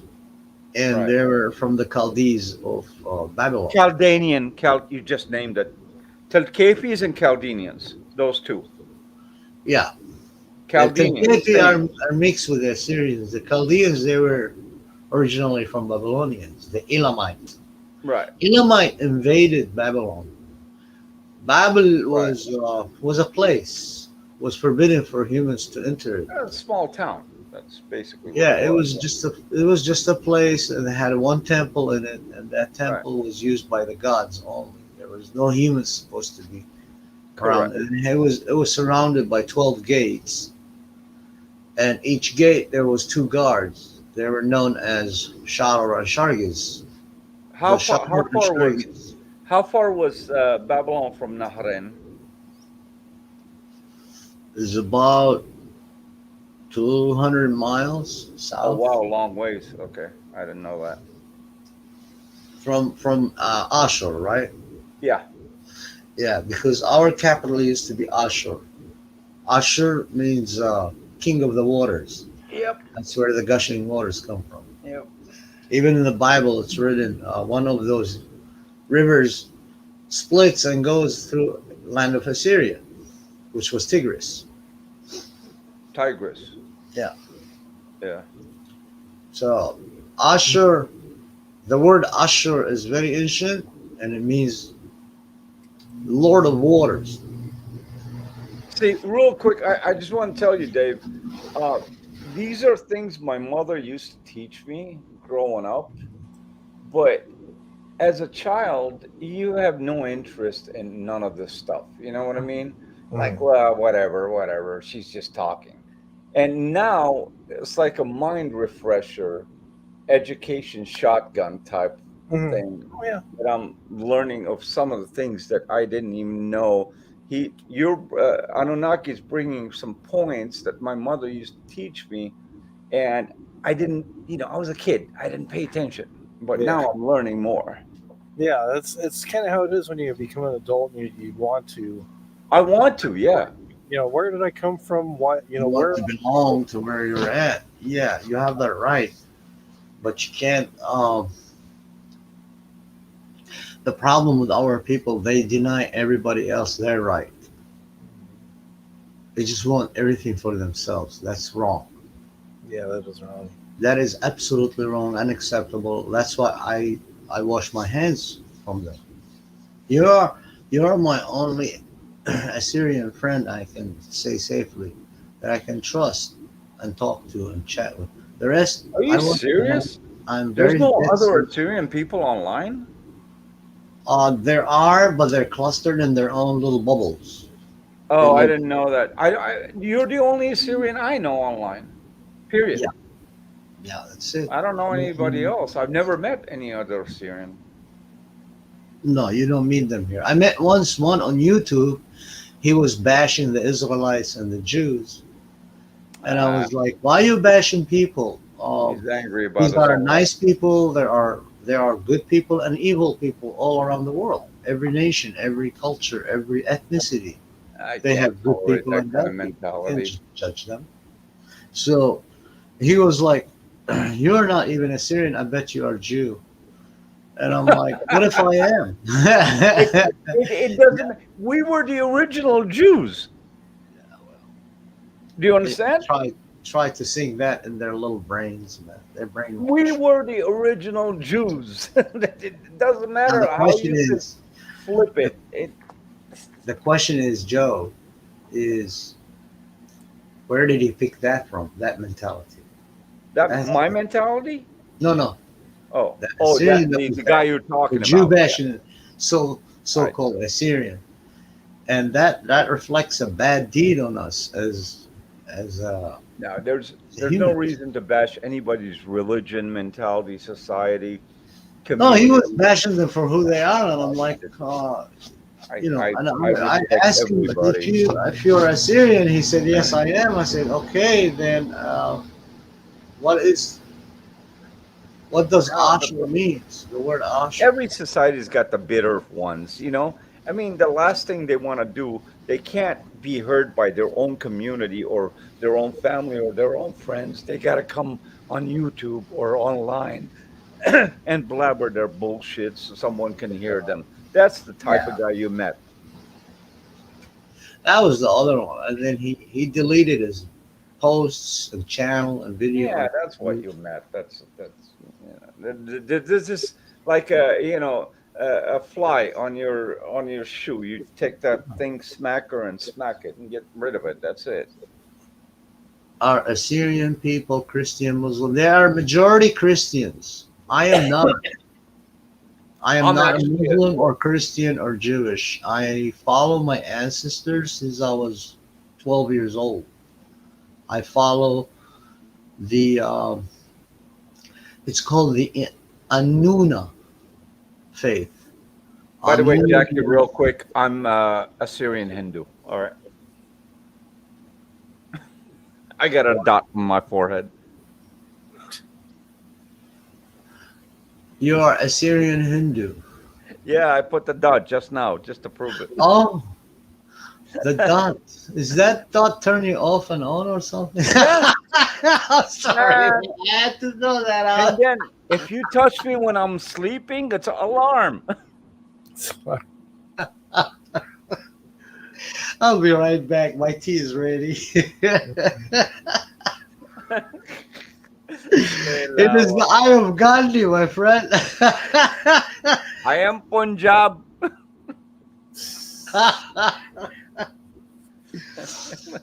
Don't fuck with me. I will kill you. Blue, a serious 99.9% of us are Christians. Yeah, we belong to the Madinha. Madinha is the Middle Eastern church. Orthodox church. No, it's a Middle Eastern church. They follow the old Assyrian calendar. For example, now it's August, right? In the Gregorian calendar.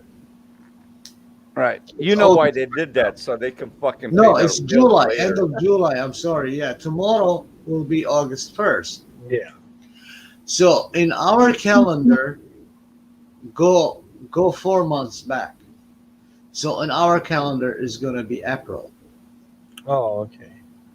In your January is our What about the Persian calendar? Talk about the Persian calendar. Persian calendar is the same like ours, the Zoroastrian one. Yeah, they're like, It's like ours. 100 years ahead. No, 100 years. No, they're actually about 400 years or 300 years after our calendar. Something like that. Yes, because I have a Persian friend, Peter, Persian prepper. He's not. He changed his name because they attacked him. Poor guy. The Muslims, the Christians, and the nun and the atheists. They attacked him here on YouTube. Poor guy. He had to shut down his because he's Zoroastrian. They're making fun of him. Yeah. They're personally attacking him, calling him terrorist and all that shit. And they don't know a jack shit about his story. Now he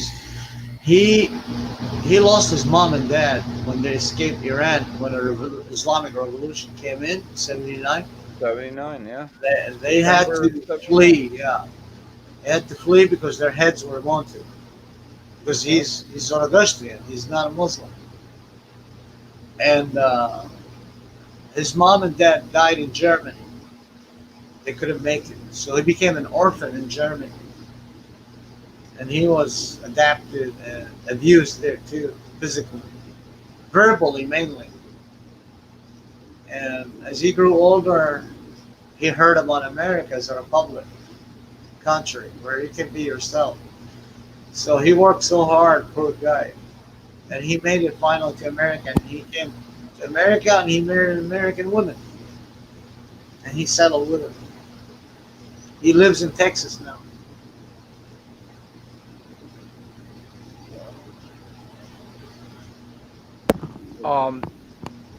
Everything was cool until you said he married an American woman. I did that too. Jesus Christ. I didn't know. I was not married to an American woman. She's Italian. Well, she's black. I wanted an American woman. And she loved him to death. Yeah. I wanted an American woman. And then later on, I saw how she twisted the spaghettis. I'm like, this bitch is Italian. I said, she goes, you don't know from my last name? Yeah. That was fun. Hey, Hop, you're falling asleep, dude. No, I was up early. I took about an hour and a half nap before I came on here, but I've been up since about 6. That's not enough. So, but yeah, no, it's interesting, hearing about different cultures and where everybody came from. It's like, I mean, the way I've always seen it is just, and I don't even know where I picked it up because I did not learn this from my parents, but I just always thought that people are the same no matter what their culture. And then what I like about where I live in Southern California, we have a lot of different cultures coming in, and rather than trying to have people become like me, I've tried to learn from them, not the assimilation thing, but recognize that they still can hold on to their culture, culture experience, be American. That was my experience. Yeah, I had friends go, you're not, because you're white, you can't associate with anybody who's not white, and it's like, see, that's bullshit. What are you talking about? It's like, you know, my dad was the same way. My dad would get really mad if I had any friends who were Hispanic or black or whatever, and it's just like. So I was rebellious and would make friends because they were cool people, you know. My father-in-law, race. my father-in-law was a longshoreman. I Yeah. don't know if you know what that is. Oh yeah. He worked on the docks. Yeah. And when I was dating his daughter, I used to go back and forth over there because, you know, things would drop off the truck sometimes. Yeah. I don't know how, but and you know, he was dock manager. He got along with everybody. There was ethnicities from every part of the world that was working at that dock. Mhm. And I learned, and I could see how his interaction was with every individual differently because he got experienced of the Puerto Rican likes to talk like this, you know, the Cuban likes to talk like this, you know, the Spanish Mexican guy likes to talk like this, the Asian guy. So I learned a lot of things of how to communicate from with people across the board from him growing up. And it was interesting. But when it comes to one individual with one brain, half not used to tell you otherwise, fuck that bullshit. Yeah, exactly. Nah, sorry. No, it's true though. It's like people just, I don't know. I just don't get it. And then you guys are talking earlier about, you know, treating women like queens and stuff. It's like, yeah, I don't know where people just thought the greatest thing was to be, as a man, was to be a chauvinist and be disrespectful to women. No. It's like, See, in our culture, the woman starts from the mother. Okay. Mhm. And if you don't respect your mother, you would be shunned from the community because you'll never respect another woman. Yeah. When it comes down to from mother, it's loving and respecting your sister, cousins, whatever. As far as females, I'm only talking about females. Yeah. And then when it comes to you being engaged and married to a woman, that becomes your queen. Mhm. Do you follow? Oh yeah, You're- definitely. Yeah, that's your queen. 37 years. Should be the queen of your house. Yeah, Right. definitely. Yeah, exactly. Right. So that's how it grades. Well, in up America, and down. they used to call a wife. They used to call her the household. Yeah. She holds the whole family together. Mhm. It's the same Yeah. thing. It's just different term. Yeah, it's very true. So come today and try to teach that. No, don't even start. Wasting Wasting your time. Yeah, people They don't want say to we are relics. That you're spinning wheels with no axles. Yeah. Actually, it's not true. This wheel can fly, though. I hope it does. Flying wheel. I flew over here. I didn't come in a boat. I love it. So I'm not a windback. I I don't know what you call me. A windback. Windback example to wetback. Wetback are for the lazies because they I'm sleep gonna a lot. I'm gonna go wet the grass real quick because I haven't done any gardening. It takes me 2 minutes. All right. Oh, you're gonna leave now, are you? He's gonna leave and take off. Yeah. He's gonna leave. Jojo is funny, man. I like He's a good guy. He hasn't been around for a while, and I'm glad he's on tonight. And it's good seeing you. And so, what have you been up to in Tennessee these days? I'm planning to open my own company. Okay. Making tools because I have already 12 inventions. I tried to go with other companies with one. Mm-hmm. They tried to steal it, so I've been battling them for the past 6 years. And I won the case through the federal court. Good for you. and we shut them down. We took all their assets, everything. So now I work for a company. We do plumbing systems for new mansions in Franklin, Tennessee. Yeah, I remember you saying that last time. Yeah. Yeah. So the owner knows a lot of people, especially when it comes to warehouses where we get our supplies from. And I approached him and I got new modifications for our application for the systems that we put, plumbing systems. Okay. He loved the idea. So now I'm looking for mold injection machines because mainly involved with plastic. Okay. Okay. So that's where I'm at right now. Once I open that company, I'm going to employ nothing but Americans. I don't know. Call me prejudiced, but I'm not prejudiced. I want a real documented people who really willing to contribute. You know. Yes. Yes. Yes. So I'll get the young ones and the experienced one. I'll put them as management. So that's what I want to do. And then I'll open another branch. And if I make money as much as these bastards are making, I'll open libraries where I can bring the old teachings back, like Proverbs, lost knowledge, you know, like in teaching you the value of being human, stuff like that. Yeah. Unfortunately, so many.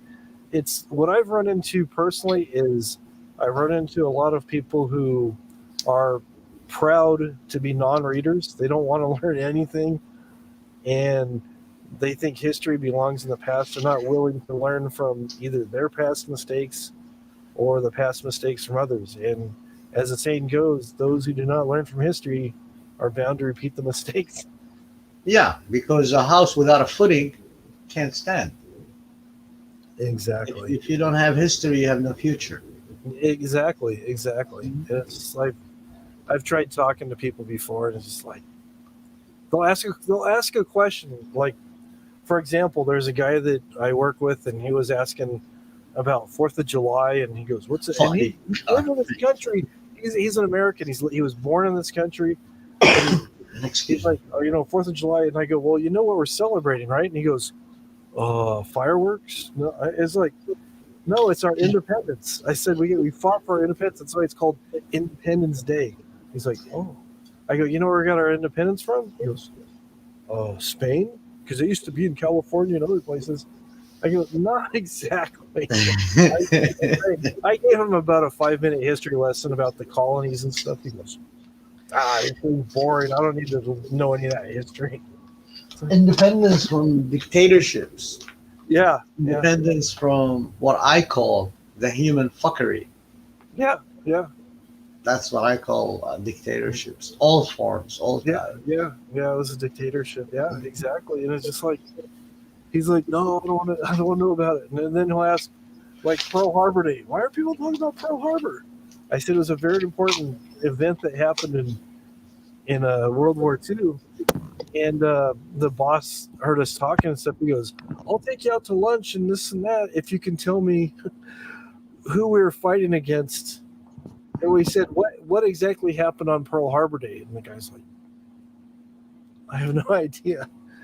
He saw the movie Pearl Harbor. He knew it had to do with something about planes, but that's all he knew.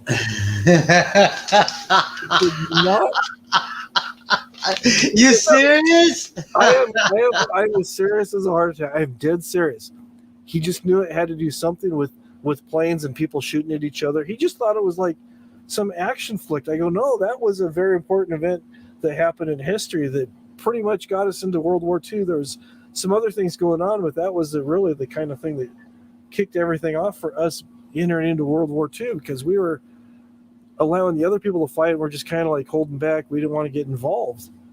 And he's like, "I never heard that before." And it's like, I go, "You went through school, you've graduated. How did you graduate and miss all this?"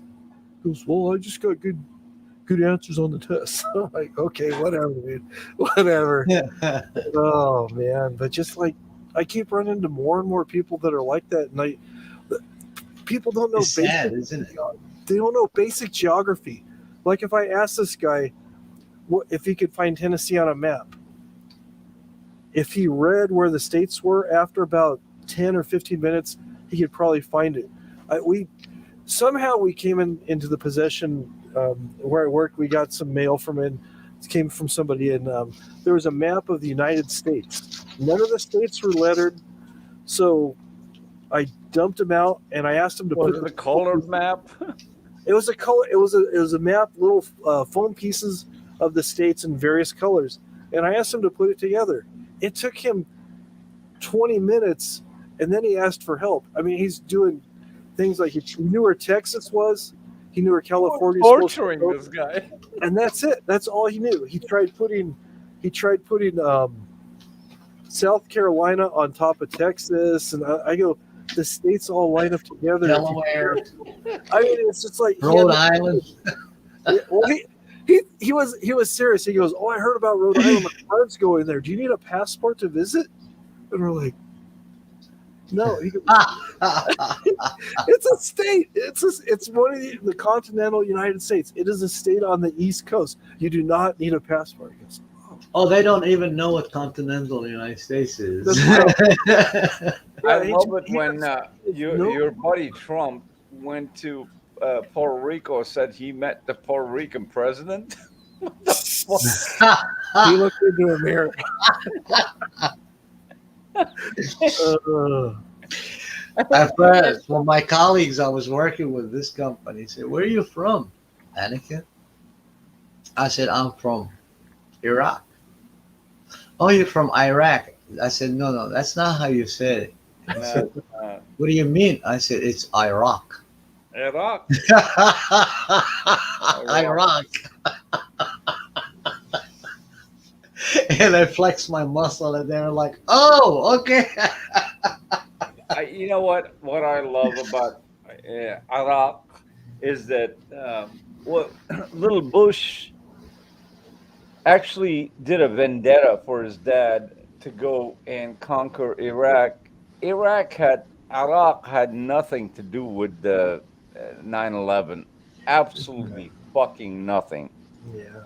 And No, if we had nothing. you go to Baghdad, Baghdad is the main city of Iraq, and you go in there, dude. It's a humble city. People are just trying to survive. That's all. Yeah. And to conquer that place, and that guy, I know he was bad, but he kept a lid on that country because the country's population is not educated. The limitation of education is upon to them. Now, Iraqis mostly, and Anunnaki, you can probably attest to this, went to Egypt to get education. Egypt was the colleague of education. There was all the universities and everything. Most Iraqis, if you talk to them, if they're educated, they got educated in Egypt. Am I right? That is correct. Egypt was the center for the Arab nations. Right. Everybody went there to study, mainly study arts too, especially performing arts like Arts stage and medicine. arts and medicine. Yeah, because English learned when the Germans and the English and the French, they were fighting each other over the relics of the two greatest kingdoms or civilizations that came, which was Mesopotamia and the Pharaohs. Mesopotamia, yes. Back in the days, I'm talking back in the 19th century. So they dug everything out and they started learning from it. So Egypt took the jackpot. I mean, British took the jackpot in medicine and stuff like that. They hit the jackpot. However, the Germans hit the jackpot in Babylon and South, especially in Ur, where is the far south in Iraq. with the technology and the terms of use of that technology, like casting stones. Oh my God, Deez is in here. Deez, come on up. Join us. How you doing, brother?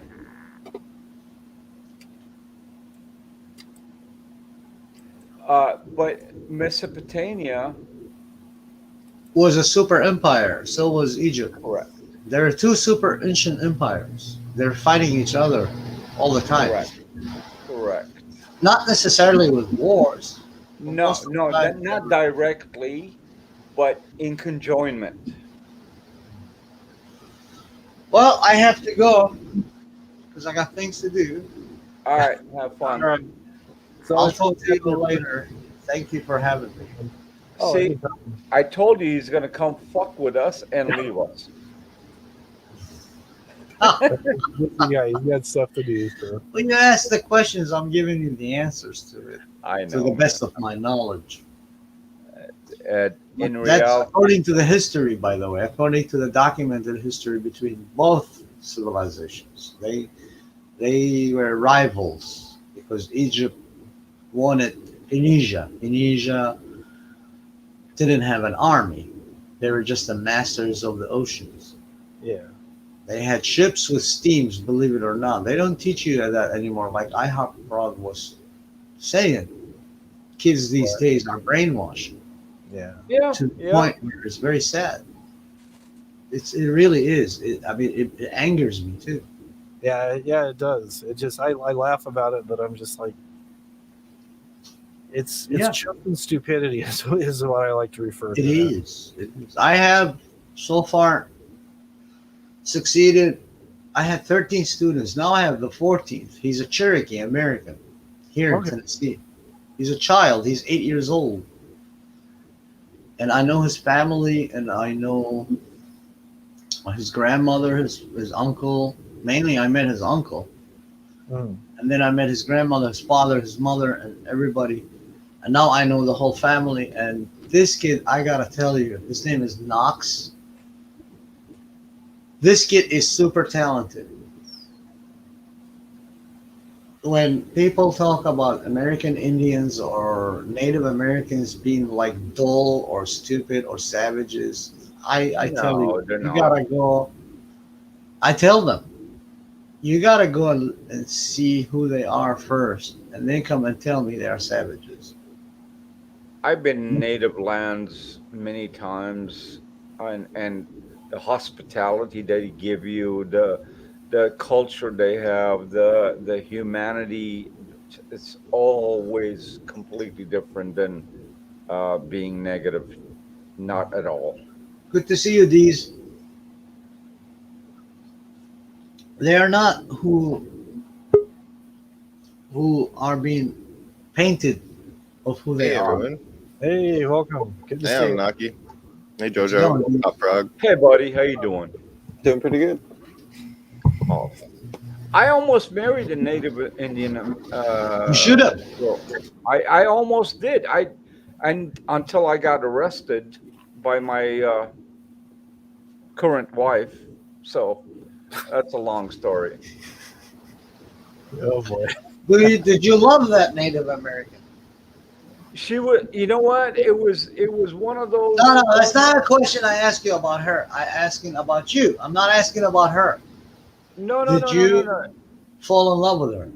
Yes and no. The yes was falling in love with her, but the no was when I found out, because I was 19, and you got to marry her, you got to talk to the dad, you got to do this, you got to do that. It was too overwhelming for me at the age. Too much formality. Yeah, it was too overwhelming. I love the girl, don't get me wrong, but man, I mean, we didn't have sex or anything. It's just like meeting here, meeting there. And she's like, you got to meet my dad. And when I met the dad, he put the fucking hammer down on me. I'm like, no, man, I can't. I'm 19. It was like too overwhelming. I would have done it. I didn't do it. I didn't do You it. know, they marry for life, right? Yeah. They're just like us. Marriage for life. Loyal as loyal can be, you know. Yeah. You were given a path to a golden ticket in life. You just threw it away. You know the sad part. Here's the sad part. The family is the owner of Pachanga casinos now. You know, I had it made if I did that route. As has nothing to do with it. No, I'm Happiness just is saying not about how financially. much money you make. That's not happiness. That's just success in life. I Happiness like is that. being appreciative of who you I have like in working for life. Subway. Subway pays $15.50 an hour. That's the minimum. All right, you can't beat that. Welcome to Subway, my friend. they're Subway now, man. What is your choice of the day today? I like a Punjabi Subway. Yeah. I'm Look, sorry, my Hindu don't fuck friends. with me. I'm I will sorry. punch my own button.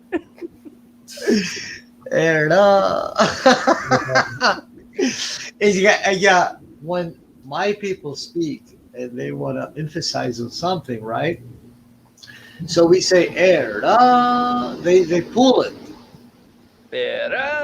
Yeah, that makes it bigger, a bigger dick. It's so big, it's like long.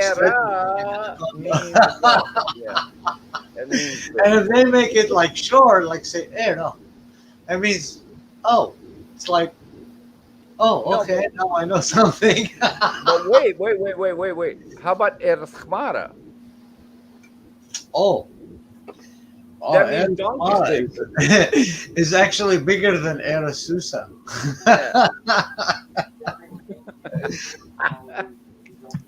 It is, honestly. I'm not joking. Have you seen the donkey's junk? Is bigger than a horse junk. It is. I swear to you. I'll take your word for it. I haven't looked. I have seen them. I used to own horses. I had one camel. Okay. In Iraq. Oh, I had donkeys with a camel. Yeah, I had one. We had one. The Arabs traded with us because the idiots, they mix their sheep together. You know, we told them these are sheep. They're not dogs. Dogs can marry their sisters, and because they are like in cluster. Nobody told me sheep that. don't do that. Sheep are engineered by God. They can't just mix them together. You have to get a different barana. Barana is a male. Has to be from different sheep. So what my grandpa used to do is used to make us go up in the mountains and catch some male mountain sheep. Okay. And we temporarily cage them with a female sheep, and they mate with them, and then we let them go. And they get pregnant, and now you got a different breeding. There's one for you. Mm-hmm. So they come and they give us a camel, and we give them like 20 sheep for that camel. I named him Slick Rick. I swear to God. Because he was so slick. He used to go in the desert and disappear, man. Go down south. I have no idea where he goes. He goes and he disappears and he comes back like freaking 2 weeks later. Every spring he goes. He goes in spring and in August, twice a year, and he disappears and he comes back. My mom used to laugh because we were all wondering, and she goes like, "How do you think he came to this world?" We're like, "Oh shit, he goes and mate." And she goes like, "Yeah, he got his own harem. He goes and mate with them and he comes back." That means harem. Slick Rick waltzing his way into the gate of the flowers, my friend. Have you guys seen Dee's last video? I haven't checked it out yet. I was going to ask him where his next adventure is going, because I know he's always going on a canoe trip. It's going to be fun. Wait a minute. Hold on. Back up, Dee's. I'm talking about the one with the bikes over the bridge. Yeah. Yeah. Yeah, last one. Video. It's not a video. It's a movie.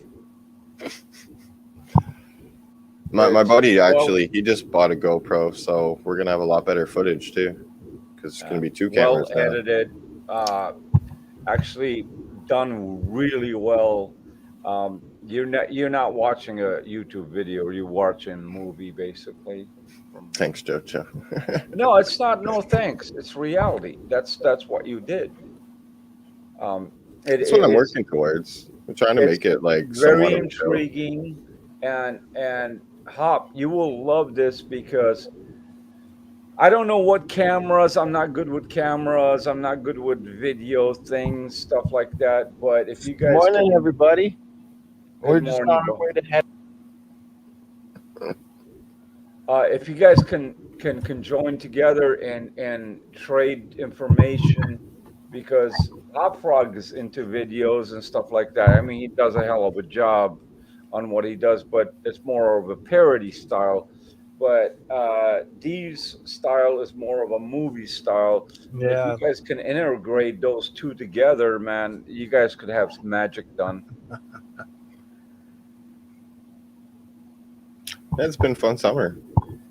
But yeah, my buddy who I've been going on the bike adventures with just broke his bicycle. Oh, that's easy to fix, no? He broke the frame. Oh. So he needs a new bike. But yeah, we're going to go on a canoe adventure instead. I'm packing for it now. It's going to be fun.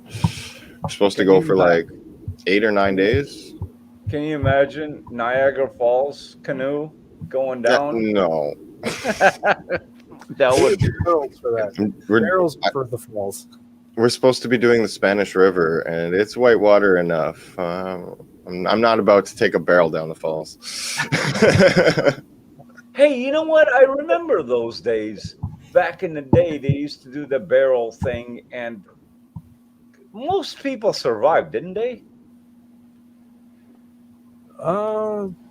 Yeah, I think a I lot think of them some people survived. I don't know about most. So you guys are remembering who died, but nobody that survived. I remember those days that, oh, this guy took a shot with a barrel and went down the Niagara Falls. And then it's always on the U.S. side. Yeah. I was hoping Elvis was going to go over the falls in a barrel, but that never happened. Can I donate to that? Parts of them survived. Parts of them, yeah. Parts of people survived. There's some people that got mangled. They'd survived the fall, but that's get mangled up pretty bad. What barrel would fit that guy? Number one. 55-gallon drum. Okay. Now, his own weight will kill him. Yeah. Just landing. Even if it's on water. Oh, there you go. I know he was terrified of water, and Rosie was telling me you're going to take him to the falls and stuff. And he's like, when they did the video, that she was getting up pretty up close and stuff, and he didn't even want to get in the boat where they take the tour underneath and everything. He's like, he's terrified of the water. That guy. In reality, I don't know how video stuff works. Again, I'm going to rephrase this and say that capture that you did on that ride of the bike and the bridges and the river and all that stuff, that was amazing work. How you edited, I wonder how many hours it took you to cut the clips down. That's something that is mesmerizing. And Hop Frog has got his own method of doing videos that are amazing because we can relate to the topics that he provides. As far as, laughing at certain people and redoing a video of someone that did what. But you guys' tastes are a little different from each other. But if you can commingle with each other, man, I can imagine what movie you guys can put together. It's always good to encourage each other, people, just work together and absolutely learn stuff. Because I've been doing this for just a couple of years, and I'm just brand new to the thing. Yeah, but what you do, dude, Okay, these you got to I see just what he, started the summer with what I'm doing. what this guy does, man, is fucking mind blowing. He actually goes out there and gets fucking outfits to match what was used on the original video of the character that was playing it, and playing it innocently, but he reverses it into a comical fucking video. Oh, you mean Now, like Cheeky? when you've seen the original video and you see the remake of what he does, you sit there and you better have a bucket between your legs because you're gonna piss. And see, Deez doesn't know the same characters we know as what you do, but if he knew the characters, he would understand.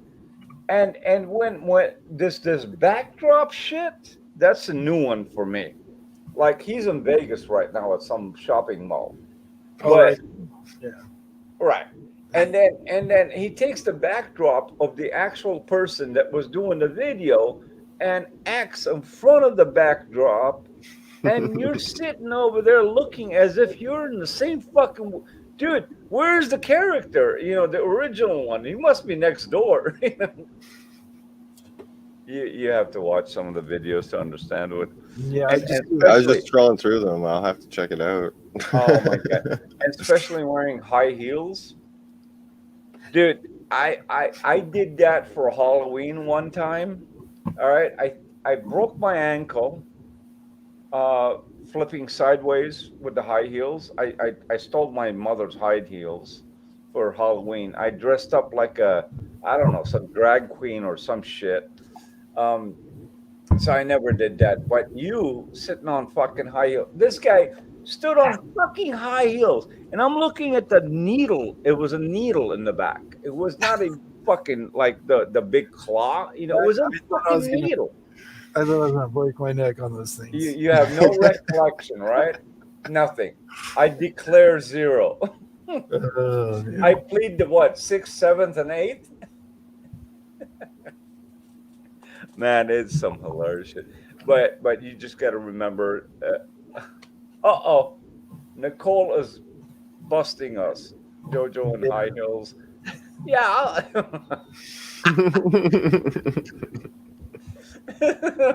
Right. Oh man, that's abuse. See, that's abuse. She's That's- abusing me. Yeah. what do you call that? Internet abuse? Something like that. Yeah. She's Some- trying whatever. to find out if you're kinky or not. And just give it a name.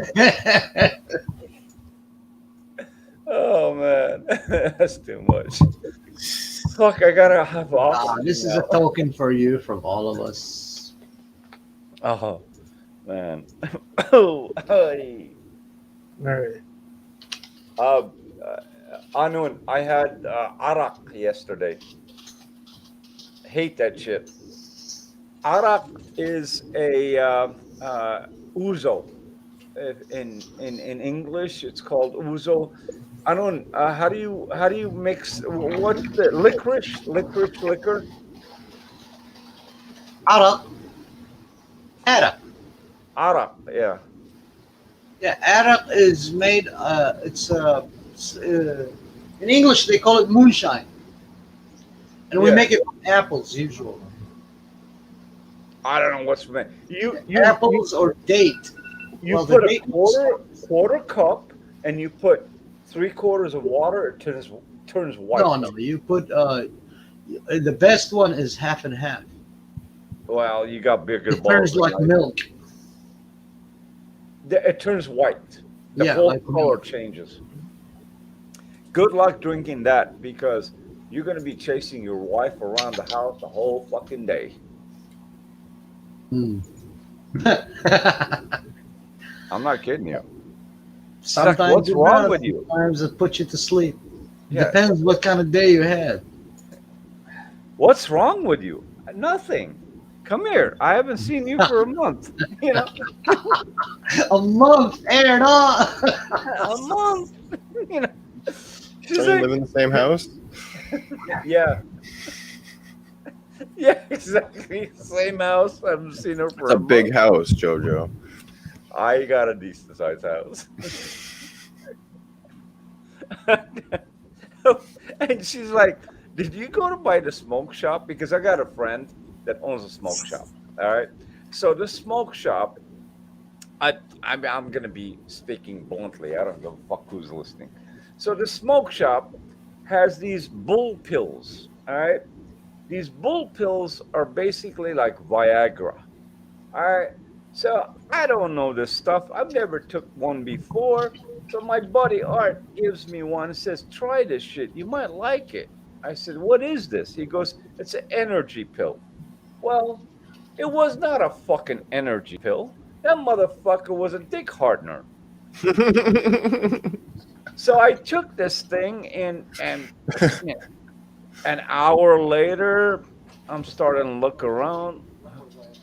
Yeah. Look around left, right, center, and then I found a bedroom, and that was the end of the story. It was an energy pill, just not for the thing you intended, your brain. Exactly. I'll be right back. All right.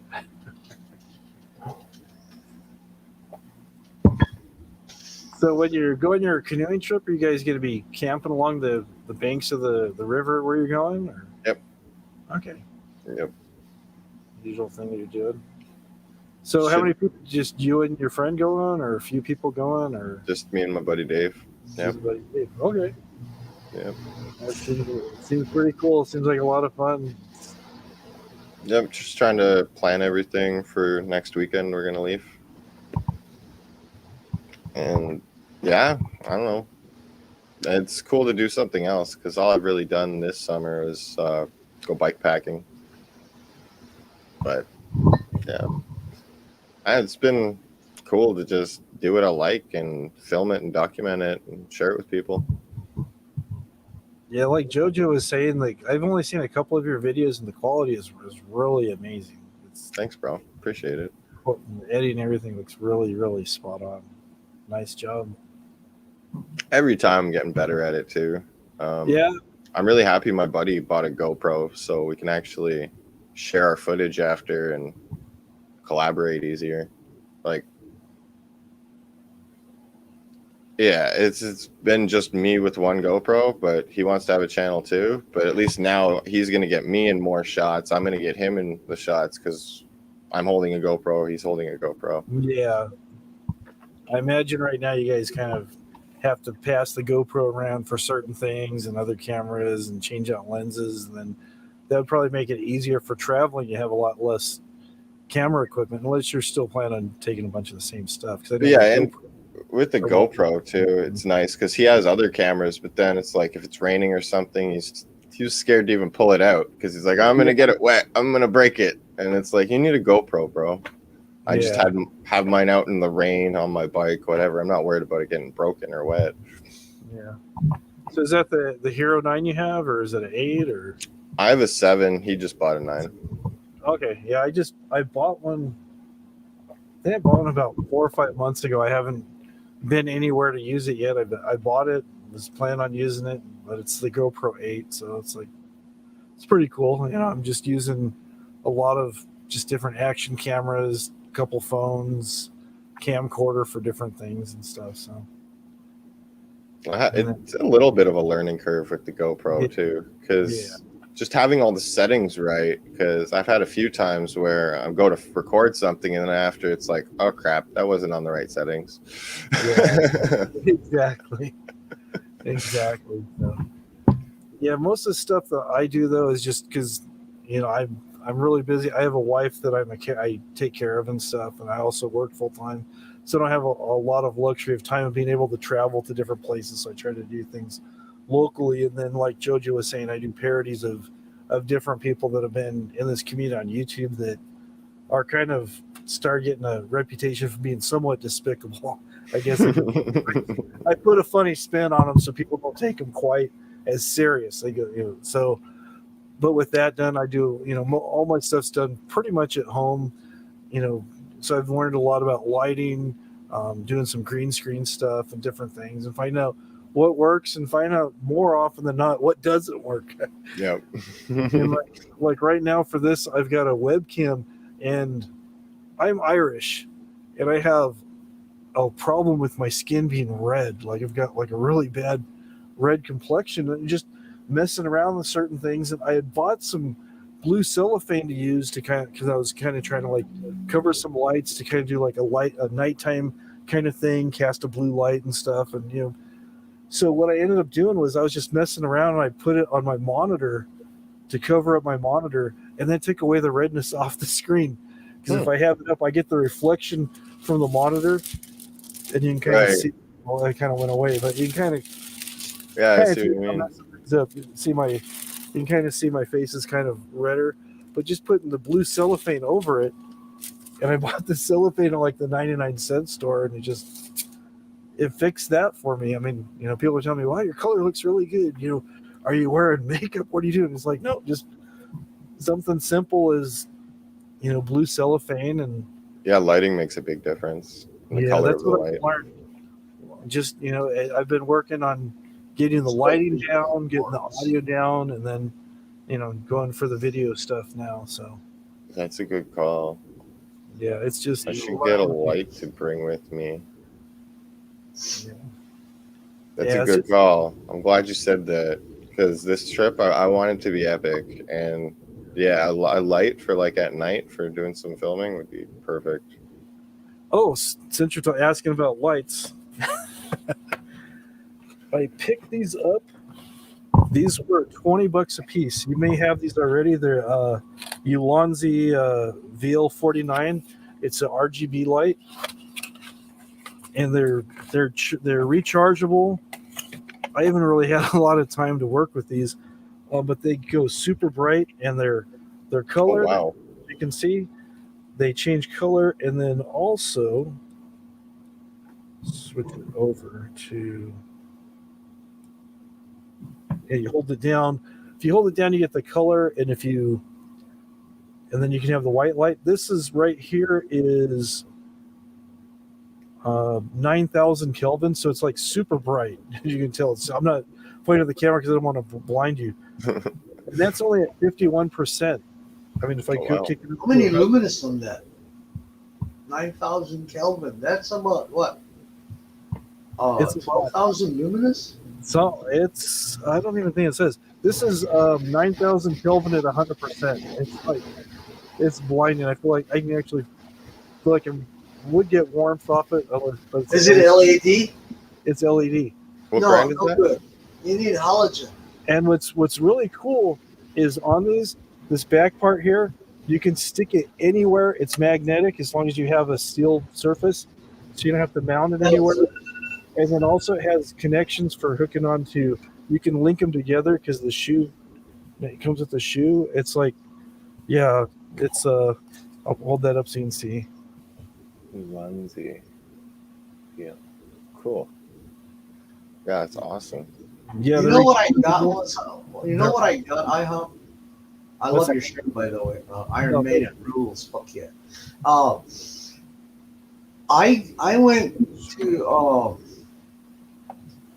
Continental Company, the one that makes aircraft engines, and I was asking for what type of lighting and where I can find it. So I found a place where I get aircraft mechanics light.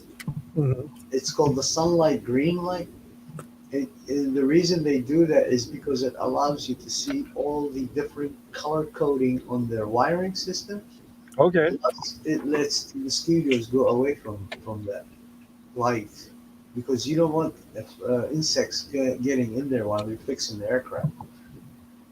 I found using that light in my artwork, it helps tremendously mixing my palette. Oh, it does, yeah. I used to use a gray area in my palette. I use glass, by the way. Mm-hmm. And then I spray paint the back with gray, so I can see exactly where is my colors to be mixed before I do my painting. Okay. That's what I used to do. I used to use regular halogen light bulbs to mimic the sunlight, because sunlight gives you the true color. Yes. That you're looking for. And I found that aircraft mechanic light can give you the true reflection of the color itself. Now you are in a different medium, of course. It has to do mainly with the physical light, photons, and everything because you're using camera, right? Mhm. So that is called that's a different lighting system. So I don't know if you might try that as to emphasize on your shots or stuff like that, to do your own tricks. It Yeah. might, because that helped me tremendously finding the perfect mix I want to do, especially when I'm dealing with the teal, cobalt teal. It looks like a sky blue, but it's more greenish. Yeah. It's and then I use the cadmium magenta. Magenta is like it's like a rose, but it's a red rose. Yes. But it's cadmium, and when you mix them, I get that perfect purple that I want. But that only helped me when I used the aircraft light system. You should try that. I don't know. I don't know. I use a mineral pigments. You use a light uh, as your what do you call it? Live shots, or when you're making a movie or a clip or a comic. So it's a different concept. Yeah, it's very much the same. Yeah. Yeah, the reflection is the same. Yes, because Yeah. we both rely on light and shadow. So I don't know. Try that. See what happens. You too, Yeah. these. Maybe it will help you. I don't know. Yeah, I'll definitely look into that. I mean, I'm always looking for ways to improve what I'm doing and lighting. I mean, when I first started, I was using these shop lights with a daylight bulb. Yes, that's what I use. And I've got But mine are stand, not a clip. these things. I have two clips. I don't use them anymore. I use the stands. Yeah. In the studio. Yeah, and I was looking into like stands and different things, and then I just thought to myself, rather than because YouTube is for hobby for me. I get occasional super chats, like like you did tonight. And again, thank you again for both those. But it's like I try to look for ways where I can do stuff on the cheap, and I've built like stands for my backdrops out of 3/4 Schedule 40 PVC. I've built microphone stands. I've built light stands, and find out what connections fit together to make holders for my lights. And right now, like where I film in my garage, it's a little 5x5 area where I have my green screen set up. But I've got two shop lights on each side that are daylight LED that are hitting the green screen, giving me my lighting to make sure that. And then to separate me, I've got one of these clamp lights on a little stand I made out of PVC that you can't see when I'm in front of it, but it gives me enough separation so I can be in that small area rather than needing a big room. And that was just something I found out from trial and error and doing different things. And then I've got, the ring light. I don't use that a lot, but I found out too with the ring light, I have to cut strips of the blue cellophane so I don't look super red. My Irishness doesn't come across on the screen. But just lighting has probably been the thing that's helped the most in everything that I do with making videos. But I'll definitely looking for the mechanics light. And again, these are. I went to Collins College in Arizona. And I studied animation, directing, and producing. Oh, really? Okay. Yeah, and it's amazing. They use they used to use what we call a codec system. Okay. And it's like a camera that shoots your sketching, and each rigging. I'm sorry. Each rigging you do, the outlines of a character, they video it in one shot at a time. But it's a video camera, and it shoots only one shot at a time, one frame at a time. Now what they do, they digitalize it. Yeah. So they use the same method that you use in the lighting. They have it in their virtual studio. It's the same method. It's just is just pixelated. Mhm. And I'm like, how do you do that? And the teacher, she said, well, it's simple. It's you have a palette just like an artist. If you look at the Maya studio, you have a palette. It's in a circle, and wherever you move your mouse into that circle, you choose that pixelated color to add it to your character. Mhm. But you have to choose what area first you want to shed that color and lighting on it. And the same lighting applies. You were just talking about that. And it just reminded me with the teacher. By the way, she was one of those leading artists who did the Bugs Bunny and stuff like that back in the 60s. She Okay. died, poor woman. And that's when I quit. I said, they brought a young woman and she was dumb and full of cum. And I'm like, okay, I'm out of here. But sir, I was like, fuck this shit. I'm not going to listen to this garbage. She tried to introduce us to new softwares and stuff like that. I was like, it's all about money now, she's talking. You know, how are they going to make money out of students? Yeah. But the other one, she was actually a Native American. And she worked with Disney's and she worked with Warner Brothers mainly, where that voice characterizer, Mel Blanc, Okay. Yeah. you heard about him, right? He did Bugs Bunny, Daffy Duck, Porky Pig, all of them. And I learned of that since I was in Iraq about that guy. Robert McKimson and Chuck Jones, the artist himself. He's the one. Chuck Jones invented the characters, by the way, in Warner Brothers. He was the greatest fucking comic artist ever lived in Hollywood. Yeah, he is. There's lots of times where I've watched animations that were done, and I go, Oh, he was. like Chuck I Jones. mean, It's like, the yeah, subjects were deep, man, but people did not get them until now. Now they realize, oh, holy shit. So yeah. After watching certain things that like Chuck Jones produces, or or watching like a Hitchcock film, or watching different, you can start to see the style that these different people have, and you can kind of from that and create your own style as you go. Yes. At least that's a plan for me. Well, it's three things in every subject you throw. It's the subject mainly. That's the footing, like you said. Yeah. The subject. What is the message? And what is the subject about? That's the footing of every successful story. Yes. Is what is it talking about? And then and when it comes to making movies, you have to have characters. Now those play an important role into your subject. So you have to give the character, and then the story starts from beginning. It's moving slowly, right? Or you can leap it up. Escalation, it's called. You escalate the story to the point of grabbing your fucking seat, because now tension comes in, and then suddenly you give them, you give them the de-escalation. So how you do that is, well, first you give the character, and now every story starts with, there is a point of start, right? The point of start is, what does this character do and what does he want?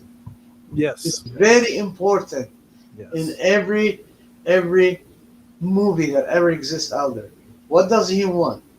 Now, when it comes to escalation, what is he looking for and how he's going to get to what he wants?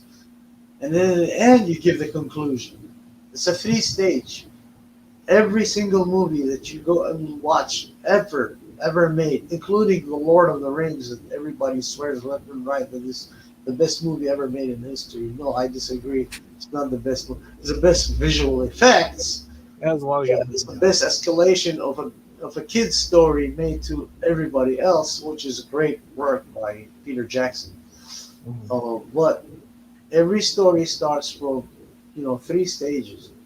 Introducing the character, and then you throw something happened, and now that character gotta chase that thing. That goes to the middle, throughout the movie, and the end, the conclusion. That's it. It's all in the stories. Even in the Gilgamesh story. You study the Gilgamesh story; it's the most epic story ever written in history, by the way. And you find out it's okay. There was Gilgamesh. Gilgamesh started abusing his power. There's a reason for it. Oh, Aikido comes in. I kicked Gilgamesh's ass, and then he showed him the way. And now they want to go to where is eternal life at.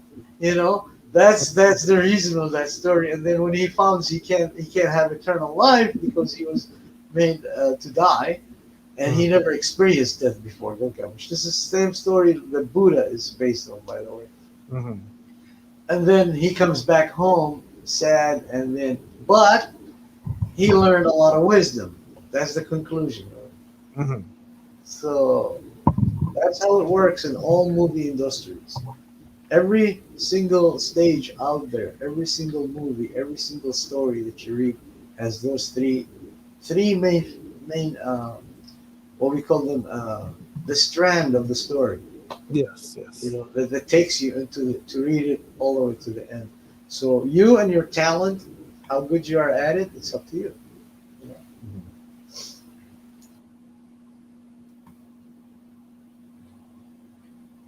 What is JoJo? I know coming back here, I know right here. You make a lot of trouble. What are you making? Making trouble. Trouble. Chinese women. Imagine being at a open buffet, and you go in there. You know, coming back here, you make a lot of trouble. You talking too much. You eat it too much.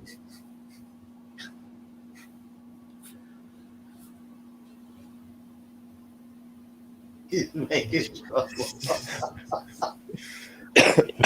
Nicole says not again. Nicole was saying, don't lie now, huh, Prague? We all know you got some peach lipstick on. That is the trademark of Mrs. IHOP Prague. Don't you know that? That's her mark on him. I had 3 big friends. And when I say big, when we were 13, 14, 15, these guys were pushing 170 pounds each, 180, 190. Big guys, right? So I'm like, listen, you know, dinner on me. I take them to this Chinese open buffet place. We go in there. These guys, 4 hours later, this Chinese woman came up, and I'll never forget. She walked up. She goes, "You guys make a lot of trouble." I'm like, "What trouble?" You know, you talking too much. What do you mean the fuck talk too much? You eat a lot of food. I'm like, what the fuck? It's open buffet. It was like $9.95 in 1988 or something. Yeah. And they kicked us out. Oh, that's crazy. Do you remember Arby's? Anybody knows Arby's? Oh yeah. Yeah. So Arby's had a weekend sale. Like it was started on Friday at noon and ended midnight on Sunday, all you can eat. I think we went in there, dude, I had diarrhea for 5 days after that. That's never good. Why is it like fall here? Stop. It's cold here. It feels like it's fall already. Somebody's calling somebody. Nah, it's my Oh, alarm. it's got to be Wake a up, booty wake call up. at 8 a.m. It's like 55 degrees here. Oh, I'd love to trade places with you. I just hope it warms up again before I go canoeing. Shit, man, it's been hitting 100 over here. Yeah. And, you know, as long as we don't have the humidity, I'm cool with 100. But other than that, man, humidity plus 100, fuck that. It's good when it was like 80 here, 90. That's not bad. Humidity, what level? Low. It doesn't get that humid here normally. Yeah, you're fine. You're lucky, D's. It was It was 99 point something yesterday, and it hit 100% humidity. And my boss called. He's like, "Get in the shade." Yeah, fuck that, man. The Yeah, humidity it was part. 108 yesterday. Wow. Here in And Tennessee. you love Tennessee. I love Tennessee. I wouldn't replace it with anything. Selawa. Ulama Bariawa.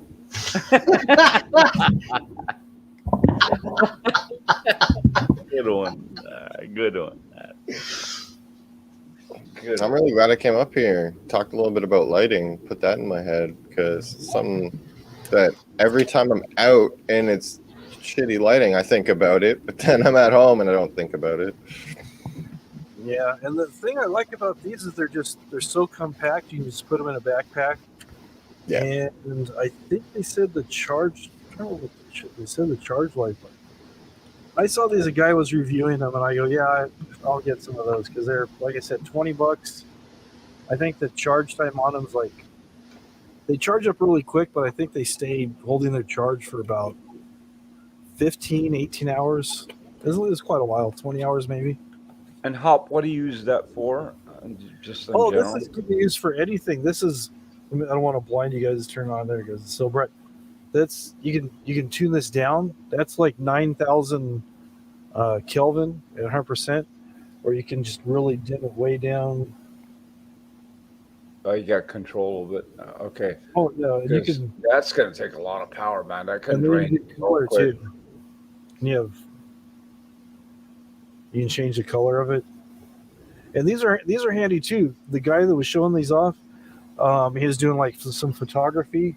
Lots of times where people are lighting up displays, like if they want to make it look like their water, whatever product's glowing, they put one of these behind it where it's just out of camera range, you can't see it, but you're getting the lighting effect of it. You can put these anywhere. Yeah, I see it. You can use a deflective sheathing. Yeah. And use that deflective as a half of lighting or some kind of a secondary lighting too. Exactly. Exactly. But these, you do mostly of daytime filming. Is this going to benefit you for other functions? Oh, well, it's partially because of crappy lighting too, that I'm not filming during it like at night at all. Got it. So, yeah, and like for power, I have this solar panel, this portable solar panel I've been bringing with me, and it's kept my GoPro charged, all my extra batteries, my power bank, my cell phone, everything. It's got a 4 amp output, and it's like it's about this big. It folds out. And it's been really handy because I haven't had one solar thing, the like handheld one. It looks like almost like an iPhone, but a little bit bigger. It lasts an hour. That's it.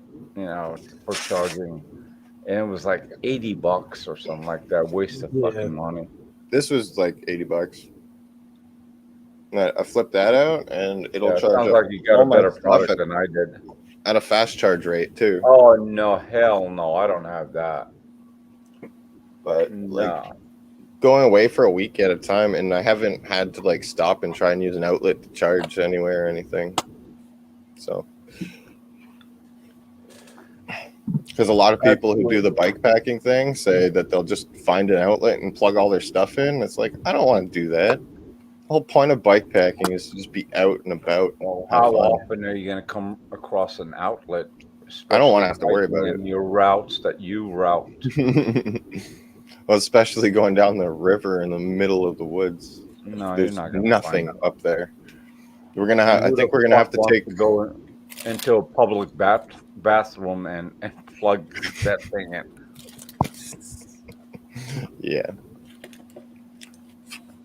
I do not go into public bathrooms. Period. Nothing. I'd rather shit in the woods. Yeah, exactly. Literally. Yeah. Make sure you got a wet napkin package in your bag. Always got them on my bike. And we're done. Yeah. No, I won't go in a public bathroom. dude. It was coming back from Santa Barbara, and Santa Barbara, you guys know, it's a fucking cleanest place ever, supposedly, right? Stop at a gas station to fuel up, and at the tip of Santa Barbara, south of Santa Barbara, heading towards Los Angeles, walk in that bathroom, man, it looked like, I don't even want to describe it. I just walked out.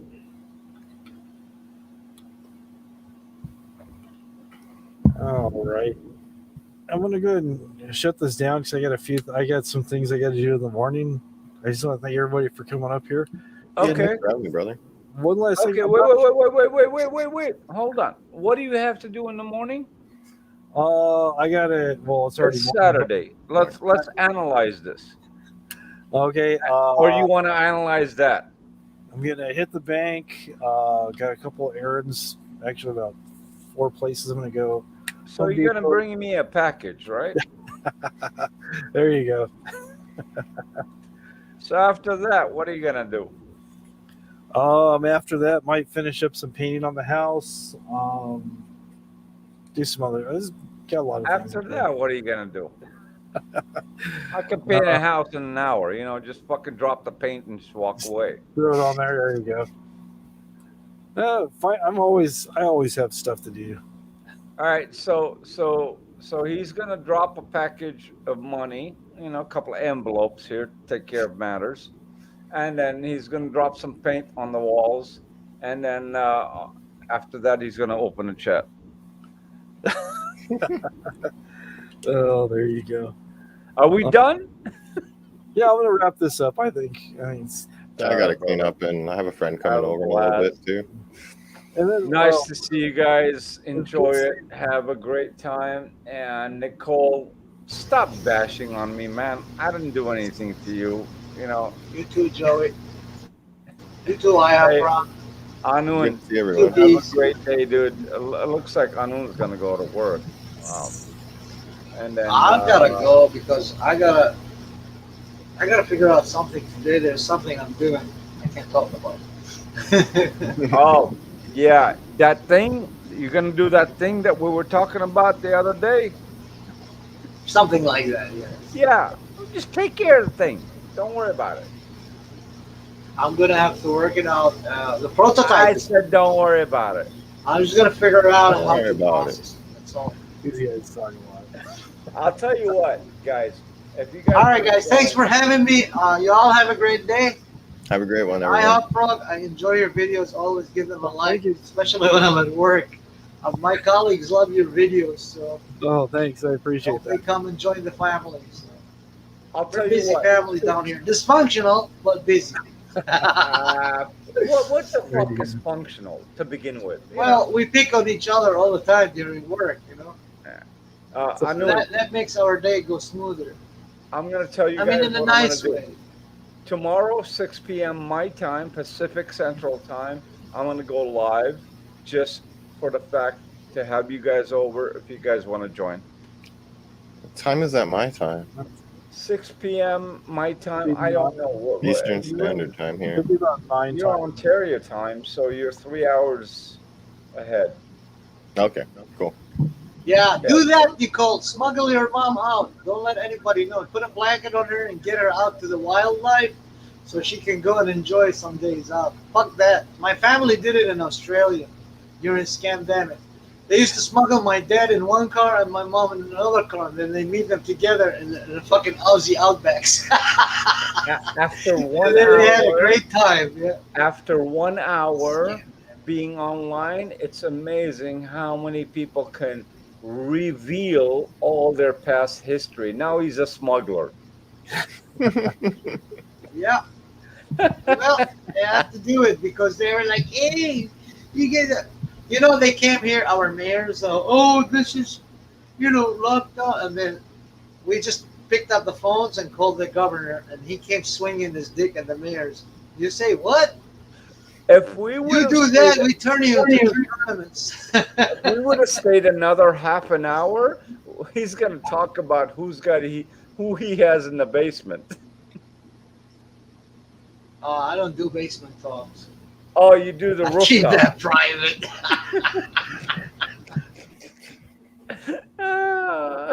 Yeah. Another thing too, I was gonna tell you, Deez, I'm not sure what you're using for a microphone, but if you want a really good, inexpensive backup, there's a Takstar. They've done reviews of these. They're comparable to a Rode. This was like $28 for a shotgun mic. It plugs into your camera. It just plugs in really easy. True. Yeah, that's something I need to fully get going properly. Is that audio to audio jack, right? Yeah, I've just been using the GoPro, but learning Yeah, but process. your GoPro, I don't know how it works as far as GoPros, but the microphone is amazing. I mean, the pickup, it's like It's not clear. bad for what it is, but it could definitely be better. And I think there's a wireless mic option for the GoPro. I gotta look at. There is, yeah. Yeah. If you want to. Anyway, I'm gonna vote, guys. Have a great day, everyone, and have a blast. And make sure Thanks for you having do me up, get Pop in Frog. trouble. That way we can hear about the downflow. So get in trouble and tell us all about it. It's good to see you, Jojo and Anunnaki. Same here, brother. Good to see you, too. guys. And Hop, I'll see you. And who's this other guy on air? Oh, fuck you. 6 p.m. tomorrow. I'll today. I'll be on. Nicole, Later. today. How is your gano, Shmaya? Be careful. Muile? Stay safe. How is your algano? Oh yeah. Oh, thank you. How much? Thank you. Please. Thank you. Thank you. Same to you. And stay awesome, bro. How means be careful with yourself. Hop Frog. That means Stay safe. That's what it means. Stay safe. Yeah. And I'll see you guys. Anunnaki, if you don't show up at 6 p.m. today, I'm gonna fire myself. Oh, I thought a flying slipper was coming at me.